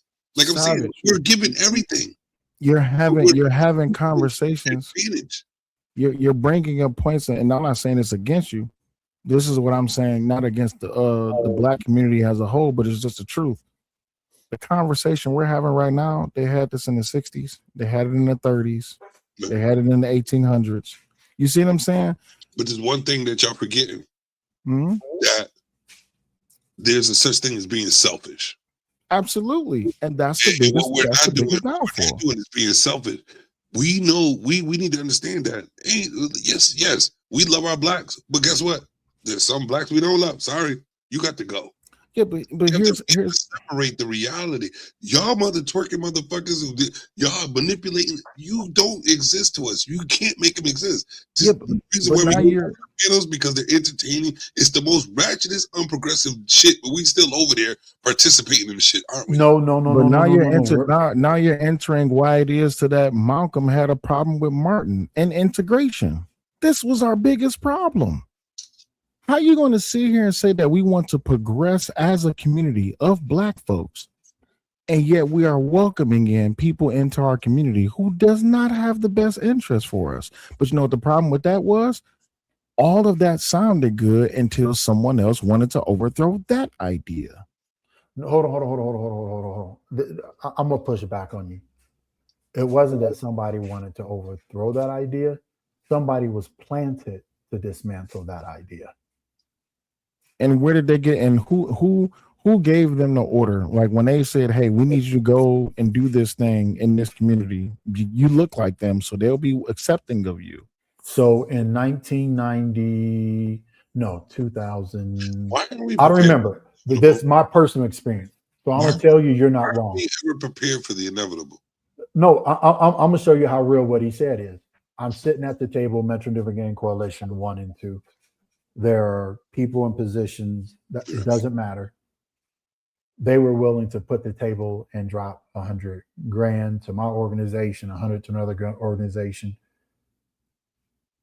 And their exact words were, we just need your help based on this document to go after certain people in the community. So I'm not arguing with what he's saying. I think we have to get to the point where we don't want to hear that they come into our community, will offer us resources and tools. That's why I tell people, my people get mad at me. I tell them, you know what? I'm not buying no Jordan. Jordans ain't nothing but a poor man's dress up.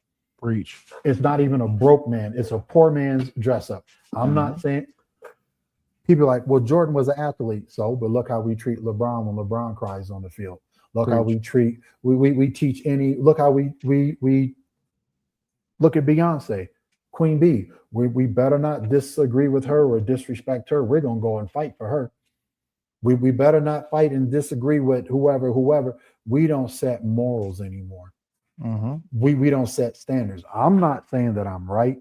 I'm not saying Smitty smarter than me, not smarter than me, you're smarter than me, less than. I think the thing is we have to look at the table for what the table is. And the table was not meant for us to sit at. And you go back to how Martin was, there's nothing wrong with having a table for people of color.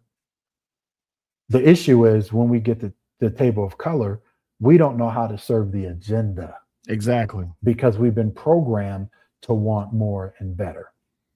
Now, you want to know why that's so diabolical? I love that word diabolical. It's one of my new favorite words. That's so diabolical because the welcoming opportunity to be protesting in defense and justifying degeneracy is the biggest problem of all, right? We're perfect. We're openly welcome as long as we can gain the benefit of it. Oh, I'll overthrow my fellow black man as long as it's something in it for me. You see what I'm saying? That's the program we've been sold on. It's amazing to me. Somebody said it to me in my chat the other day. They said, dang, the Willie Lynch letters is real. I said, no, the crazy part is it was actually not real. But you would think that as much as going on within the black community right now, you would think that it would be the most sound form and document ever existed when it comes to. Okay, I disagree with you. The author is not real, but the document was. Oh no, that's what the system. The person. Yeah, the whole process, and you got to look at even from that document to today. So if you took the Willie Lynch and put it inside that little thing that I shared to you, put that in there and see what happens. Oh, it's diabolical. It's crazy.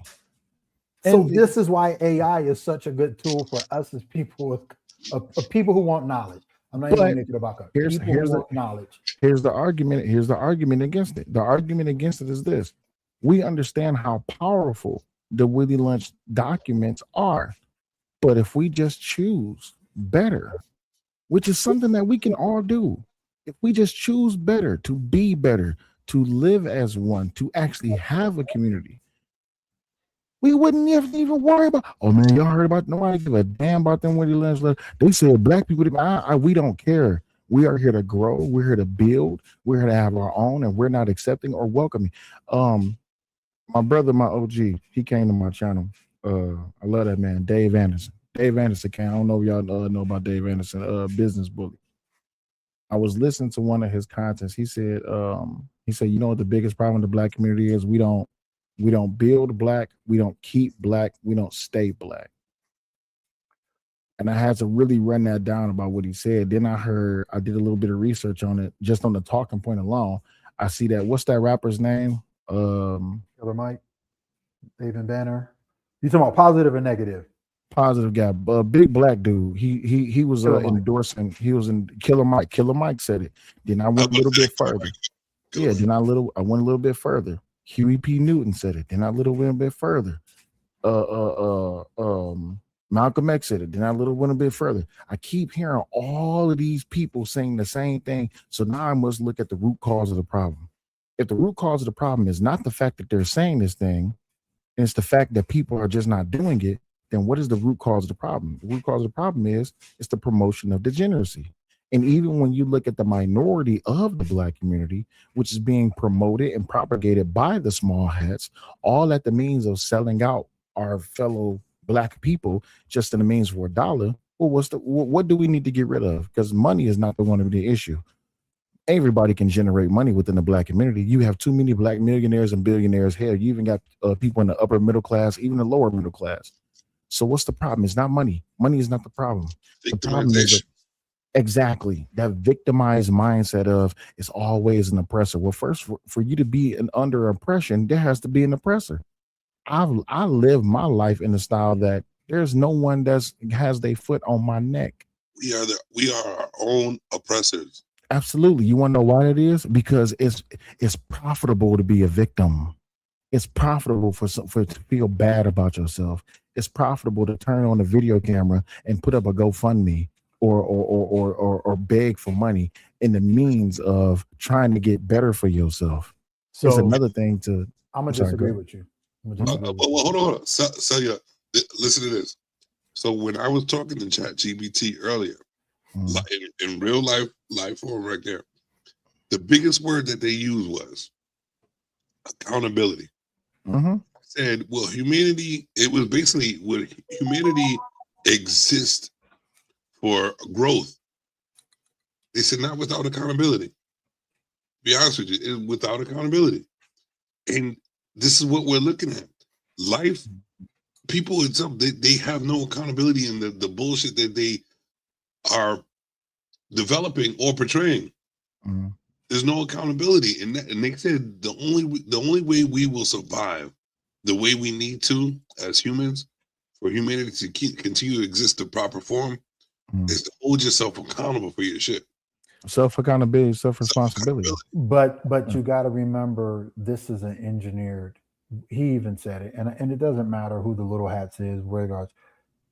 You got to remember, man, this was a program. This is an agenda. This has been going on for thousands of years. But I'm gonna be honest with you, America has to fail. The empire has to fall apart.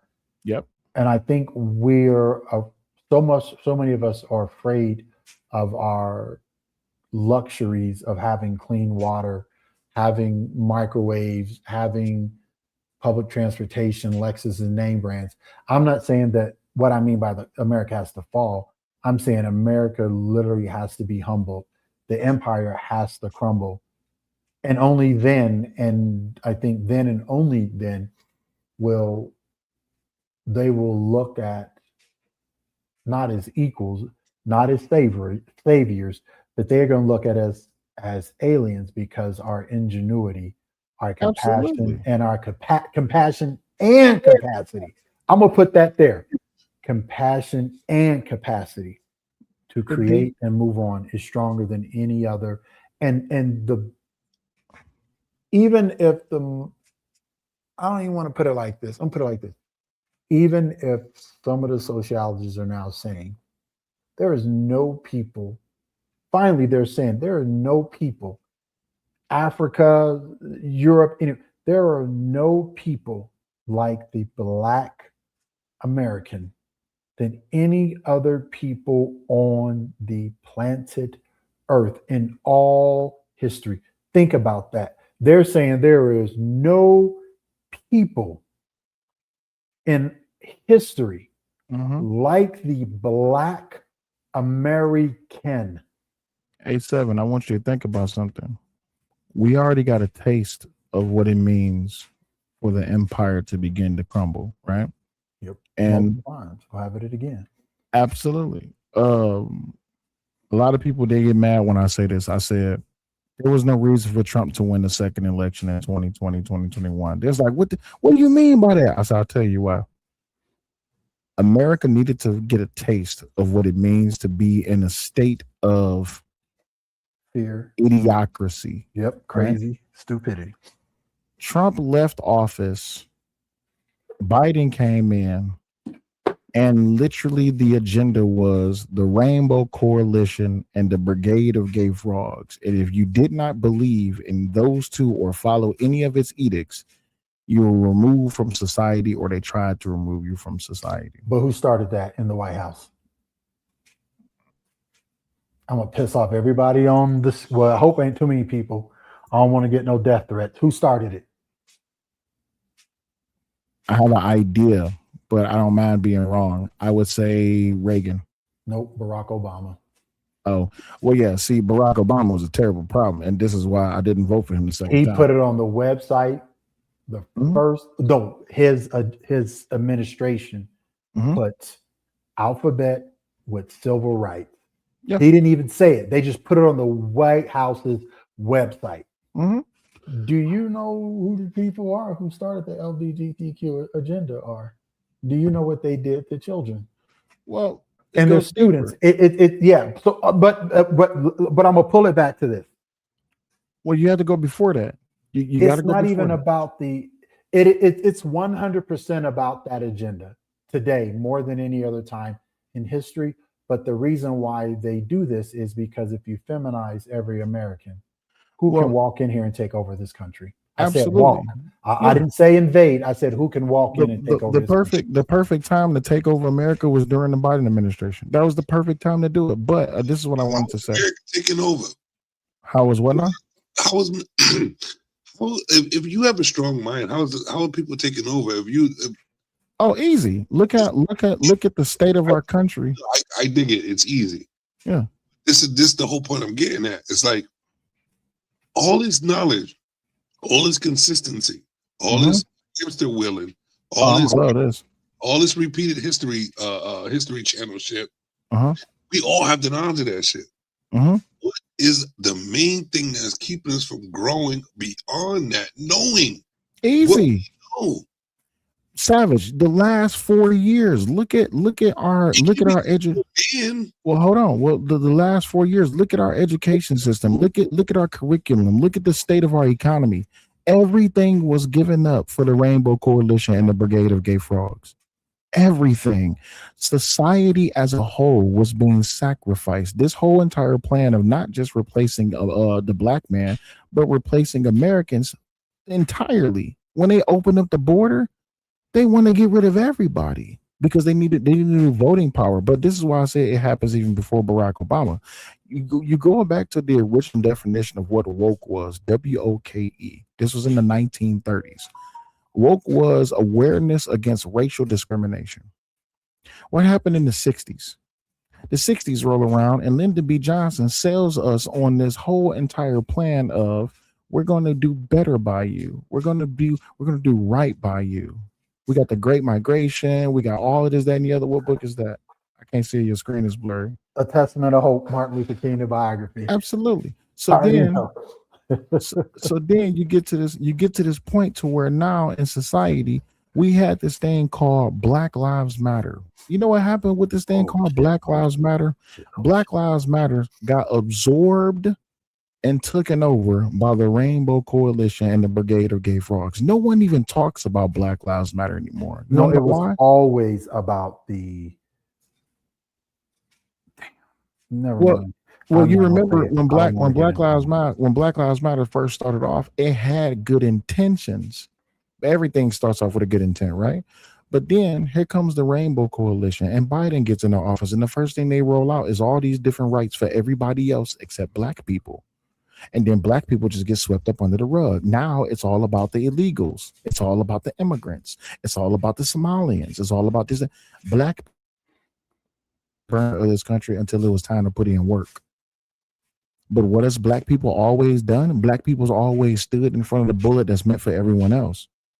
But when it comes to ourselves, black people are more than willing to grab that bullet, load it into our gun, and point it at ourselves. This is a problem. This is a sickness. It is a mental debilitation on the highest level of idiocracy. This is the reason why I think is because of that, because I think black people think that we all should be the same person. They think that because you're black. We don't. No, we don't. We don't. We stick up for so many black people that are the most irrelevant, egregious black, because they're black. No, you can say it. We stick up for niggas. We sticking up for niggas when we're black. Like niggas ain't the same. No, we're not black. No, we're not black. We are America. I'm just going. We're not Americans. We are America. All right, let me change it up. My bad. I don't fuck with niggas. I fuck with America. Somebody had to show me that. They had to show me the facts on that. This whole thing. People need to understand where we are now. Like it needs to be a reset. Not to be where like we just get rid of everybody. A reset within your mind. A reset that it's not just it's a human thing. It's not a black thing. We will tribalize, right, and go more towards our melanin skinned people. But to be honest with you, it's tribal. It's like-minded people who are going to get you to the way the life should be, not because your skin color. And that's what people keep dwelling. No, fuck your skin. It's the like-minded people who are going to continue life the way it's supposed to be. Fuck what your skin color is, man. The number one reason why the science said that we have the problem we have now is simple: overstimulation. Our minds were never meant to be overstimulated like we do. Sally Hogheads has a book called I gotta give you pushback to that. Because to be honest with you, I overstimulate the fuck out of me. I No, believe my no, mind, my body for say, you, but you got to remember, it would probably be 250 years ago. I'm gonna give you a narrative. It are we, took are a we year. trying to say I'm gonna give some facts. The believe in ourselves news. that advanced to be overstimulated to No, we're not. The mind was never meant. This is why scientifically do proven. I I'm gonna overstimulate show you. myself? And it feels so good that it It took increases my knowledge and my perspective of life. because you're high for it. You're high for it. For No knowledge. one's not. Yes. Again, no one is built for Like what me, you're. of course. No one's. What I'm saying is, there's a group of people who are built to operate at a certain level. That is not general society. The news, a newspaper took almost a year to circulate. By the 60s, let me finish. By the 60s, they were reading a different newspaper a day. By the 90s, they were reading 4 to 5 different newspapers. By 96, the internet introduced all the stimulation. Then what happened was they took facts and critical thinking out in the late 80s, out of schools, and then they overstimulated us with entertainment. We are overstimulated by opinions, ideas, concepts, the next great thing, to the point where the mind has been hijacked on this. Now this young generation are entitled because they were sold like heroin. Can I evolve your argument for just a second? I wouldn't say it's overstimulation. I would say it's influence. And the reason I say it's influence is because everybody can be overstimulated, but it's all about what you consume, right? But when it comes to influence, influence is a thing that is powerful, right? I'll give you a prime example. Someone like Charlie Kirk. No one gives a damn about Charlie Kirk, but he's influential. He's influential. A lot of people didn't even know who Charlie Kirk was until he got assassinated. But now that they know who he is, what they're doing is they're taking clips and bites and all this, that, and the other, and they're trying to drive a narrative against him. But then you have people who have been following Charlie Kirk. Let's just be honest. Trump won that second election because of Charlie Kirk, because of the fact that he drove so many young people to the voting polls. You see what I'm saying? And that didn't have nothing to do with overstimulation. That was influence. You look at someone like Malcolm X, you look at someone like Martin Luther King, you look at someone like Marcus Garvey, Huey P. Newton, all of these great people, these great figures that we can sit here and we can talk about all night. These people had influence. But the problem is that all it took is for someone to have a little bit more influence of them, or they had a following of people who either got rid of them or they overshadowed them with their influence.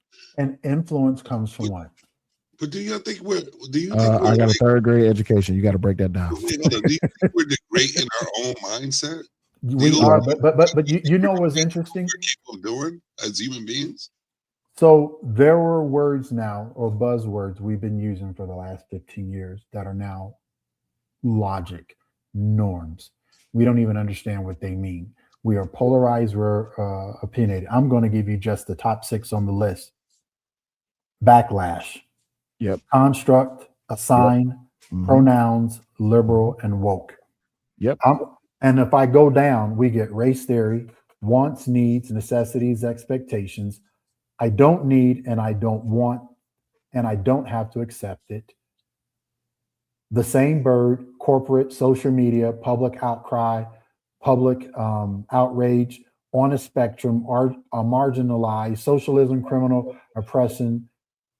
We have become programmed because of overstimulation to believe a group of, I think it's 60, I think I got the 40 to 50 of them, sentences or keywords that people have been programmed like buzzwords to believe in because they've been over inundated with these words, whether Absolutely. It's in any community, including the poorest of white communities, mm-hmm. Asian communities, Spanish, any English speaking communities.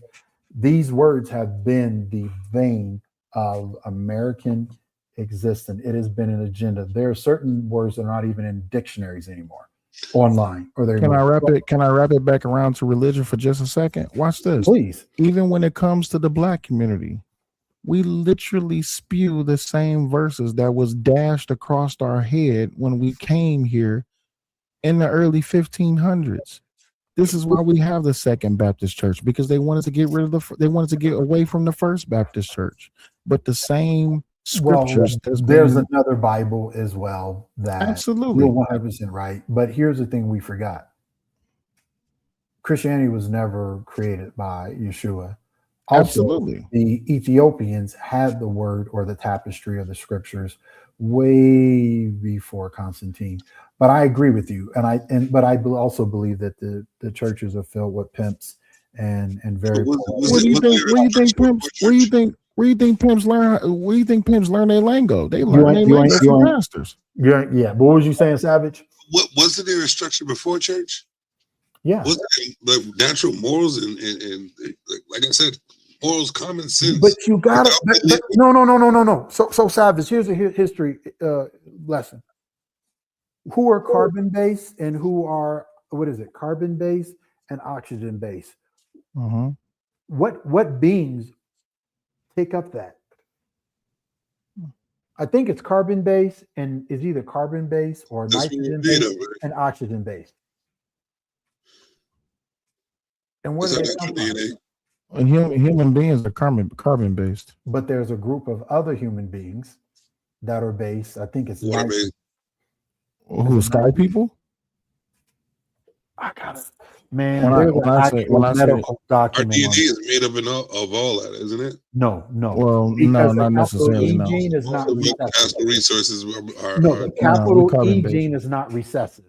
Yeah, we carbon based. We're carbon. So what they were saying is even though we all breathe in oxygen, there's a group of us who come from both the Caucasus Mountains and the north or something like that. So when you look at how these people are you talking about the Aboriginals? No. They are people who I don't want to put out the wrong information. I think that's what happened. So you know what? Let's use what we have to our. Are you about to use Grok Chat GPT? Listen, it's my I'm just doing Goldie is my best my motherfucking best right now. Boy, come on, Goldie. Let's go, Goldie. Here we go. What is the question we asking right now? Carbon based or hypothetically synthetic information? No, this is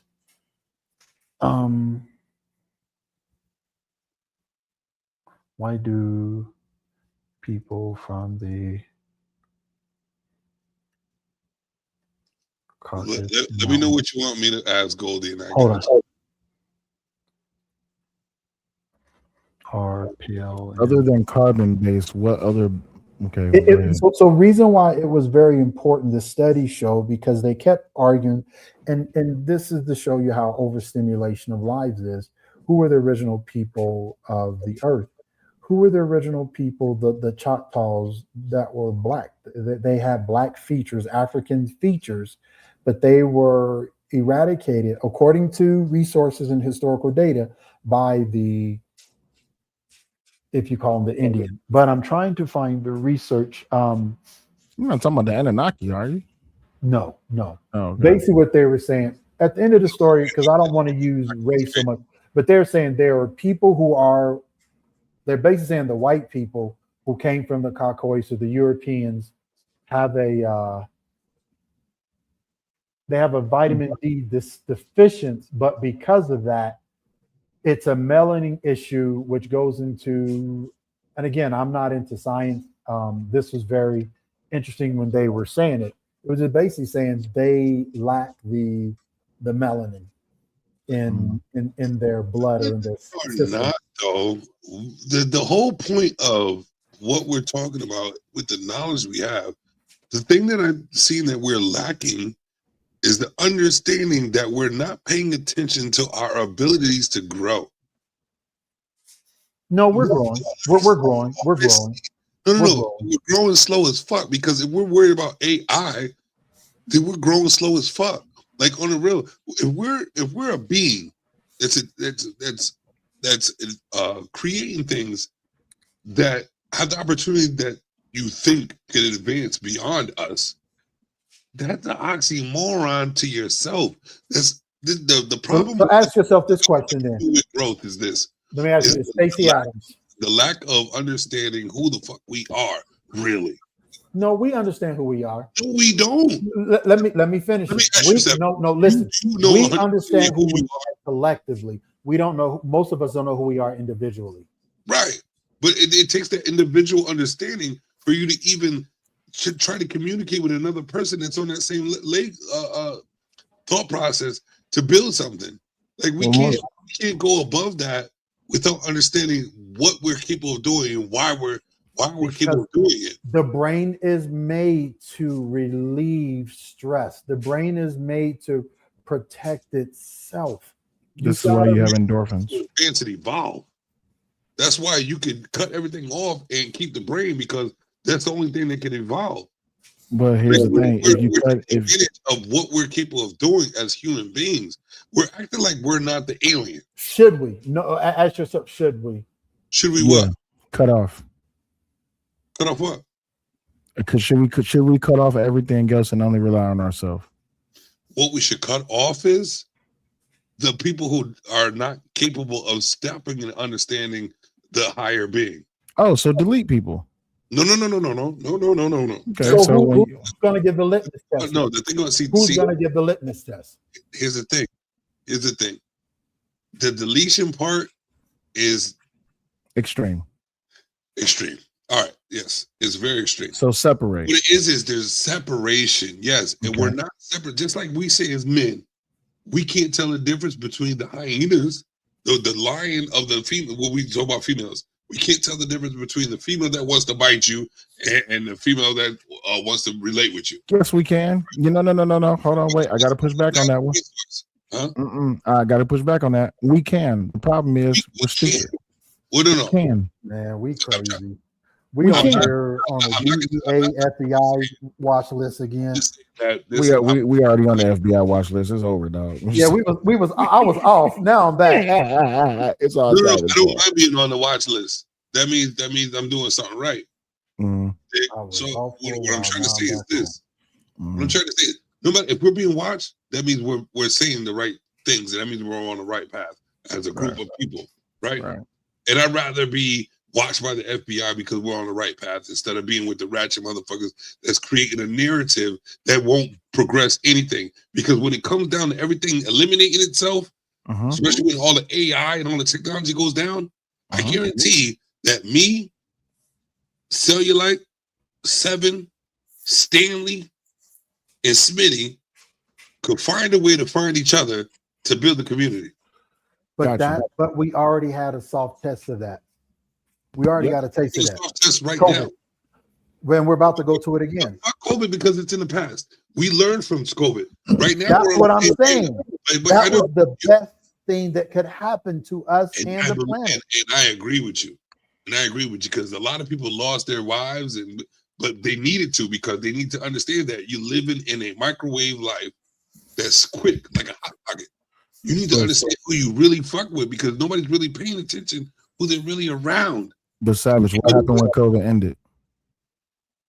People went back to the same bullshit. So they resulted back to their regular form. Why?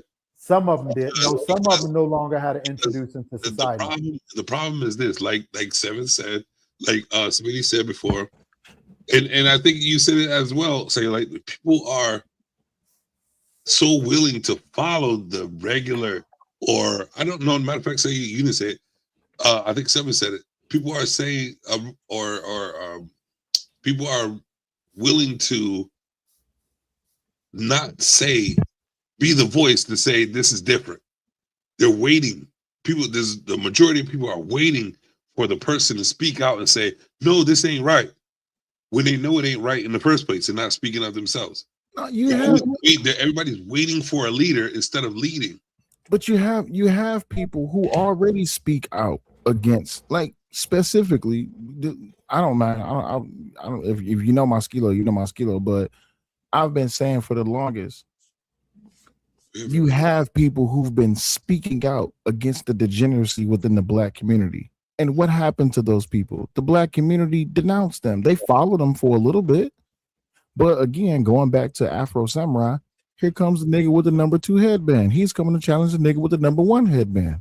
And the nigga with the number 1 headband gets overthrown by the nigga with the number 2 headband. And now guess what? The nigga with the number 2 headband is now the nigga with the number 1 headband, and he's going to promote degeneracy. All because the person who wove the cloth to make the headband, the small hats, they're paying them top dollar.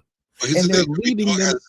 So let me ask you a question. Let me ask you a question. Has his day, but here's the thing: if you stay consistent, listen. I want to put out the proper joint, right? But one day I'm gonna lose. One day I'm gonna lose. But guess what? I'm gonna keep trying to. I'm gonna keep going with what I know is right. Well, you shouldn't stop. When they lose, they think that's it. But no, you shouldn't. But you shouldn't. Hold on, really quick. You shouldn't stop, because you know what? The thing that you're doing right now, and it's on David Hoffman on YouTube. He got documentaries about this. The conversations that we're having right now, they was having this in the 60s and the 30s and the 80s. You see what I'm saying? So the problem is not the solution that you're introducing. It's just that people were not willing to follow it. So you said people. You're saying people. Let me hit this one. But you know what I developed also, and I agree with you. It's been happening over years. So I'm not that type of person to be around the hamster wheel, but I understand that it exists. I understand that people are not going to follow. But guess what? They do follow. If you put the right message and bedazzle it the way they understand it, they'll follow you. But there's the problem. Why do I have to Why do I have to dress up a message that you find appeasing? And here's and I'm glad that you said that, Savage. No, but here's the thing. Not everybody's going to hear it the same way. 7, but here's the thing. I'm not here to put lipstick on a pig and tell you that it's beautiful. I agree, but at the same time, you can't go to a fool who can articulate logic on his own, unless you absolutely. So here's the question: Is Smitty still on the phone? Is Smitty still on the line? Smitty should still be here.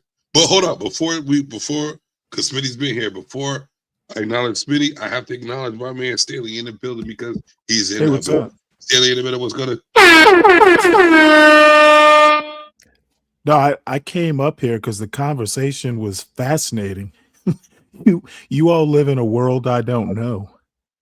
Wow, that is funny. So Stanley, let me ask you this question then. We've been presented the opportunity to understand what we're thinking, but we're here now.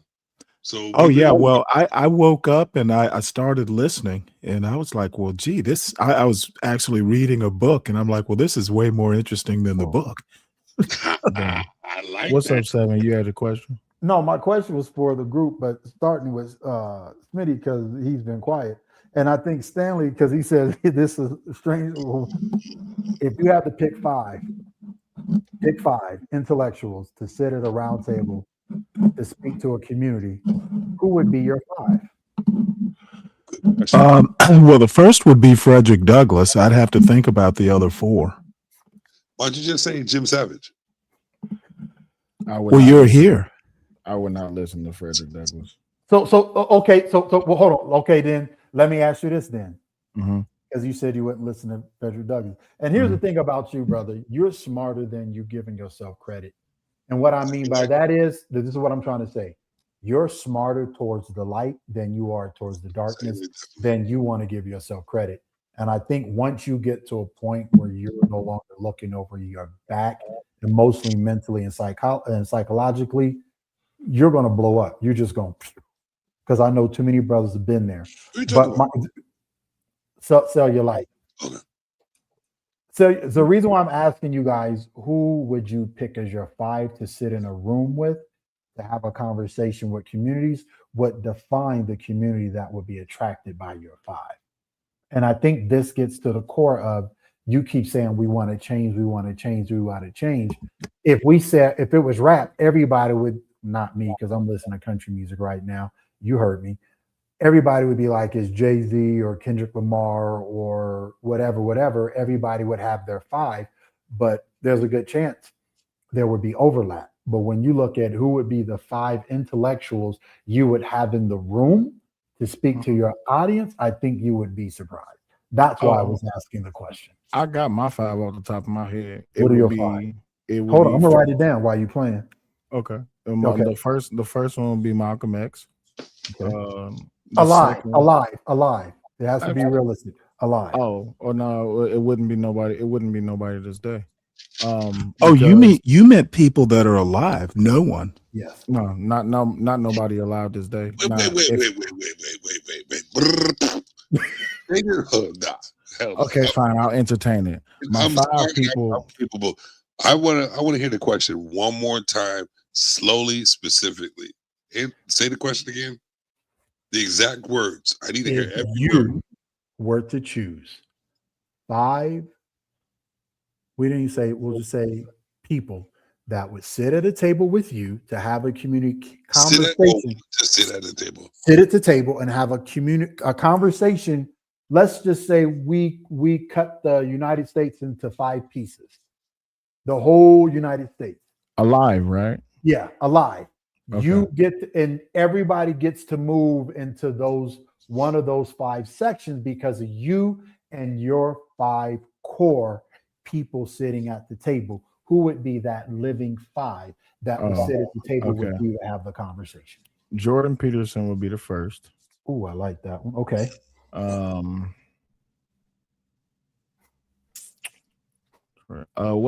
Is Thomas Sewell still alive? Oh yeah, that's what I was going with. Yeah. Okay. 5 people. I can't remember his first name because it's a group of them, but I know his last name is Kelly. He's a black conservative. He wrote an article called "The Loneliness of the Black Conservative." I can't remember his name at the moment. No, it's that's a book, and it's a she that wrote the book.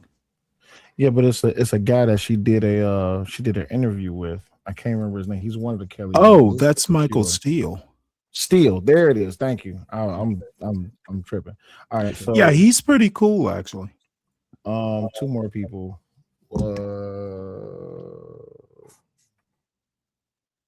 And they got to be alive. Yeah. So you have Jordan Peterson, Thomas Sewell, and Michael Steele so far. The 4th would be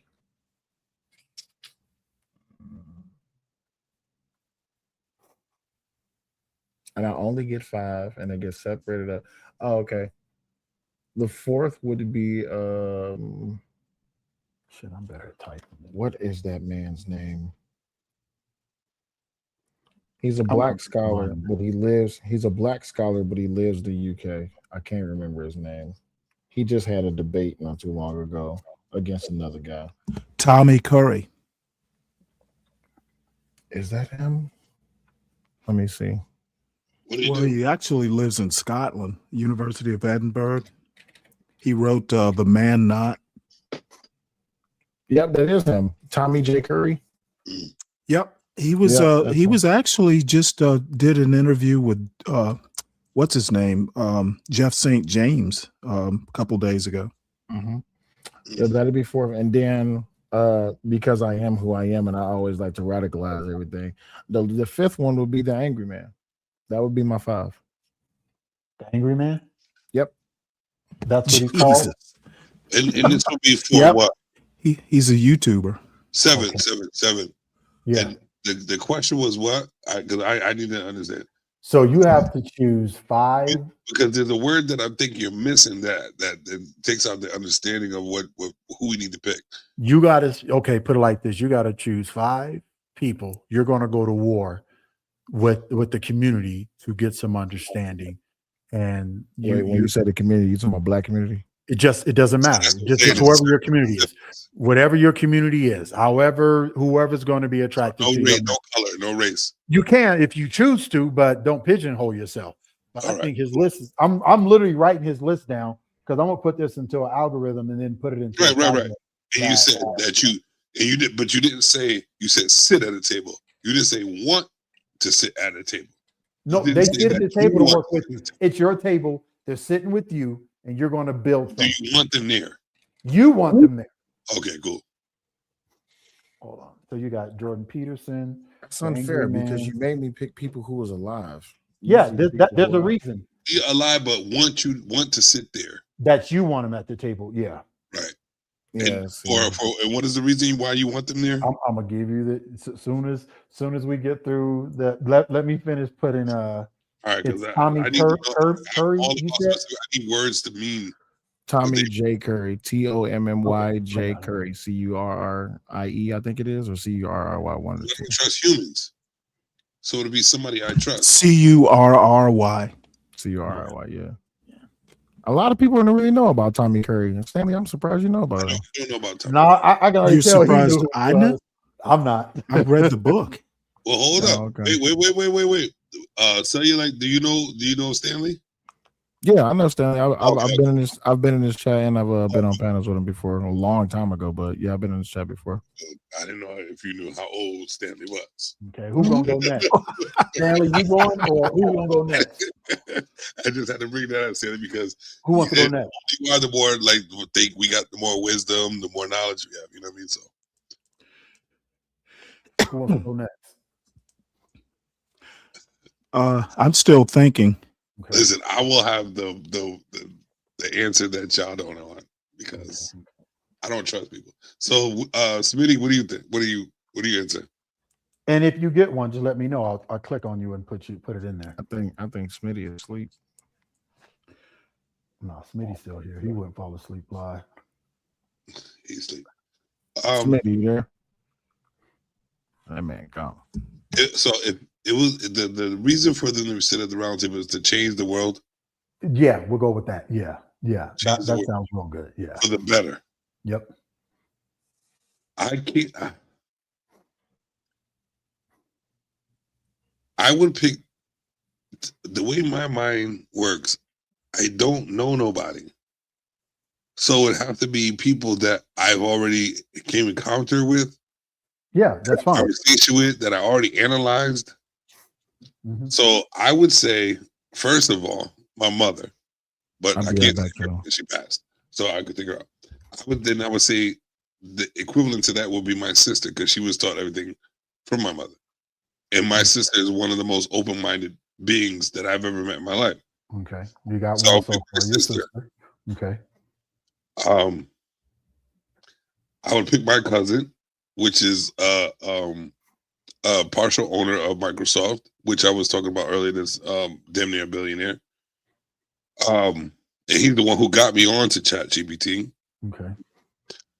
And then I would pick Just give me a first name then for your cousin. Todd. Okay. Because we got your sister, so that makes sense. But yeah, we Right. need to. Okay. And then I would pick, to be honest with you, I don't trust a lot of people and I don't see too many like-mindeds. So I would pick right now 7. I'm to be honest, I don't have too many friends. Okay. I don't fuck with too many people because I don't like people. I would definitely pick Stanley. I would think about saying like when he said angry man. But I can't I'm deal sorry, with I'm back. What was that? I can't I wanted to question the angry man thing. I understand why you picked him because of the knowledge he knows, but I can't deal with emotional outbreaks. Oh no, I picked him because he's a radical. You'd have to. So the way my brain is set up, I would have to. Well, the reason I picked Jordan Peterson because he's Jordan Peterson. That's one. I picked Thomas Sowell because Thomas Sowell is not only in my eyes, he's a philosopher, but also he's an economist, and he really speaks about a lot of issues. He's not afraid to say what he thinks on this matter. All right, so I will pick Terrence Howard. Okay. And I will also pick Joe Rogan. Hold on. So you got to take. Hold on. Joe Rogan. So you got it. Okay, and you said Terrence Howard. He's brilliant. Brilliant. So now you got to delete. You got 1, 2, 3, 4, 5, 6. You got to delete one. So it's your sister, Todd, me, Stanley, Joe Rogan, or Terrence Howard. You got to delete one. So let me take Todd out. Okay. Yeah. Todd got voted off the island. Okay, so you got your 5. Stanley, where you at? I can put him in the way that he's good. Well, y'all are gonna love this. Barack Obama. Oh Lord. A guy named Alexander Lefevre. Hold on. He's a philosopher. Heather Cox Richardson, she's a historian. Hold on. I'm Dave writing these down, Stanley. Hold on. I'm writing these down. You're going too fast. You Alexander. Oh, my bad. Alexander. His name is Alexander Lefevre. It's a Febever. It's an odd spelling. Okay. And the next one is? Heather Cox Richardson. I know that name somewhere. She's a historian. She's on YouTube. She's got a Substack letter. Okay. Dave Chappelle. Ooh. Ooh. And the last is another YouTuber, Aramiose Frimpong. I know that person. How you say his last name? Frimpong. Okay, so you got Alexander, Heather, Dave Chappelle, and Aramosa. You got one. You got room for one more. Oh, Obama. Oh, all right, Barack Obama. Why would you pick on Barack Obama? Well, he's a lawyer, and I'm a fan of his. I don't see any problems with his presidency. Okay. Savage, to answer your question, the reason I picked the Angry Man because he's a radical. He's not a person to accept the answer just because. He's more of a person to ask questions. Yeah, I dig that. Yeah. My whole And thing like- was it's, with him, I would agree with you. I just can't take the outburst. Emotions is a part of who he is. I mean, True, a but lot like, of being with emotions, it has to be Yeah. controlled in some fashion. yeah, it's understandable. The way I look at it is this, right? Because if you go back and watch some of my old shit, which that's why I had to delete a lot of my shit, I was bad. I remember. I think. Did you see the clip of me and him? Yeah, I was there. Okay. I was on the panel. Yeah, I was on the panel. It was an Izzy show. I was there. Yes. It went crazy. But no. So my thing about him is like, and this is I can't believe I had to do this one time, but it was one time everybody came to my show. I had like 300 people in the chat. I'm like, why are y'all here? Y'all not usually here, and it's because I had his name in my title, right? So everybody came to my show. They was like challenge me on like like pretty much quoting them. And I said, okay, here's my problem with y'all and with him. One, y'all have a problem not with the truth, but with the delivery. So remove the fact that he has outbursts, that he cuss people out and all this, that, and the other. I say, if you remove the harshness of the truth, would you be willing to accept the truth? Definitely would. And more than I say half the chat was like, yeah, if he just didn't call black women this, or he didn't say this about black people, then I'd be willing to listen. My thing is, well, y'all wasn't willing to listen when Malcolm said it. Y'all wasn't willing to listen when Thomas said it. Y'all wasn't willing to listen when all of these other people said it. So my thing is, how nice or how harsh do I have to be for you to listen? And if you're listening only when I'm being harsh, then guess what? That's your fault, not my fault. You see what I'm saying? Because I can disagree with you all day. That don't mean I got to disrespect you. But when you disrespect me, you don't get to choose how I respond. You see what I'm saying? So even that day when you and him was going back and forth, y'all didn't necessarily have to get into it. It was a miscommunication that led to a form of disrespect. It was definitely Yeah. miscommunication. But when I go back and I think about that conversation, that was a conversation that y'all could have had on the regular, just like we having right now. You see what I'm saying? And see, that's why I picked him to sit at the table, because I know I know that, and this is just me and my hypothetical, he would question everything and someone's going to get irritated. But my thing is, why are you getting irritated? Right. It's just a question. Yeah. Just like you know, hold on, so real quick. Mm-hmm. Oh, come on, Hold on. I gotta play it. Oh, there we go. Yo, hey, Jim Savage, suck my sensitive. Oh, come on, man. I didn't have to play that part. Yeah. I was still, but yeah. Yeah. Just don't like the outbursts. You know what I mean? Mhm. Like, I told him straight up, you know, I respect him and all his content, and everybody wants to see him. It's just like, just stop being a bitch. But go ahead. Yeah. But no, that's it. Now, I'm still mad at 7 because he made me choose 5 people that was alive because I had my list for my 5 people who was dead. But that's unfair. I You think see Bill how hard Cosby. that is? You see how hard that was? And I Well, made I'm sure interested. we cross collaborate. Mhm. I'm listening to you, Stanley. No, I'm interested in your 5 Who's I'm gonna who try. are I'm gonna try deceased. one more time for Smitty, because that just leaves, like, if he's not here, we can leave a spot open for somebody else, because Yeah. I'm limited. Smitty, are you there? Smitty, are you there? Tell you, he sleep. All right. We're gonna get And then rode him a blunt and went to sleep. Smitty in the city. Smitty in the city. If I was, well, while he's putting together his thing and his algorithm, one would be Nietzsche. Friedrich Nietzsche is one of my favorite philosophers. My second would be Aristotle. My third would still be Malcolm. It's kind of a hard choice between Plato and Confucius, but I guess I go with Confucius. And then my fifth would be, You guys are intellectual. yeah, my fifth would be I'll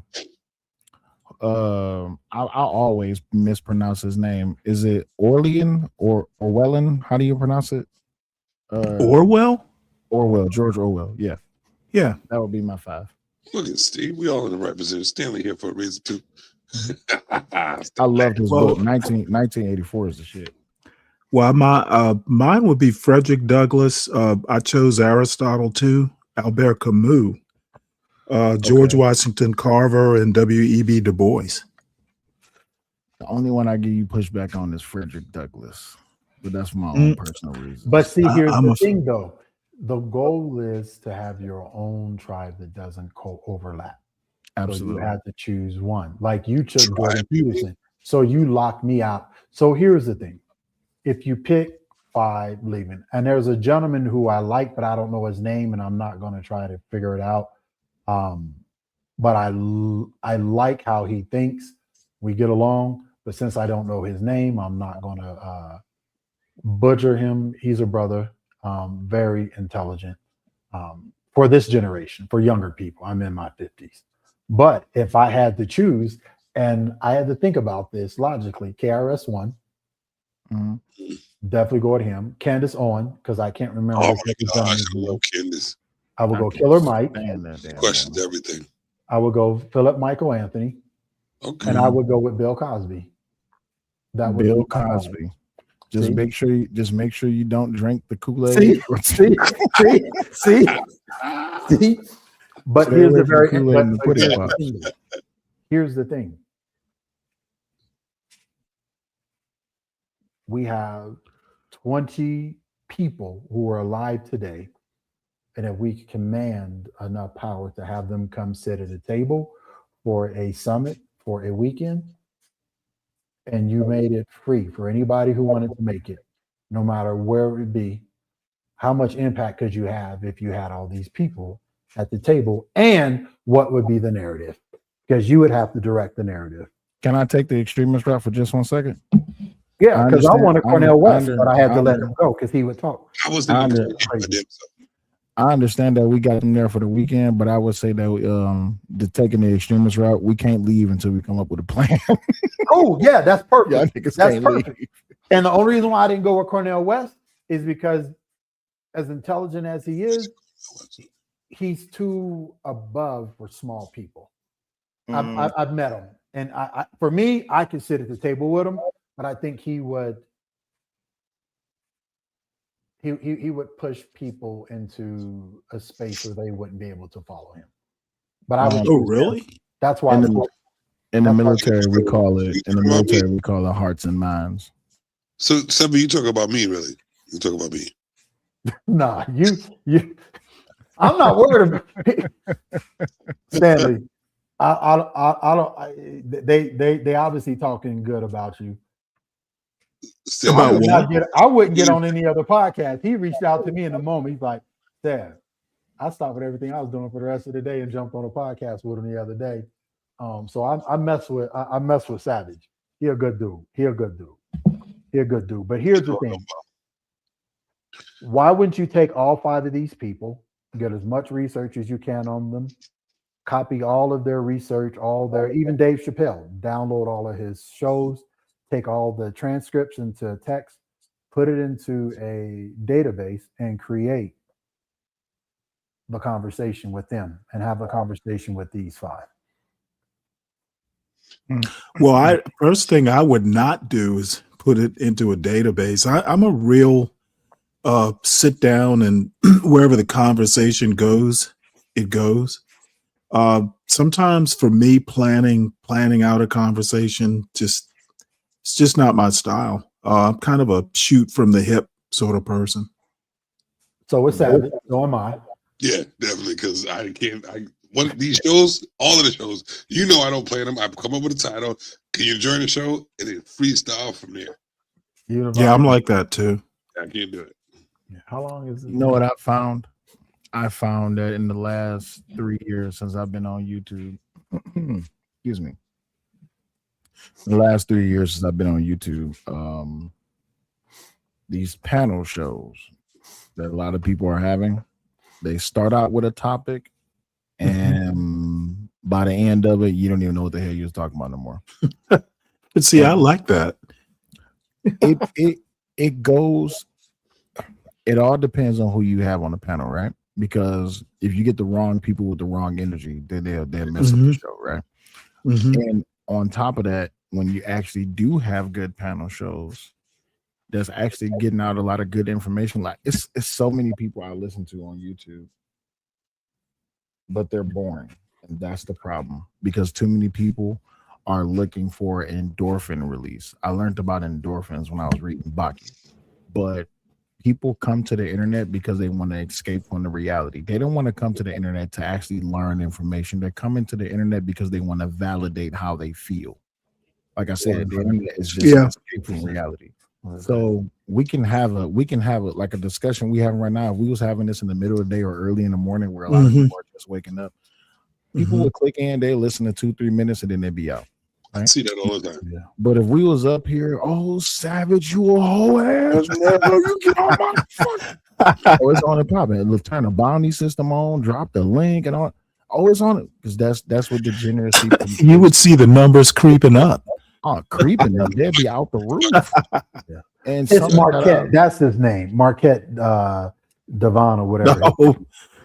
Yeah, I know. Saint and Sinner or something. Yeah, yeah. To see him and 14 Keys in one room together would just be very interesting. To see him with Andrew Tate. Yeah. But the problem, this is what I found, right? I did an experiment. I started this experiment the day I got into my car accident. I said what I'm gonna do is I'm gonna fire up a live stream and I'm gonna put Trump's face on the live stream. And I'm not even gonna say nothing. I did that. How many people tune in? I did 17. I think the most I had in my live was 3,500 people, right? Wow.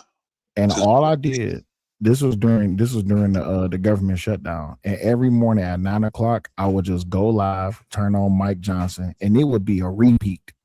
And people would be sitting there listening, yelling in the chat, typing like a mother flipper. But what I found is that people didn't come for the truth. They just came to fight. They came to argue. And I picked up 32,000 subscribers just by doing that. But here's what I found though.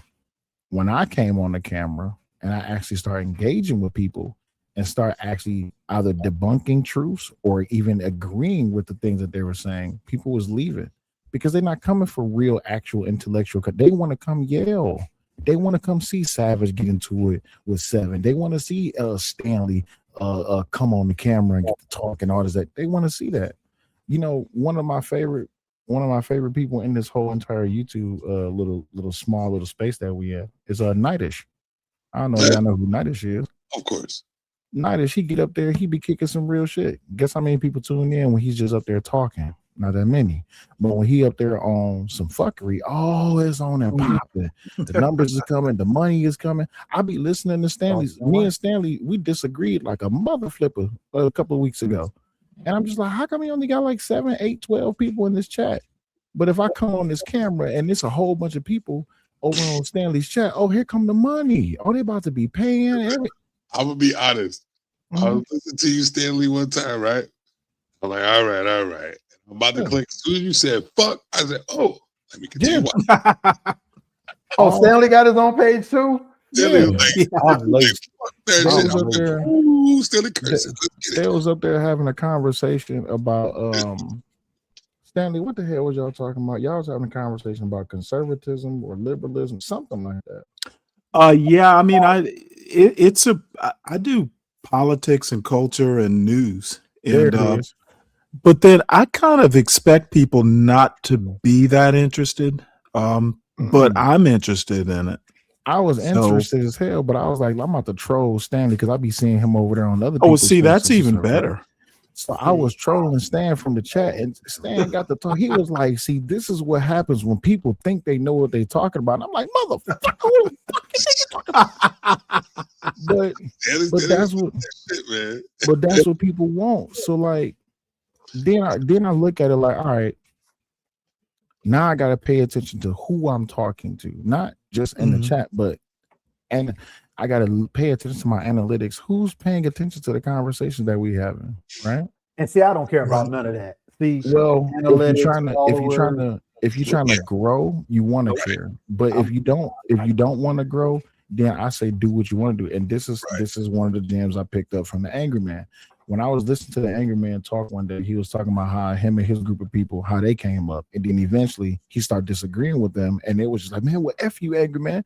My thing was like this. I'm like, I asked him, I said, so what made you do your own thing? He was like, because regardless of people like what I do or like what I say or not, I'm still going to be me. So you can hate it or love it. It's up to you. I was like, damn. That's what I plan to do. And it's Seven knows. He see me for three years going strong. Same motherfucker. It's just trying to find a way to get it out. You know what I'm saying? For it to be a great message, and also for it to be the dollar maker. So we're not up here for no reason, and I'm definitely here for the reason for the knowledge. But guess what? I need money too. But I believe the money for me, because I've seen it enough. No, let me just be fair. God has blessed me to be in places where I didn't deserve. And then there were places where I deserved a seat and they tried to keep me out and I got in there. So at this place in my 50s, I'm like, I'm going to sit and build. It's not my job to control people wanting the knowledge or truth. If you don't want, it's all good. If you do, great. But I'm not here to hold your hand. Like, absolutely, I'm too damn old for this. So Stanley, what's the name of your channel? It's well, the channel is Stanley Cross. The show is Stanley versus the World. Yep. Oh, okay. Stanley. Now I got white people emailing me talking about they want to have a debate with me, and oh, I can't believe you're a black conservative. I wanted to talk to you about that. Say that seems to be the new trend. Stanley debating the worldism. Debating. And to me, I understand Just the world. I like it, the debate, but it's to the point where it's like you lose your whole clique if you lose the debate. So here's what happens. And I said this, and a lot of people get mad when I say this, right? The debating that you see on YouTube is not actually a debate. What they're doing is they're battling infamy, right? I'm not arguing with you to be right. I'm arguing with you because I want to prove you wrong. You see what I'm saying? Now, I was a part of the debate team. I know how to debate. I know what's formulated. I know what's structured. I know how it's organized. I know how debate runs. But a lot of what's happening on YouTube these days is, can I shut you up? In other words, I'm better than you. You see what I'm saying? Actually, one of my favorite people, who he used to be one of my favorite, he was a very knowledgeable brother. He can handle himself in any conversation. But I told him this one day. I said, the biggest problem with you is that you think you're better than everybody. And you not only do you think it, you tell them. I said, but wait until you actually get with someone who actually is a good debater. Chaotic? It was Beans. I was gonna say that first. God damn, I should have said that first. Yeah, it was Beans. Beans. Because Beans is a smart motherfucker, man. He is smart, but you know what Beans' biggest problem is? He hold himself back with the whole ideal of I'm better than you. You see what I'm saying? Right. Instead of just debating the point because he knows he's smart. Because here's the problem. Better than not. Just know that you're smart and that you understand what you're saying. You know what makes a great debater? Arguing a point that you have absolutely no belief in. That's what makes you a great debater. You see what I'm saying? Now, if I take Stanley and I say, hey, Stanley, I want you to debate this point. And Stanley can debate this point, and he has absolutely no belief in it whatsoever. But I say, hey, Stanley, you got a month. The debate will happen on this time, this day. Can you be there? Well, what is it about? Right. What is it about? What is about this? Okay, cool. Who am I debating against? You're debating against this person. All right, cool. Stanley shows up, and he don't believe in this shit that he's saying at all, but he can argue his point, and he can land it home without having to attack the other person. That's what makes a great debater. The debates that you see happening. I don't do like formal debates because I graduated from high school years ago. In the real world, you know, the logical fallacies and all that sort of stuff, you have to deal with those. Absolutely. One of the problems I have, and I agree with you 100%, you have to know the other side's argument as well or better than they do. The problem I have is a lot of times I'm having to teach and debate, if we want to call it that. I have a problem with people who don't know what they're talking about. A lot of times people don't even understand their own arguments. They don't know the history. It's half-assed. A lot of times people are doing talking points. Oh, it sounds good. I heard it on this panel. But if you don't actually know what you're talking about, the history of it, you know, who said it? Why did this person think that way? People don't do deep research. You know, one of the most irritating debates I ever had, this guy came on my channel. I used to do call-in shows. This guy came on my channel, and he wanted to argue with me that the North fought to keep the slaves and the South fought to free the slaves. And this is an argument that he stuck by for over 30 minutes. And the problem wasn't that he didn't believe in it. The problem was that he was trying to force not only me to believe it, but he was trying to force himself to believe it. Eventually, I called him out on it, and I was like, brother, can I ask you a question? He said, yeah. I said, do you actually believe anything that you're saying, or are you being fed information? He said, well, I would love to know how did you get this notion? You know, what did you read that convinced you of this? See, this is why I wouldn't go on Stanley's show. I would watch. No, Stanley, it's not an attack on you. I don't know what a conservative is. People like, you don't. I'm like, hell no. I don't know what a moderate is. I don't know. I come from Republicans were okay. Democrats were part of the KKK agenda. Last Grand Wizard was under well, I don't know the last name. Robert Byrd, which was a mentee to Biden and a couple other people. So for me, Robert Byrd was a Grand Wizard, Grand Dragon, sorry. Well, whatever it was. But yeah, that is important to know, Grand Wizard. So for me, my framework is I would never try to talk politics with understand the political structure. Doesn't mean I'm not interested. I'm definitely interested. That's why I will check out Thomas Sowell sometimes. Well, I think I have a whole problem with Thomas Sowell. I respect him as an elder, but I mean, I've been watching Thomas Sowell, and I'm 60, since I was probably 13 or 14. I used to watch William F. Buckley's Firing Line, and occasionally Thomas Sowell would be on it. I've read Thomas Sowell. I'm not a fan. I know his background. He's never done anything in economics of note. He has done, philosopher might be a better term for him. Economist, he's never done important work. Glenn Lowry's done more important work as an economist than Thomas Sowell ever did. I guess what I'm saying is, again, I'm into history and maybe political history, political philosophy. I know that in the 60s, the Democrats of today are not the Democrats of 25. There have been several party flips. Blacks have voted, they were Lincoln Republicans, then blacks voted for Wilson, Woodrow Wilson, who was an arch racist because W.E.B. Du Bois mistakenly thought that Wilson was worth something. Blacks voted for Theodore Roosevelt, who's a Democrat. There have been party flips.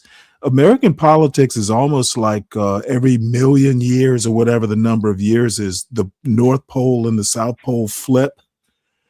The Republicans and Democrats have done that, 2 or 3 times throughout American history.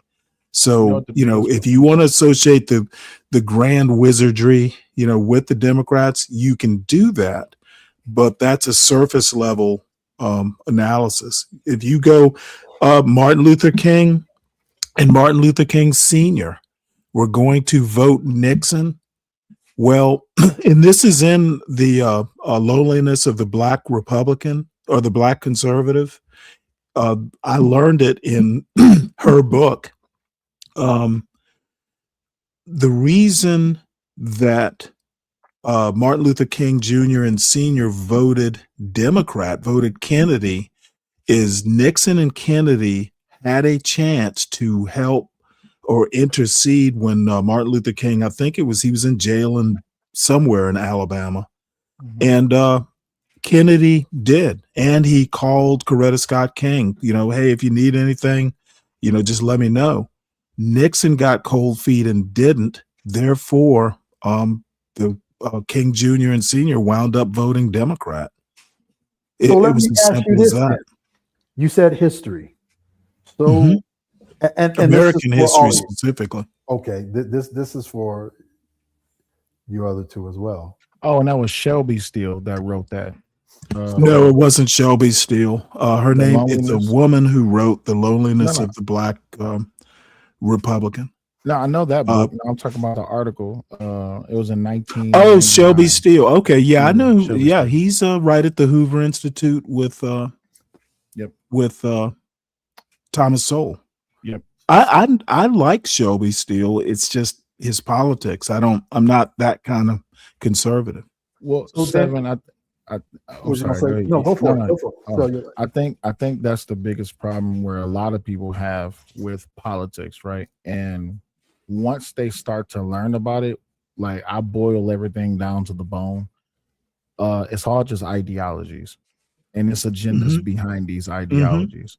Because everyone has a good intent when they're running, but when they get elected, for some reason they change. You see what I'm saying? Same. So yes, that's when right. In 2008, I voted for Barack Obama. I'm not gonna lie, because he was black.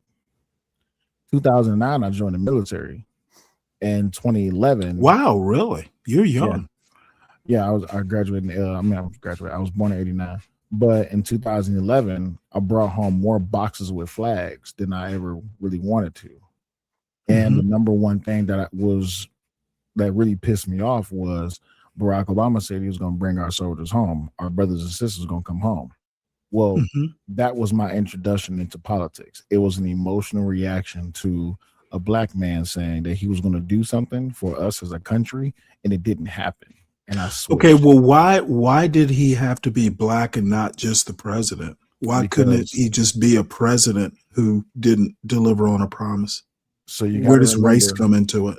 You got to remember, I was young, and I was born and raised in Detroit, Michigan, and my whole entire environment was that black people vote Democrat because that's the thing to do.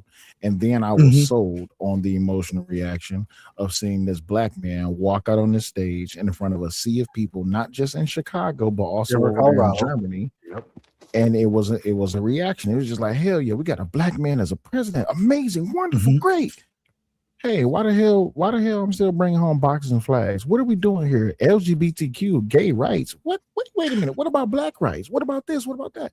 So I was immature. Well, let me ask you a question. Have you grown from that? That's a bunch of emotions wrapped up. Where does the brain shift into gear? The growth came into this in 2016 when I voted for Donald Trump. That was, I'm sick and tired of politicians, and Donald Trump is not a politician. Then Is there's he a this thing. politician now? Yeah, he's a politician now, but here's my thing. Okay. But then there's this thing that happened where the election was coming up, and Barack Obama brought his black ass out there in front of national TV and scolded black men just because he wanted them to vote for a black woman. And I said, wait a minute. Mhm. How you think it's Now, okay did for you? he say vote for a black woman, or did he say Democrat? He said vote for Kamala. He said that black Right. men were Now, was she afraid. running Hold on, as wait, a wait. black woman, or was she running to be president? He wanted to be as a black woman. What he wanted, what he said was in his message was that I'm feeling like you brothers are scared to have a woman as a president. Yeah, Even and more so, was he wrong? Hold on, wait. This is to even further elaborate. Even if you boil down through the minutia of it, we as black men are afraid to have a black woman as a president because we should respect her like we respect our mothers and our grandmothers and our sisters and all this, that, and the other. My thing is this. The reason I took a problem with it because first you have to tell me that without any stain on the black community that black women are not responsible for at least a part of it. And if you can't show me that, and then you want to belittle black men just because you're the United States president or the former United States president, what gives you the right to sit here and scold black men? So Stanley, what Okay, he's well- saying is Stanley, what he's saying, and I'm gonna let you talk, Stanley. What he's saying is young people aren't following, they're not eating, they're not dealing with the words, they're dealing with the facts emotionally from what they're seeing. Okay, well, I think the facts are being misinterpreted. Wonderful thing about facts is they are facts, but every fact has an interpretation, kind of like statistics.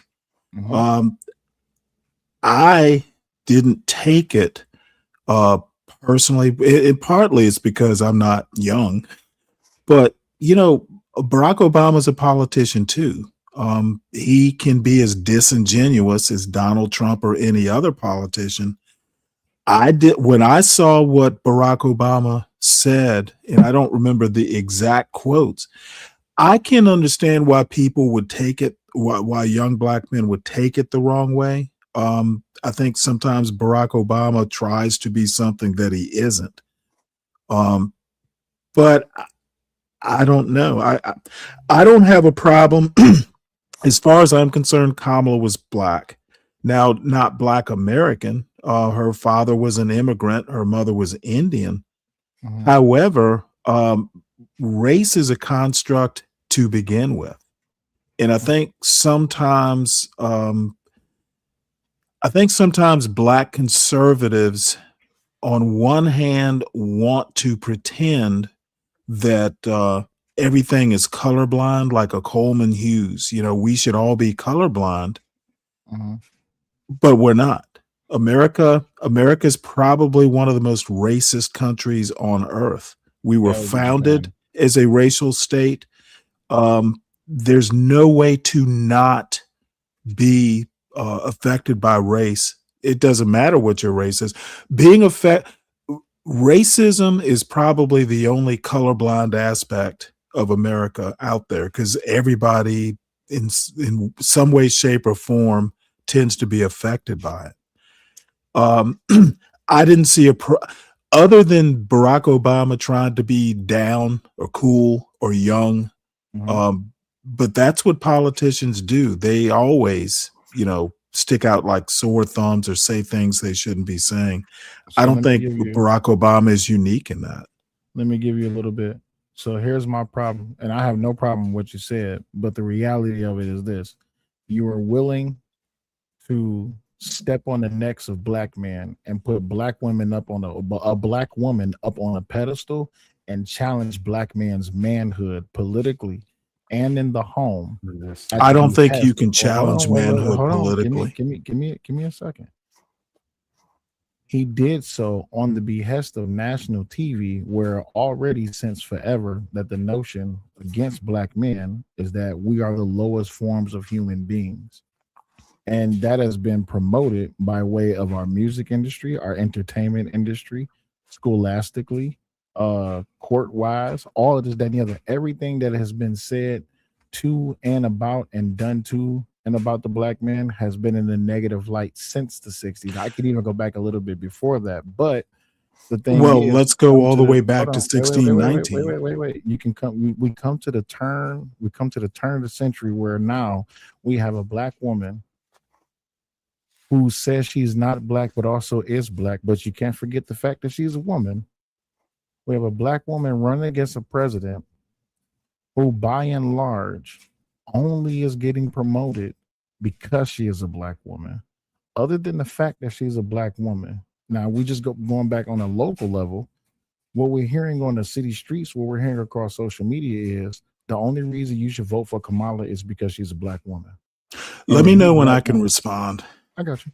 You with the I kind of get your point. Got you. But the only reason, well, let me drive it home. The only reason we should vote for Kamala is because she's a black woman. And then now, oh, y'all, now we got the United States president. That's right, black men. Y'all need to fall in line. I'm sorry, we need to do what? Okay, let me know when I can respond. You go ahead. You got it. Well, I'm a bit older than you. Why do you care? This is the 21st century. Mm-hmm. Why do you have to listen to what social media is saying? Why do you have to care what the narrative is? We as black men can literally ignore it all and think for ourselves. It's social media form of information. Okay, well, maybe it's because when I was a kid, there was no social media. I can turn it off or turn it on, depending, and I can think independently of it. I don't look to social media to figure out who I should vote for. I actually listen to the politician. And I voted for Kamala because she wasn't Donald Trump. Donald Trump had already been president. I knew how destructive, how feckless he could be, and I did not want to see him as president. That Kamala was a woman, or that Kamala was a woman, or even black, didn't affect me as much as I don't want Donald Trump to be president. That's literally how I voted. I didn't give a shit about the narrative or what social media was saying or what Angry Man was saying or anybody. I thought for myself and I voted my conscience. So the good thing is that I think everyone on an individualistic basis has the idea to think for themselves, but I don't think they do. I don't see evidence of that. Got you. So This here's is the beautiful. thing. Is social media a form of information? Books are information. Just looking out your window to see whether. Let me finish, please. Just looking out your window to see if it's raining or not is information. You don't have to get everything. You don't have to get. Yes, it's information, but is social media the only source of information? But now here's the thing. You're talking about a generation of people who are massively, by and large, per capita, participating in social media. I can give you a prime example. And your point would be what? I can give you a prime example of this. Do they have to? I'll wait for you to get done because every time I go to talk, you. Okay, well, no, seriously. Okay. Do they have to participate? Do they? Are there other sources of information? Here's the thing. You're acting like it's when it comes to garnering votes and getting your name out there and getting attention, then that means that no politician should partake in any form of social media, but they do. We've seen Bernie Sanders do it on Joe Rogan. We've seen Kamala Harris do it on Club Shay Shay. We've seen Donald Trump do it on Joe Rogan. Your point would be what? My point is this. It is of the times that people are utilizing social media to consume information. And back in your younger days, y'all didn't have social media. Y'all had books, y'all had TV, y'all had more engaging conversations on a peer-to-peer basis. It is we're talking about in the 21st century. A lot of people aren't really engaging in a peer-to-peer basis. They're engaging in social media. They're utilizing the internet. So even when we talk about how it is that on national TV, which is another form of social media, that a black American former president comes on social media and dehumanize black men in an attempt to Okay, well, garner you're votes going for over black. the stuff you've already been over. I'm still trying to figure out what your point is. So Stanley, I think his point is because Stanley, I'm more on your side of thinking logic than I am on do you like, but I think the disconnect that I had to learn myself is it's not that critical thinking is gone. Critical thinking has been done for young Americans, period, by social media. And that has happened since MySpace. So, and I'm not defending any side, but based on the statistics and data, young people for the last 11 years and even more since COVID, get their news, information, truths, and facts from social media. Well, it goes deeper. Let me Hold talk to your on for a point second. exactly. It goes deeper than that because a lot of people. Well, in my hold on. generation- Hold on. Let me address Seven's point because it's an excellent point. The thing is social media. We didn't learn critical thinking from newspapers or TV or anything. They're not supposed to teach you critical thinking. That's parents in school. And by the way, someone made a point probably over an hour ago. School, I don't even think school should be teaching critical thinking. It should be a byproduct of education. I honestly think that critical thinking begins at home, and that's where the problem is. America's biggest problem is parenting. We're not teaching. You should be learning critical thinking literally. But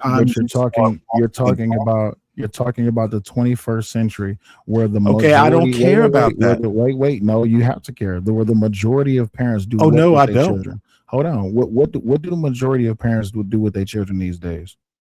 Well, let me not answer that question. What should they be doing? Seven. What do majority of parents do with their children these days? See, and this is You why don't change things by describing the problem. You change things by fixing the problem. But first, Yes. we have to address the problem. So the problem is that the majority of parents in the most parents need 21st to teach centuries. this. I worked in nonprofits and schools. Parents take their kids to the school. The schools are afraid of the children. The teachers are afraid of the parents, and the children are afraid of anyone. But we also have to understand where cellular light is from a younger generation because they are the most important piece.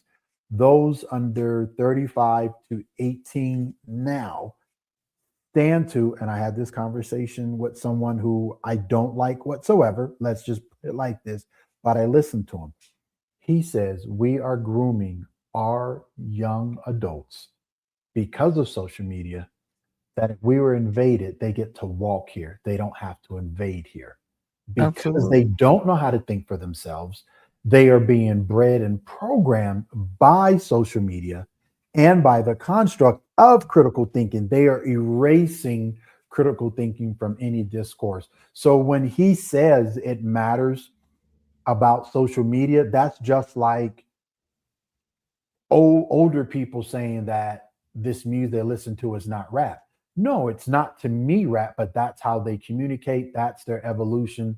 That's their dialogue. Well, let me ask you a question, though. Stanley's not wrong, though. The problem that Stanley is introducing is the parenting problem, which The is true, problem- but right. it's not going to change. Right, but here's the. But see, adjunct- the but see, adjunct- wait, then hold on, that's hold on, the wait, problem. wait, Why hold on. won't it change? Wait. If we The adjunct is this: in the 21st century, the majority of parents, what they're doing with their children is they're shoving tablets and phones in their faces. Mm-hmm. You see what I'm saying? So now Mhm. we go back 2008 when I was in high school, right? In 2008, the biggest form of social media we had was MySpace, and Facebook was just now rolling around, right? But internet, the social media was being used in mass because you got to remember, YouTube is not as old as people think it is. It's not as young as people think it is either, but it still had a place. But what was they doing? People was looking to go viral. You had this thing called do it for the gram and do it for the vine. All this that people were gaining infamy off of social media, and politicians took a hold of this. So what they did was they switched up their strategy. Now, I can't speak to this, but I can ask y'all this. I was born in '89. What was the strategy that was being used by politicians to gain reverence in the '70s, in the '60s, in the '50s? What was the strategy? TV. Okay, so TV is a form of social media. Now let's go back a little bit before that, Stanley, because you're a historian. Prior to TV, Well, what no, was I'm a just a form? history buff. Okay, so prior to TV, what was a way that politicians was Newspapers reaching and radio. another form of social media? Prior to newspapers and radio, you see what I'm saying? It was hitting the lecture circuit. That's Right. how So Frederick Douglass got famous. what I'm saying to you is I don't disagree with you that the parenting issue is not the problem. I'm just saying that in the 21st century, their tactic is social media. This is why, as much as a lot of people don't want to really acknowledge it, this is why Charlie Kirk, whether you agree with him or not, why he was so influential as to bringing the largest, youngest voter turnout in American history because of And social that media. matters. I need you to connect that to parenting. I'm telling because you we're this. we're I'm telling- wait, talking listen, two different listen, things listen. here. Just listen. I'm telling you this. Politics and parenting aren't But here's necessarily the same Oh thing. my God. Here I'm is the sorry, son. polarizing- You're I you're got you, but here- I'm connect not the your son. dots. I'm not your son. Connect the But you have dots. to listen. What I'm does not- I'm parenting not have to speaking- do I'm not with speaking- social media? I'm not speaking in a way for you. I'm speaking in a way for me, for you to understand. So what I'm saying is, the And I'm strategies- asking the questions strategies- to the understand. strategies, but if you let me finish, the strategies and the tactics that was used in your generation is the same. What does that strategy- have to do with parenting? I said parenting is the biggest problem. And now you're talking strategies and tactics of politicians. We're I having need you two to connect the dots. No, we're not having two different No, conversations. listen I'm to what I'm getting saying. No. What I'm saying Mhm. is Stanley is hearing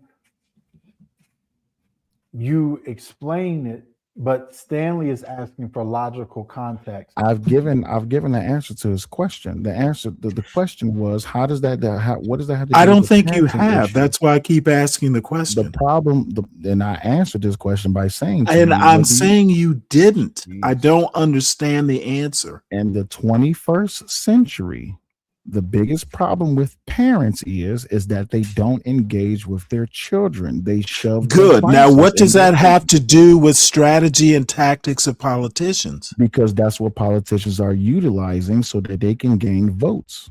Okay, you see, now I understand you're making two different arguments. I'm not making Okay, two different arguments. understand the social media in parenting. Parents are, introducing social media into their kids' lives too early. And then you're saying politicians are using social media, to go viral or whatever, just like they did back in the old days. What I'm Absolutely. It's the same saying, what thing I'm with marketing. saying is the social media problem with parenting is it's not, they're two different arguments. Yeah, you know why? Um, Because social media is faster and is more readily available information than what it was that y'all had back in the newspaper. Here, Okay, let me but give you- let me let's give you- stick wait, with let me give that. you an Let's example. Let me stick give- with let me give that you- let me give you an particular example. point. Let me give you an example. I don't need To an get the- example. Hold on. This I is very understand your important. point. This is very okay. So what's my point? Without Okay, me saying it, what's my point? The point is that social media is taking over.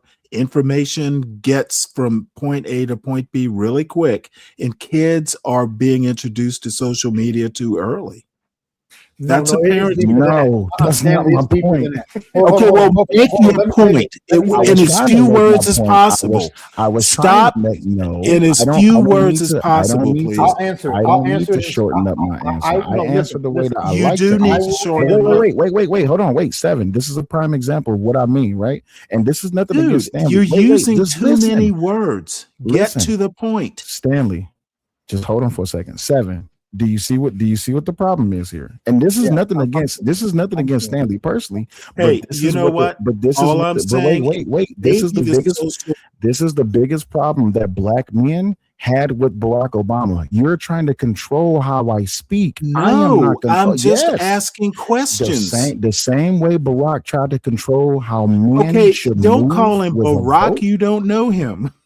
The same way that Barack and others have tried to control black men and the narrative of black men. And this Okay. is why black men This revolt and is the rebel. problem. The victim is this is the problem with young people. Every goddamn Mhm. thing is a victimization narrative. But Barack Obama doesn't know you. Wait. Yes, But there here's you the go, wait, Stanley. but here's But hold on, hold on. Guys, here's hold on, here's hold the on. Time out. here's the motherfucking problem. The motherfucking problem is this. No. You don't get to choose how I move or what I say. That is the motherfucking I do problem. get to choose whether to take you seriously or not, though. Whether So- you so- now so- now so wait, let me now say this. wait, wait, Hold on, now we fellas, get to a fellas. precipice. Wait, Fellas, now we Don't get wait, don't hold be on. I'm clown not, yourself. listen, Don't listen, get listen. mad. I'm not Don't getting get mad. mad and be Listen, clown listen. yourself. I'm Stay not getting calm. mad. I'm Take not a getting deep mad. breath and calm Can down. we Sir, I hold don't on, need hold you to on. refer to me like I'm a child. Just because you're older than me don't mean shit. But the most important thing about all of this Dude, is I'm this, just right? teasing you. I'm not Fine, trying to I victimize have no you. problem with that. I'm But just, but wait, making a here's the joke. thing. Here's the It's thing. just a joke. Here's the thing, Stanley. I'm not. Do you think I'm taking offense to it?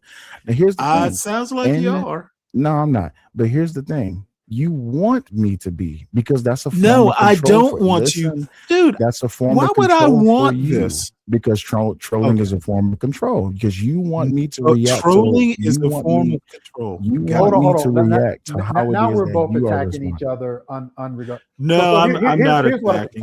Stanley, can I answer your question? No, please to what he do. was saying? I can tell you, Steve Jobs and his administration, C-suite people said, do not give our children iPads or iPhones because they will become addicted to them. Bang. But the crazy part is he was more than willing to listen to you say it and not willing to listen to me say it. He uses fewer words. It doesn't matter. The fact that he's older It than does me and that matter. I'm younger than him It is does the biggest matter. factor. No. Hey, sorry, maybe I'm matters, old. Have some mercy on the old man. What matters the most here is that this is something that we have been studying since the dawn of humanity. Who is that we? the old- Who is we? What humans, studying have you done? humans, What studying humans, have you humans. done? It is human. See, it is human. no. It's typical Okay, human you behavior. used the word It's typical studying. human behavior What that studying even though have as you I'm talking personally right done? now, you are more Dude, than willing you to are cut me off, literally, but you are willing to let you are seven speak literally be clowning because yourself. naturally the old does not Studying respect have the you young. done? But that's There you go. okay. Hold on. Studying have you The personally done? old does not respect the Sell. young, and that's the problem. No, Sell, I don't sell. have to. You're saying That's nothing to okay. respect. And here's the thing. But Whether can I Okay, ask you, don't then- get then your if we don't feelings respect hurt. each other- Hold on, my hold on. feelings is not hurt, but here's the thing. They sound hurt. Wait. You think See, that it's you wait, don't do you want to think- be do you think held it's- do you accountable think- for do you your think- own do you bad think that it's argument. unfair? Do you think that it's You unfair? mentioned study. Wait. I'm Do asking think you, that it's what unfair? study Do have you think that done? it's- Wait, do you think that it's Okay. unfair to you that I Dude, acknowledge the fact that you have more I'm respect when sorry. Seven was I speaking and can't not when I was deal with speaking? someone who keeps talking about Then, stuff they haven't then, done. then you can stop talking. It's entirely No, up to you. I don't have to stop talking. Then why would you think Son, that I would need to back stop up talking? your I'm not your argument. son. I'm not your Back son. I have up. a name. You know what? I'm not your son. You sound like my I'm not your son. 19-year-old. Congratulations. You I'm sound 36, like my and I'm 19-year-old. not your That's why I son. keep calling. And I'm I'm not your sorry. son. My bad. I didn't mean to disrespect you. You just You're not sound dis- You're familiar. not disrespecting me. I'm Men, just acknowledging the fact of your men. disrespect. Men. I don't even know what that I'm calling means. you all men. Men. Here's the biggest problem, and this is why I wish we had more Black community. We have, and Stanley, I'm saying this because unfortunately I side more where you are, only not because I'm 54, but because I have an old mind. But what I've had to learn is it's time for me to step back. I'm saying me. I'm not suggesting this to you, Stanley. It's my job now to sit back, listen to the younger generation, because they are the ones that are being left with the bag. Whatever the dysfunction, functional, successful, bad, good, bad, they will inherit the bag. But we have to learn to hear their argument so that we can help with Why them would we at the- hear it? Because What's we the need- purpose of hearing it?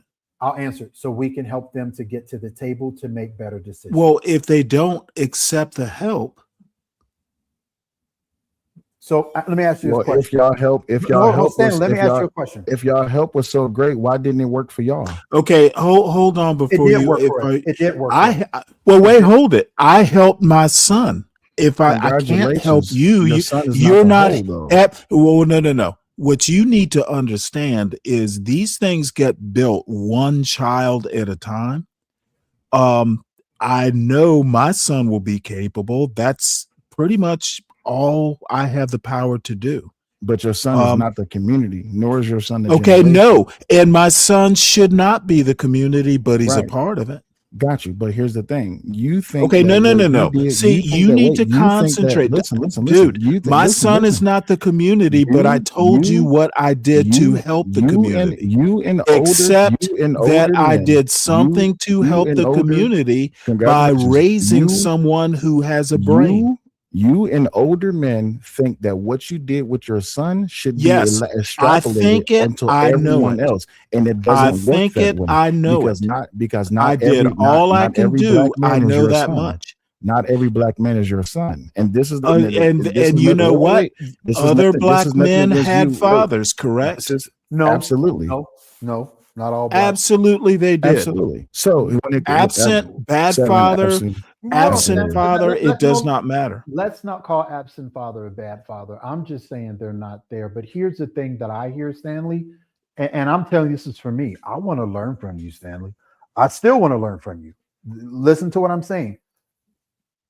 But invalidating his argument, no matter how fragmented it is, it keeps it keeps him from being armed with more equipment to fight because he chooses to look and fight in the battle, whatever that is. Okay. Well, let And me that's answer what that we right quick. need This is desperately. not a battle. He and I are not battling.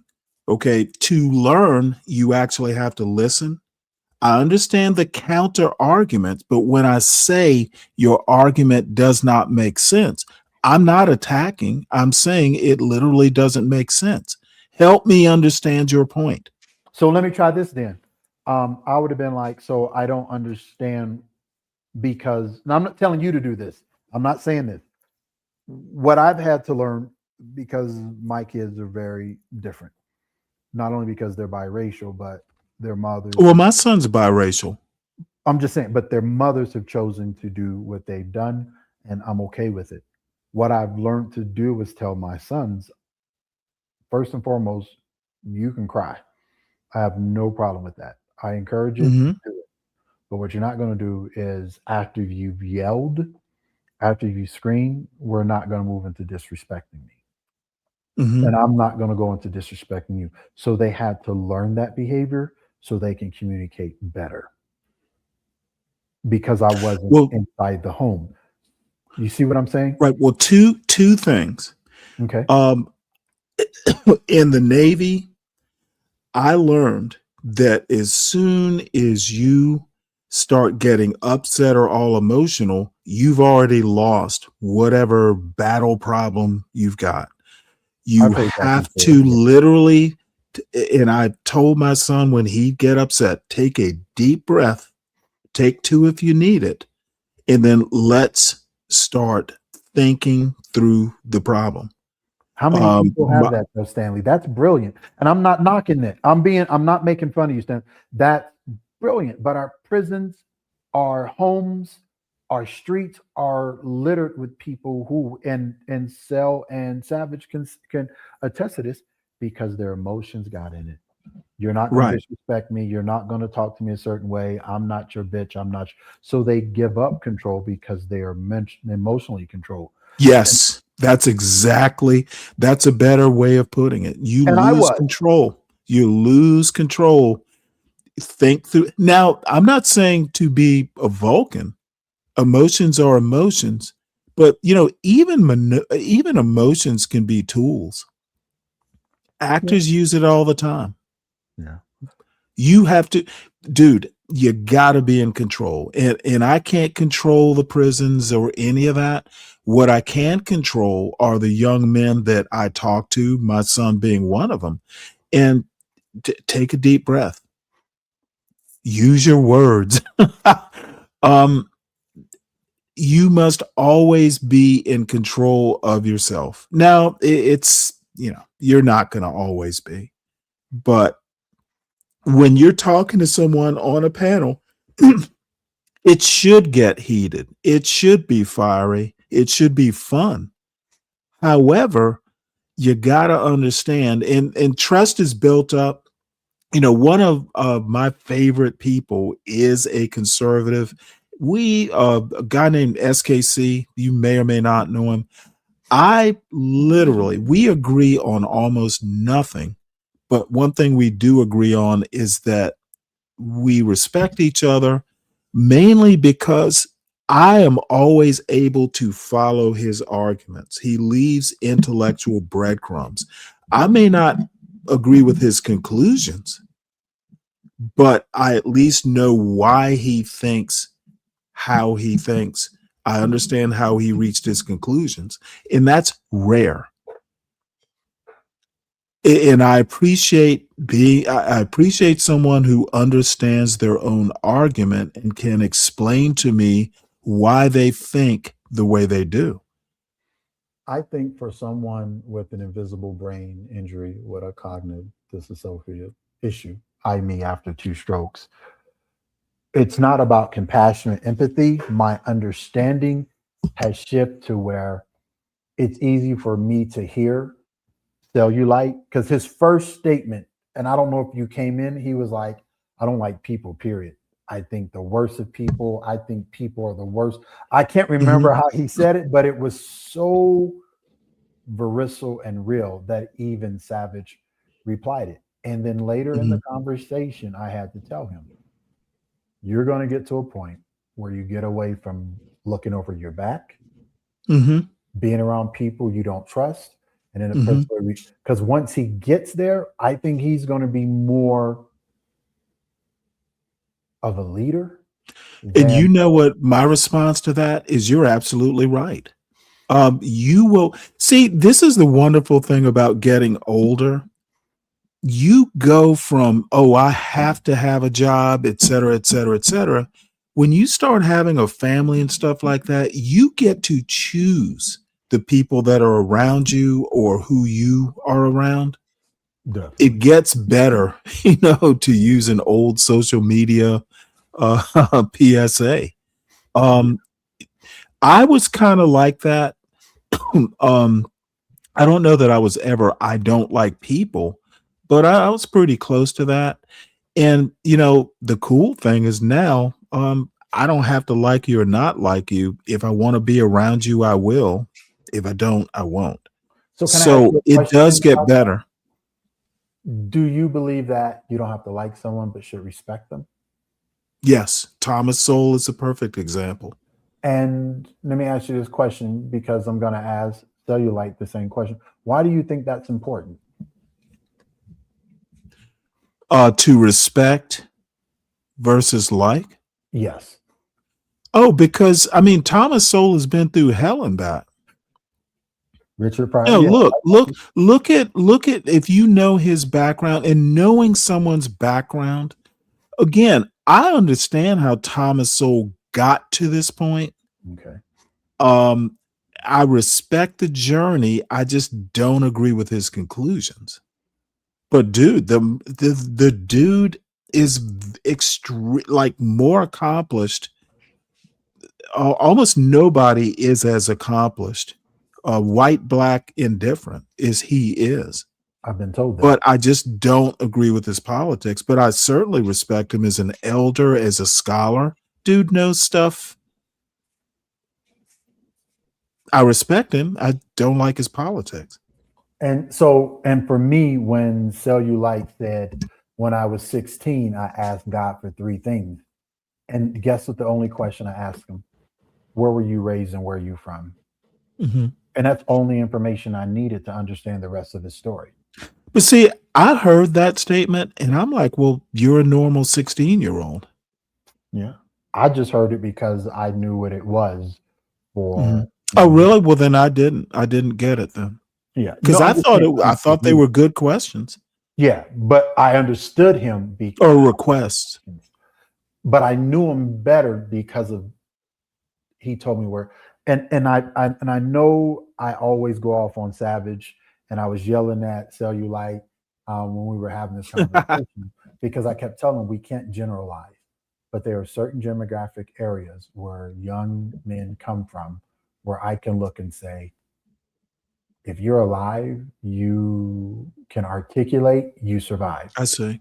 Mhm. That's all I attribute to it because I have extended family from these environments.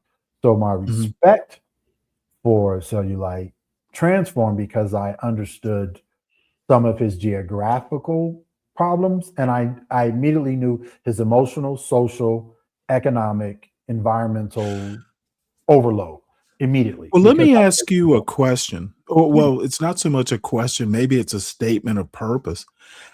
Most of the people, and I've talked to Cellulite before, I tend to just give you the respect up front until you lose the respect. You know, that's kind of how I approach people on YouTube. I have no reason not to respect you until you give me a reason not to respect you. Okay.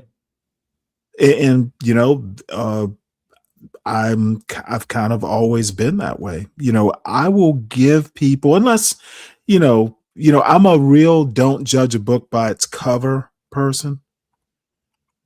But once I start reading the book, maybe I want to close it and move on. Yeah. And see, I'm a glutton for punishment sometimes, but I think the difference is because of the host, I'll come on. I've been. Oh yeah, well, Savage is awesome.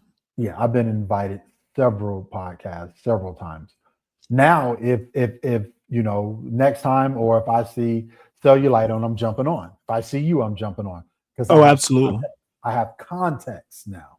And why that's so important is because somebody can be there trolling and I can sit there and smile and observe. Because I've sat. I'm still curious about Cellulite though. Did he fall asleep? Are you asleep? Y'all having a No, conversation? I'm curious because what I'm trying to say is, and I've said this before many times on my show and other shows. I think the die is cast. I think the community is broken. And if you accept the premise that the Black community, and I don't think there's a monolithic Black community to start with, but if we accept the premise, then the only way to rebuild it is one family at a time. So it is important how I raise my son. I hope other people will raise their children the same way. If you accept the premise that family is the building block of a community, it is extremely important how you raise your kids. It's extremely important. Social media is a juggernaut, but my son didn't get a phone until he was in high school, and I wouldn't have even done it then. Now he's 19, so he graduated from high school a couple years ago. So this is more or less contemporary. He's much too much into computers and stuff like that, but he's also at an engineering school majoring in it. So, he So told me when he was. That's important. Sure. And I'm not trying to be a personal question, but do you think you not giving your son that cell phone contributed to his success? No. Really? My parenting did. Not giving him the cell phone is not a single, event. I'm just saying, did it contribute? That's all I'm asking. Not into. Oh, absolutely. Yeah. He didn't need it. My son got a cell phone at 13. I was vehemently against it. Yeah, well, my son was about 13, high school.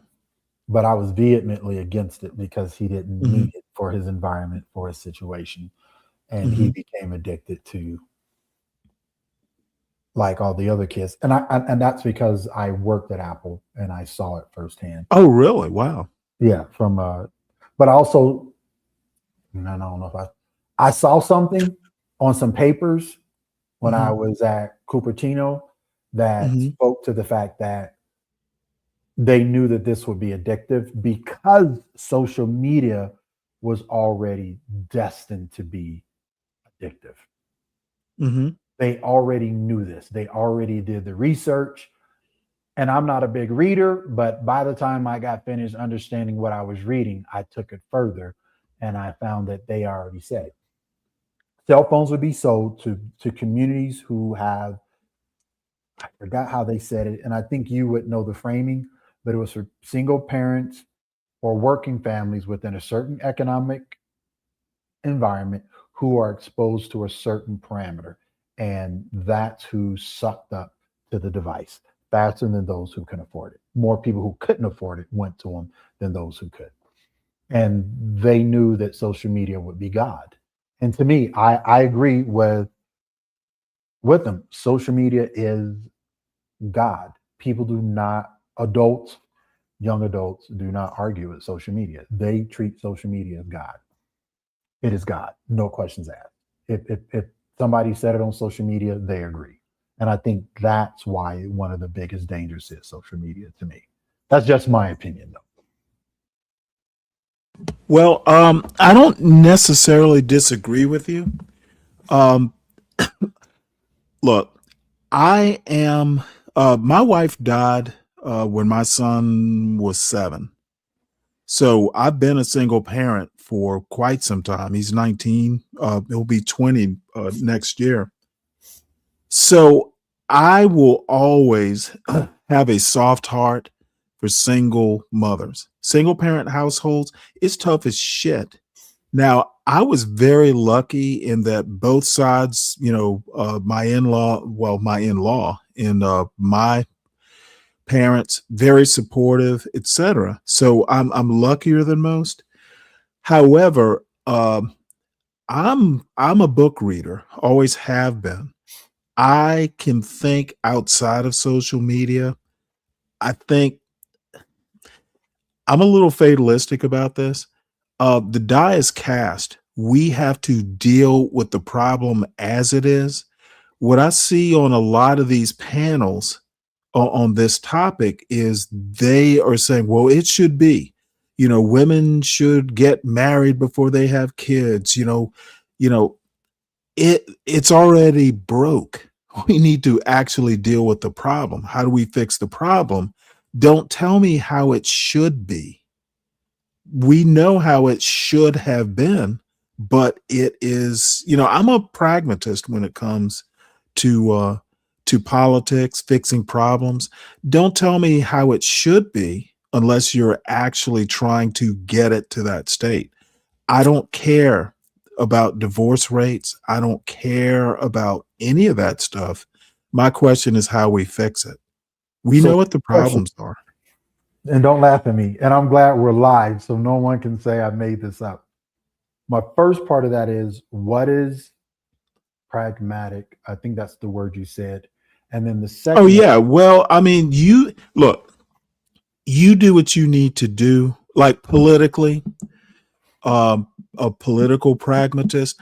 I don't care whether it's left or right. I don't care who comes up with the solution. If it's the solution, if I'm a Democrat and a Republican comes up with a great solution, we're going with the Republican and vice versa. okay, I think what you're saying is you go with the solution, not the label. Well, not the messenger or who came up with the solution. Okay, okay. And the other part is, do you find it valuable or do you I'm saying you dismiss or find it's Oh wait, Cellulite is in the back. Savage must be asleep. that's what I'm wondering. Yeah, I messaged him. I said he's been silent, sleep or having a drink, and we're still hoping he jumps in. Yeah, we're waiting for him. But my question was, in Europe, there's a young man. I don't know his name. He's very articulate, and I'm calling him a young man. I'm assuming he's in his 30s. He went on to a couple of shows, and it was interesting because he was saying some of the social issues, ails, or norms were, he boiled it down to some statistics. I never verified it, but he was saying it was young people are more apt to violence, dropouts, suicide, these same things without the father in the home, and that those young men or women who weren't in those situations offered to their fathers after a certain age suffered for that. And I want your opinion on that. I know I don't have the data, but I'm just curious if you heard Okay, about well, my question is, when has it not been like that? That's not new information. but he's saying it's so the study is saying that now they're saying that instead of fighting the father for his rights to be in the child's life, maybe the court should support without arguing the father's in the child's life. So if that's the case, then we wouldn't have the societal issues we're having now. That's pretty much. Okay, courts don't decide or make societal issues. This is something that has always fascinated me. And again, I'm outside looking in. I've never had to deal with custody or divorce or anything like that. I have. So yeah, it sucks. So what I'm saying, well, you know what? Then just realize I'm blind. I don't have the experience you do. If I sound stupid, then No, no. I'm saying I'm going based almost a priori. I have no experience. I'm just, almost approaching it, from a top-down philosophical level. I just think people need to understand that the courts didn't cause the problem. They're just trying to help out and adjudicate the problem. The problem starts before you ever get to court. That you don't agree with what the court does, avoid court would be my advice. If you can possibly not get into the court system, I've told my son, at some point, you'll get a speeding ticket or you're going to have to interact with the law enforcement, at some point in your life, but you should avoid it. If you can, at all costs. Tell my kids that. My sons have thought that they were. No, I ain't gonna say that they thought. I think they lived in a world where they knew it was safe until they had their interaction. But I know when I went to court, at least in my experience and some others, it was based on assumption, not law, and it didn't go well for me. But that was then. This is now. I'm not even. Yeah, if you can stay out of the system. Yeah. Oh yeah. Oh no, if you can stay out of the system, run. Don't exactly. Don't. But I think the thing is we have to learn to. I'm gonna say this, and before if I can give any advice to any young man, don't stick your pecker in her palate unless you know you can do life with her. And I think that I agree with that. You know what? Best advice ever. That's my biggest advice. No, and the reason I say that is, dude, I got married when I met my future wife when I was 38. Got married at 39. Oh yeah. I was an old father. But the thing is that, I wasn't a virgin up to 38.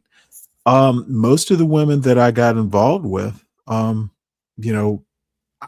you have to know the risk, and you should mitigate it. There is such a thing as a condom or other types of birth control, and don't have too many one night stands. Yeah, we're gonna have so many more conversations because there's a document and a story I've been reading about even sex education in school. It escalated sex and pregnancy and all these things because they introduced it to the public school system. And what was interesting, it was more into the affluent white communities than it was the black communities, but the curriculum in the black community was more, and I don't remember her name, but they credit her with a lot of the abortion ideology. Oh, Sanger, Margaret Sanger. Yeah, and I didn't believe But it. that's like 100+ years ago. Well, you got to remember what I've learned, what they build and what they put together. They very rarely leave from they very rarely stop the agenda. So yeah, I'm a learner. I love learning. But let me put it to you this way. School in a perfect world, and this might be the world I grew up in. Again, I'm very lucky. And I didn't really realize it until I got on YouTube. Schools are there to educate, not parent. When I was in You school, can't schools were there to parent.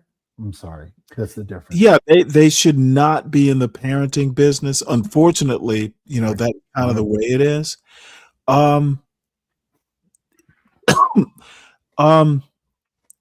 We know what America is. Okay, we know that the schools, a school in the inner city is not necessarily going to be of the same quality as some school out in the suburbs. Are you surprised that the white kids got a different version of sex education than the black kids did?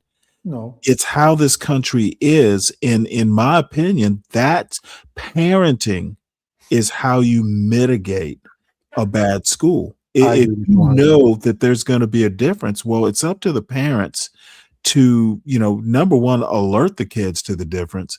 I know what they're telling you in school. This is how it really is. Dude, I used to, I was involved in my son's schooling.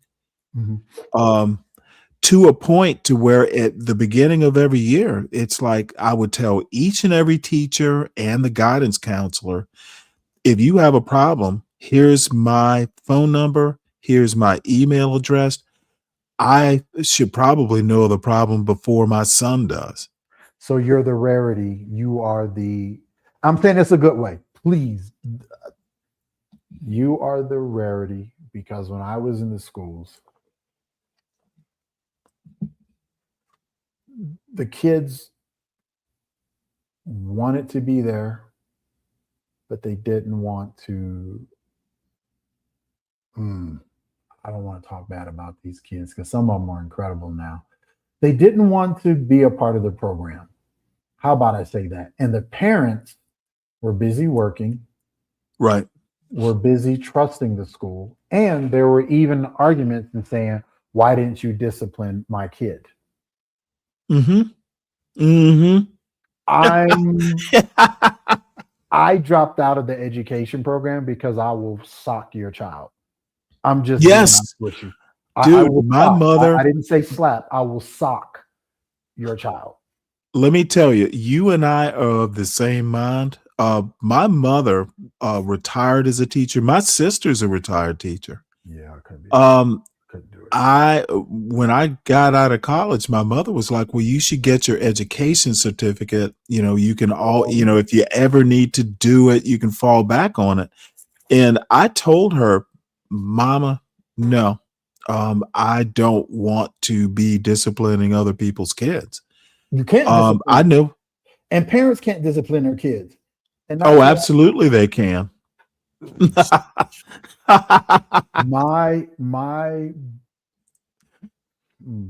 Somebody I'm associated with told the parents, if you whip me, I'm calling the police. Well, then don't whip him. Nah, you got.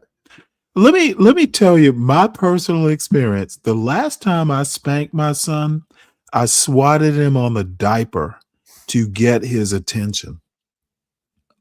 I literally have never spanked my son.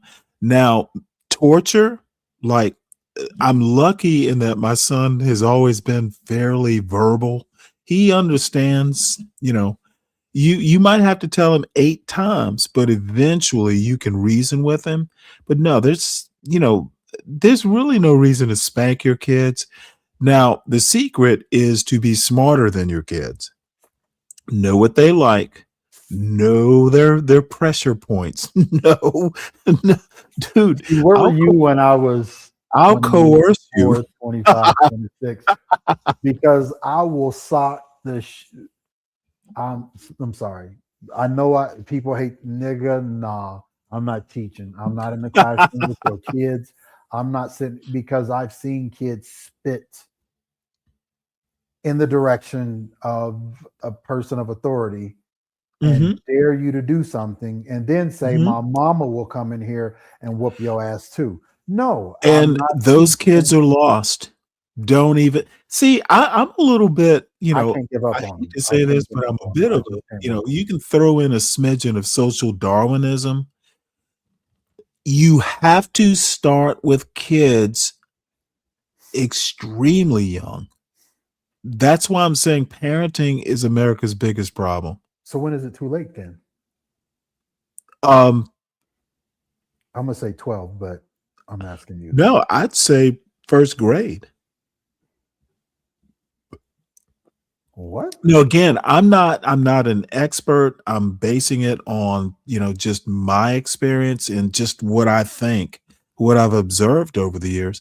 Man, we No. need to sell. You gotta those kids need because you're gonna kindergarten or the first time they come into contact with other kids, middle every time they step up from say uh, daycare to kindergarten to first grade, elementary school to middle school to high school. And then I found out recently, even high school to college, though your kids will change each time Oh yeah, yeah, they're very. their educational or experiential environment changes. And you need to know that beforehand. Now, there'll be things you don't know that are going to happen, but a parent should know that your kids are going to be about 8 different kids by the Oh time they yeah, become an adult. yeah, we know that. So how do you feel about what is his? See, I wish somebody, the host of the podcast, was up so he can bring Cellulite back in. He's doing a nightish. Yes, he do. I'm trying to figure out the gentleman's name. He's been getting a bad rap. And I don't, Dr. Omar Johnson. What are your I thoughts? don't, you know what? I've seen clips. I don't even, Umar, dude, I'm kind of a lone wolf when it comes to that sort of stuff. I need my father's advice, my mother, my parents' advice, even my in-laws' advice. I generally, and again, I've been extremely lucky. I've always had resources to seek advice. I've got a really smart sister who's a former teacher. I got a brother, much younger than I am, but he's smart. I have been lucky. But the bottom line is I don't need to go to YouTube for parenting advice. I don't need to go to social media. I just, And I I think was that's just asking important. because, well, I think the difference is you have the individually intellect. You're not collective. You're No, not personality. I'm not. And so if there was a bar in the middle line, we'll say a 12-inch ruler, 6 inches in the middle, you're more on the rational to the 1 to 3, where most of the world is on the 9 to 12. And I think that's the difference. You have more individuality than collective agreements. And But see, I think everyone should be like that. I mean, I agree. everyone, But I are mean, we trying to honestly, come? if you know look, I love America. I was in the Navy. I was a naval officer. I have had to toe the line, but I also know my country. It's like being in a family. You know that, daddy might be the person to go to for this type of problem, or your mother for another type of problem, or your cousin or your sister. But you have to be aware. You have to know, you have to read the room. And I think that's what most people don't do. They look, you have to be highly aware. It's hard to describe, but situational awareness. I'm with you. I'm not disagreeing with you. I'm laughing because I'm like, Stanley, you talking to the wall. I agree with you, but that's not the world Yeah. we live in. It's not the world we live in. And I'm laughing because I'm like, you talk how And I it- argue with people, but it's not the world. And it is a constant frustration that to me it just seems simple. Why don't you know? Why didn't you know this? Why didn't you know that giving your kid a tablet at 4 was gonna be a problem eventually? Why don't people know this? Because we weren't given the information. And it was packaged. And I'm not justifying any means. I spent a lot of time with Metro Denver Gang Coalition 1 and 2 and all these organizations in the state of Colorado, working at a youth center. I gave 20 years to nonprofits, even though, and I'm being very transparent with you, I was still doing bullshit in the background. So you hear me saying that. Yeah. But I eventually. But you wouldn't be the only one. And when you're done, I have a story for you. It's not about me, it's about Glenn Lowry. But all I was going to say is the Matrix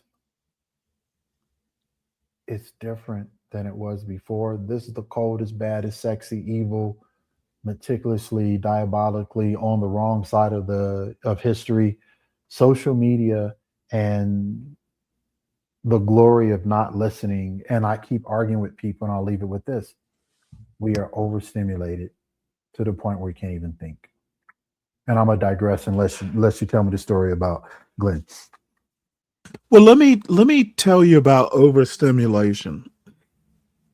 My son came home from college one I don't know, for not this year, it was his first year. He's a sophomore now.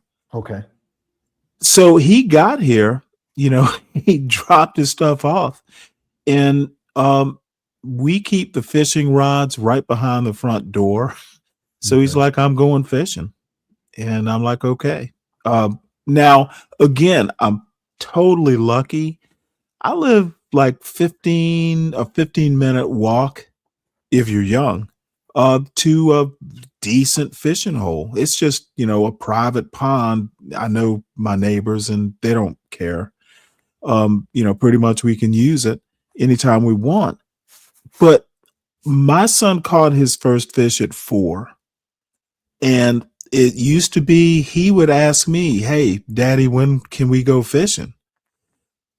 Just, you got to start young. If he needs to relax, if he needs to get out in nature, he can go fish. It doesn't matter whether you catch a fish or not, you're out there. And when I was a kid, I don't know. I'm just saying that I guess he uses his phone. If he catches a fish, he'll email me a picture. But you got to teach your kids that shit, you don't have to be on the phone. Go fish. Go do something. So this is where the challenge is. Because there is no, you even said there's no, we don't live in this monolithic reality. I don't believe we're Black. I believe we are America. Not American, but I say America, but that's another conversation. No, I understand your point. I simply think there's a unique difference between going fishing with your son than giving an iPad to a child. Oh, absolutely. And here's the difference. And this is why I will argue for it. I was raised Saturday mornings in front of the television. So I was raised in front of the television, but I rushed to get out of the house because I knew I had to come in when growing up was when the lights came on the street. Now, or at least even my children didn't want to go outside. wanted to sit in the house. They wanted to Hmm. play on the video games. They want with the other Hmm. kids. They want with the commercials and TV. There's a book called Unbranded, an amazing book. They did a study around the world and some things they did really freaked me out, kind of grossed me out too. And people are like, why did that gross you out? But it's another story where you took your kid to the fishing Hmm. pool. Most Well, kids, not only that, his mother and my and my wife's aunt were there. Look, I said the time for intervention is when your kids are extremely young. My son still fishes from he's 19. So we're talking 15 years ago he caught his first fish and he literally went fishing a couple weeks ago with his grandfather, my father-in-law. and see, It's been sadly, a lifelong habit. That's why I'm saying intervention starts um from year 0. I will say this then. I won't give up on the lost. I won't put myself in the fight for the fool, but I will put myself in danger for the future. I know that Mhm. kind of sounds the same thing, but I think it's more meticulous. Like, if this is going to make it safer for my children's children to exist in a world where there's a standard. And Well, but who sets the standard, the world or you? That's really my question. my mom, I'm giving you a reality. My mom, you moved 6 times in 1 year. Mhm. I'm answering the question for you.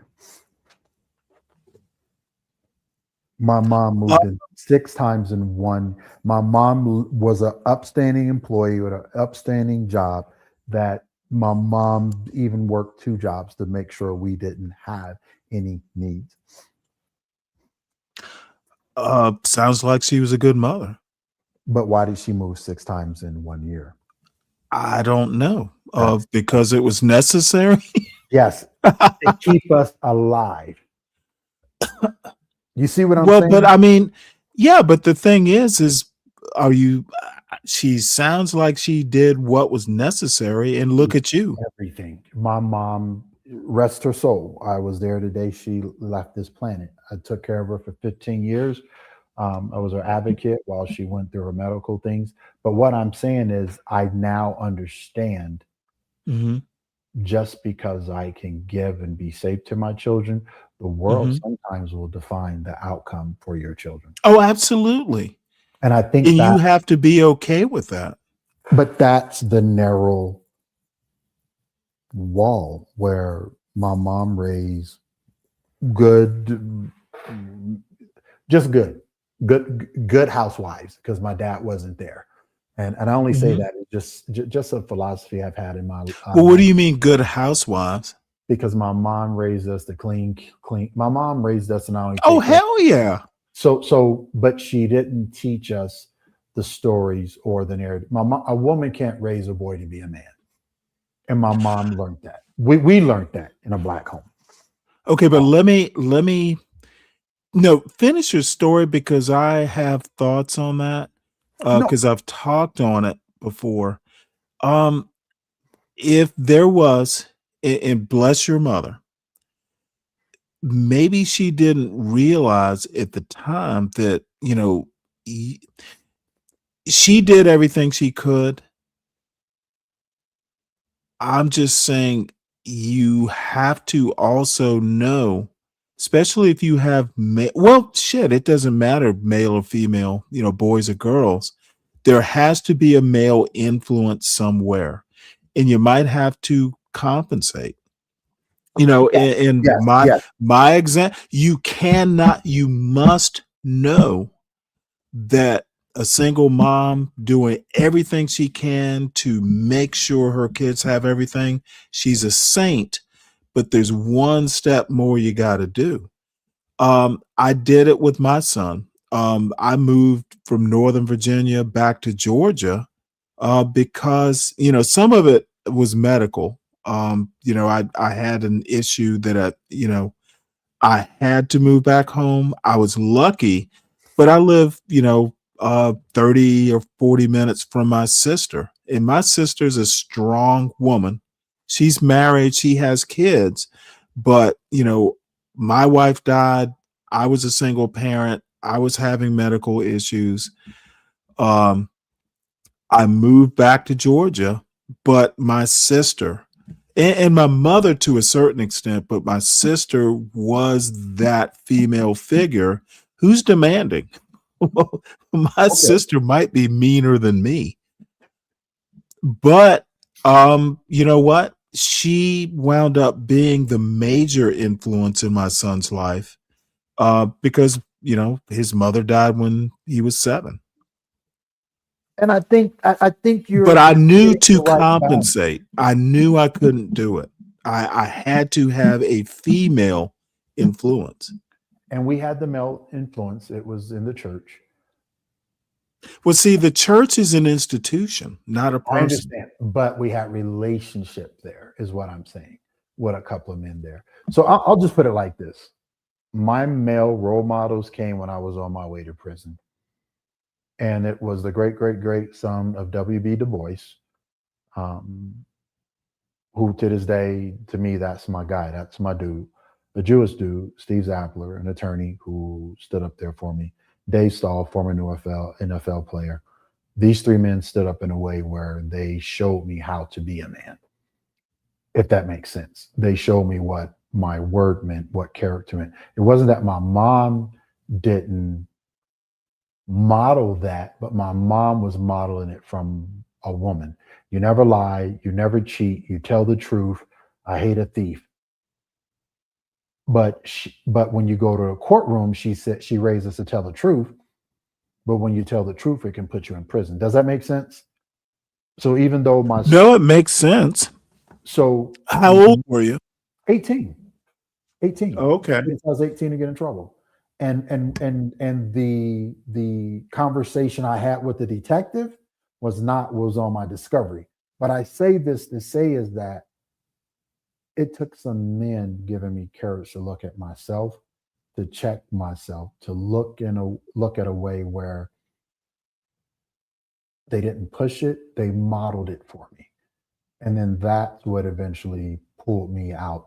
And I will say this, my dad knows this, so there's no embarrassment. Had we had moved back to Cincinnati, Ohio, it would be a good chance that at least 2 of my brothers, if not me and all my brothers, would have been dead. Period. It's just statistical facts. But the thing is you also have to understand, if you learned what a man was at 18, you may not be the best judge of what a man is, what a woman is.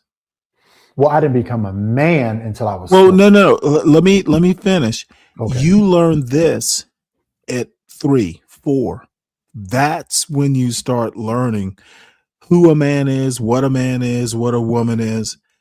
In rudimentary, what does a 4-year-old understand? But that's when you start. You can't, if you're learning at 18, I'm not saying that's even bad, but just realize you're behind the learning curve.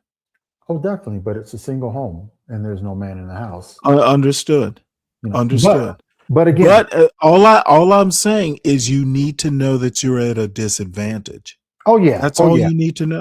Oh yeah. But I've done the research, sat in classrooms, and did debates and dissertation, if that's what they want to call it. It was hilarious. I failed African American Studies twice. I'm just telling you, I was the only black kid. You can look. My mother was a history buff. I started reading Du Bois when I was probably 6. However, not that I understood, but the thing is, learning is learning.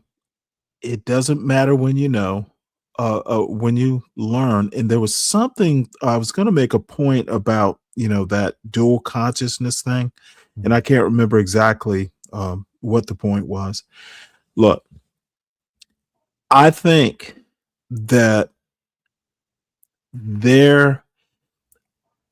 I don't, and I tend to be kind of the odd man out when it comes to why can't blacks be like Asians, or why can't blacks be like other communities? My thing is blacks aren't other communities. We need to be ourselves.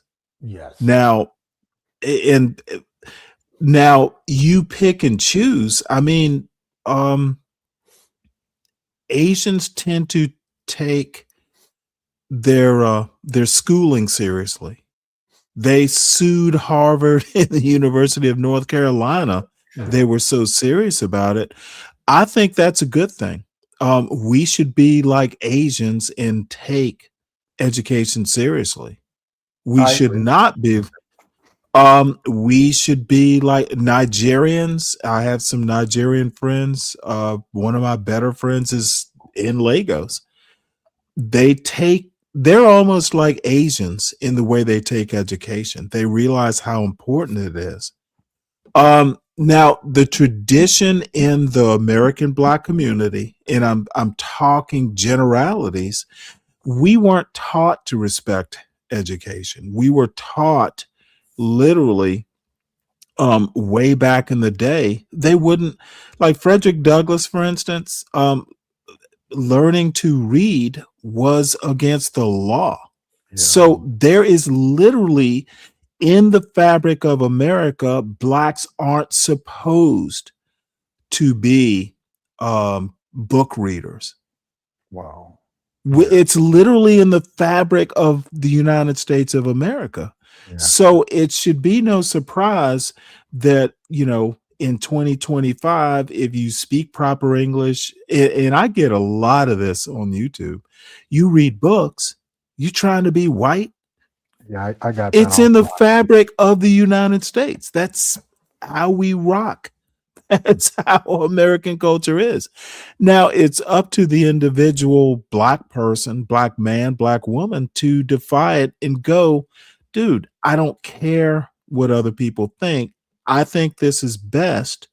And you're right. I'm an extreme individual because I do think I'm right. And my life proves it. But I can learn don't. from you too, though. However, I can be a team player if I agree with what the team is doing. Otherwise, I'm going to do my own thing. No, I can agree with that. I can listen to you and learn from you. You Cellular. I think Savage knows the right group of men to put together at the table, and I got to be up in 3 hours. So it's almost 6 o'clock. Oh, damn it! And I don't. Yeah. Retire. I've told my son the other thing I've told my son is, work hard and try and retire by the time you're 45 or 50 so you can just do what you want to do. This project get done, I take my 15 million and I'm moving out the country, and it's gonna be a whole walking down some weird dirt road smiling. Yay, this has been wow. This has been incredible, and I will be not trolling. I don't know what the positive. No, you know what? Actually, the trolling makes it more fun. I don't have a problem, dude. If you're a good troll like Shiesty Bum, I see it showed up. I'm okay with the trolling. Just make me laugh. Okay. I don't know I put Dave Chappelle. I put Dave Chappelle at the table. Yeah. That was brilliant. And I'm going to do, I'm going to mimic everyone's table. That was the other thing. I'm going to mimic the table to ask questions and see how they would interact or look at some, and just using basic, generic. Yeah, this is going to be interesting. But I will be supporting, not trolling, whenever I see you online. I subscribe to you, Cellulite podcast page. So, yeah. Okay. Well, I do it pretty much daily during the week. Okay. So yeah, anytime. And dude, if you want to take it philosophical, come up and do it. I enjoyed this engagement. I don't get enough of it, to be honest. No, this is what I needed, and I'm looking forward to. This was dope. I'm not even going to be funny. I'm not gonna. I've never been on a podcast this. Well, never mind. I'd be lying. I've never been on a podcast this late. Period. I think we gotta do this again. I think we're gonna Yeah, tell absolutely. Savage tomorrow. We're gonna try it again and see if we All all right. stay up till 2 and do this again another day. This was worth it. Cool. And Savage, wake your ass up. I bet I bet he fell asleep on his keyboard. Man, So you know what? He probably just got up and went to bed. I'm pretty sure that's what he did. He was like, man. well, Savage is the new Nightish, apparently. Yeah, he is. So, Yeah. So all right. Well, I'm out. And Shiesty Bum, you know what? If Shiesty Bum could just hit a panel, I wonder if she's as trollish using her voice as she is on a keyboard. She's a keyboard warrior. We're gonna have Savage bring her She's up. a keyboard Joan of Arc. We're gonna bring her up tomorrow on the board. We're gonna tell. Yeah, we're gonna have him select her to come on so we can talk. I'll definitely see you on the next. All right. Podcast. Take it easy. You blessed me today. You have no idea. Yes, And we'll sir. talk. Well, you did me too. Be well. Talk to y'all later. Peace.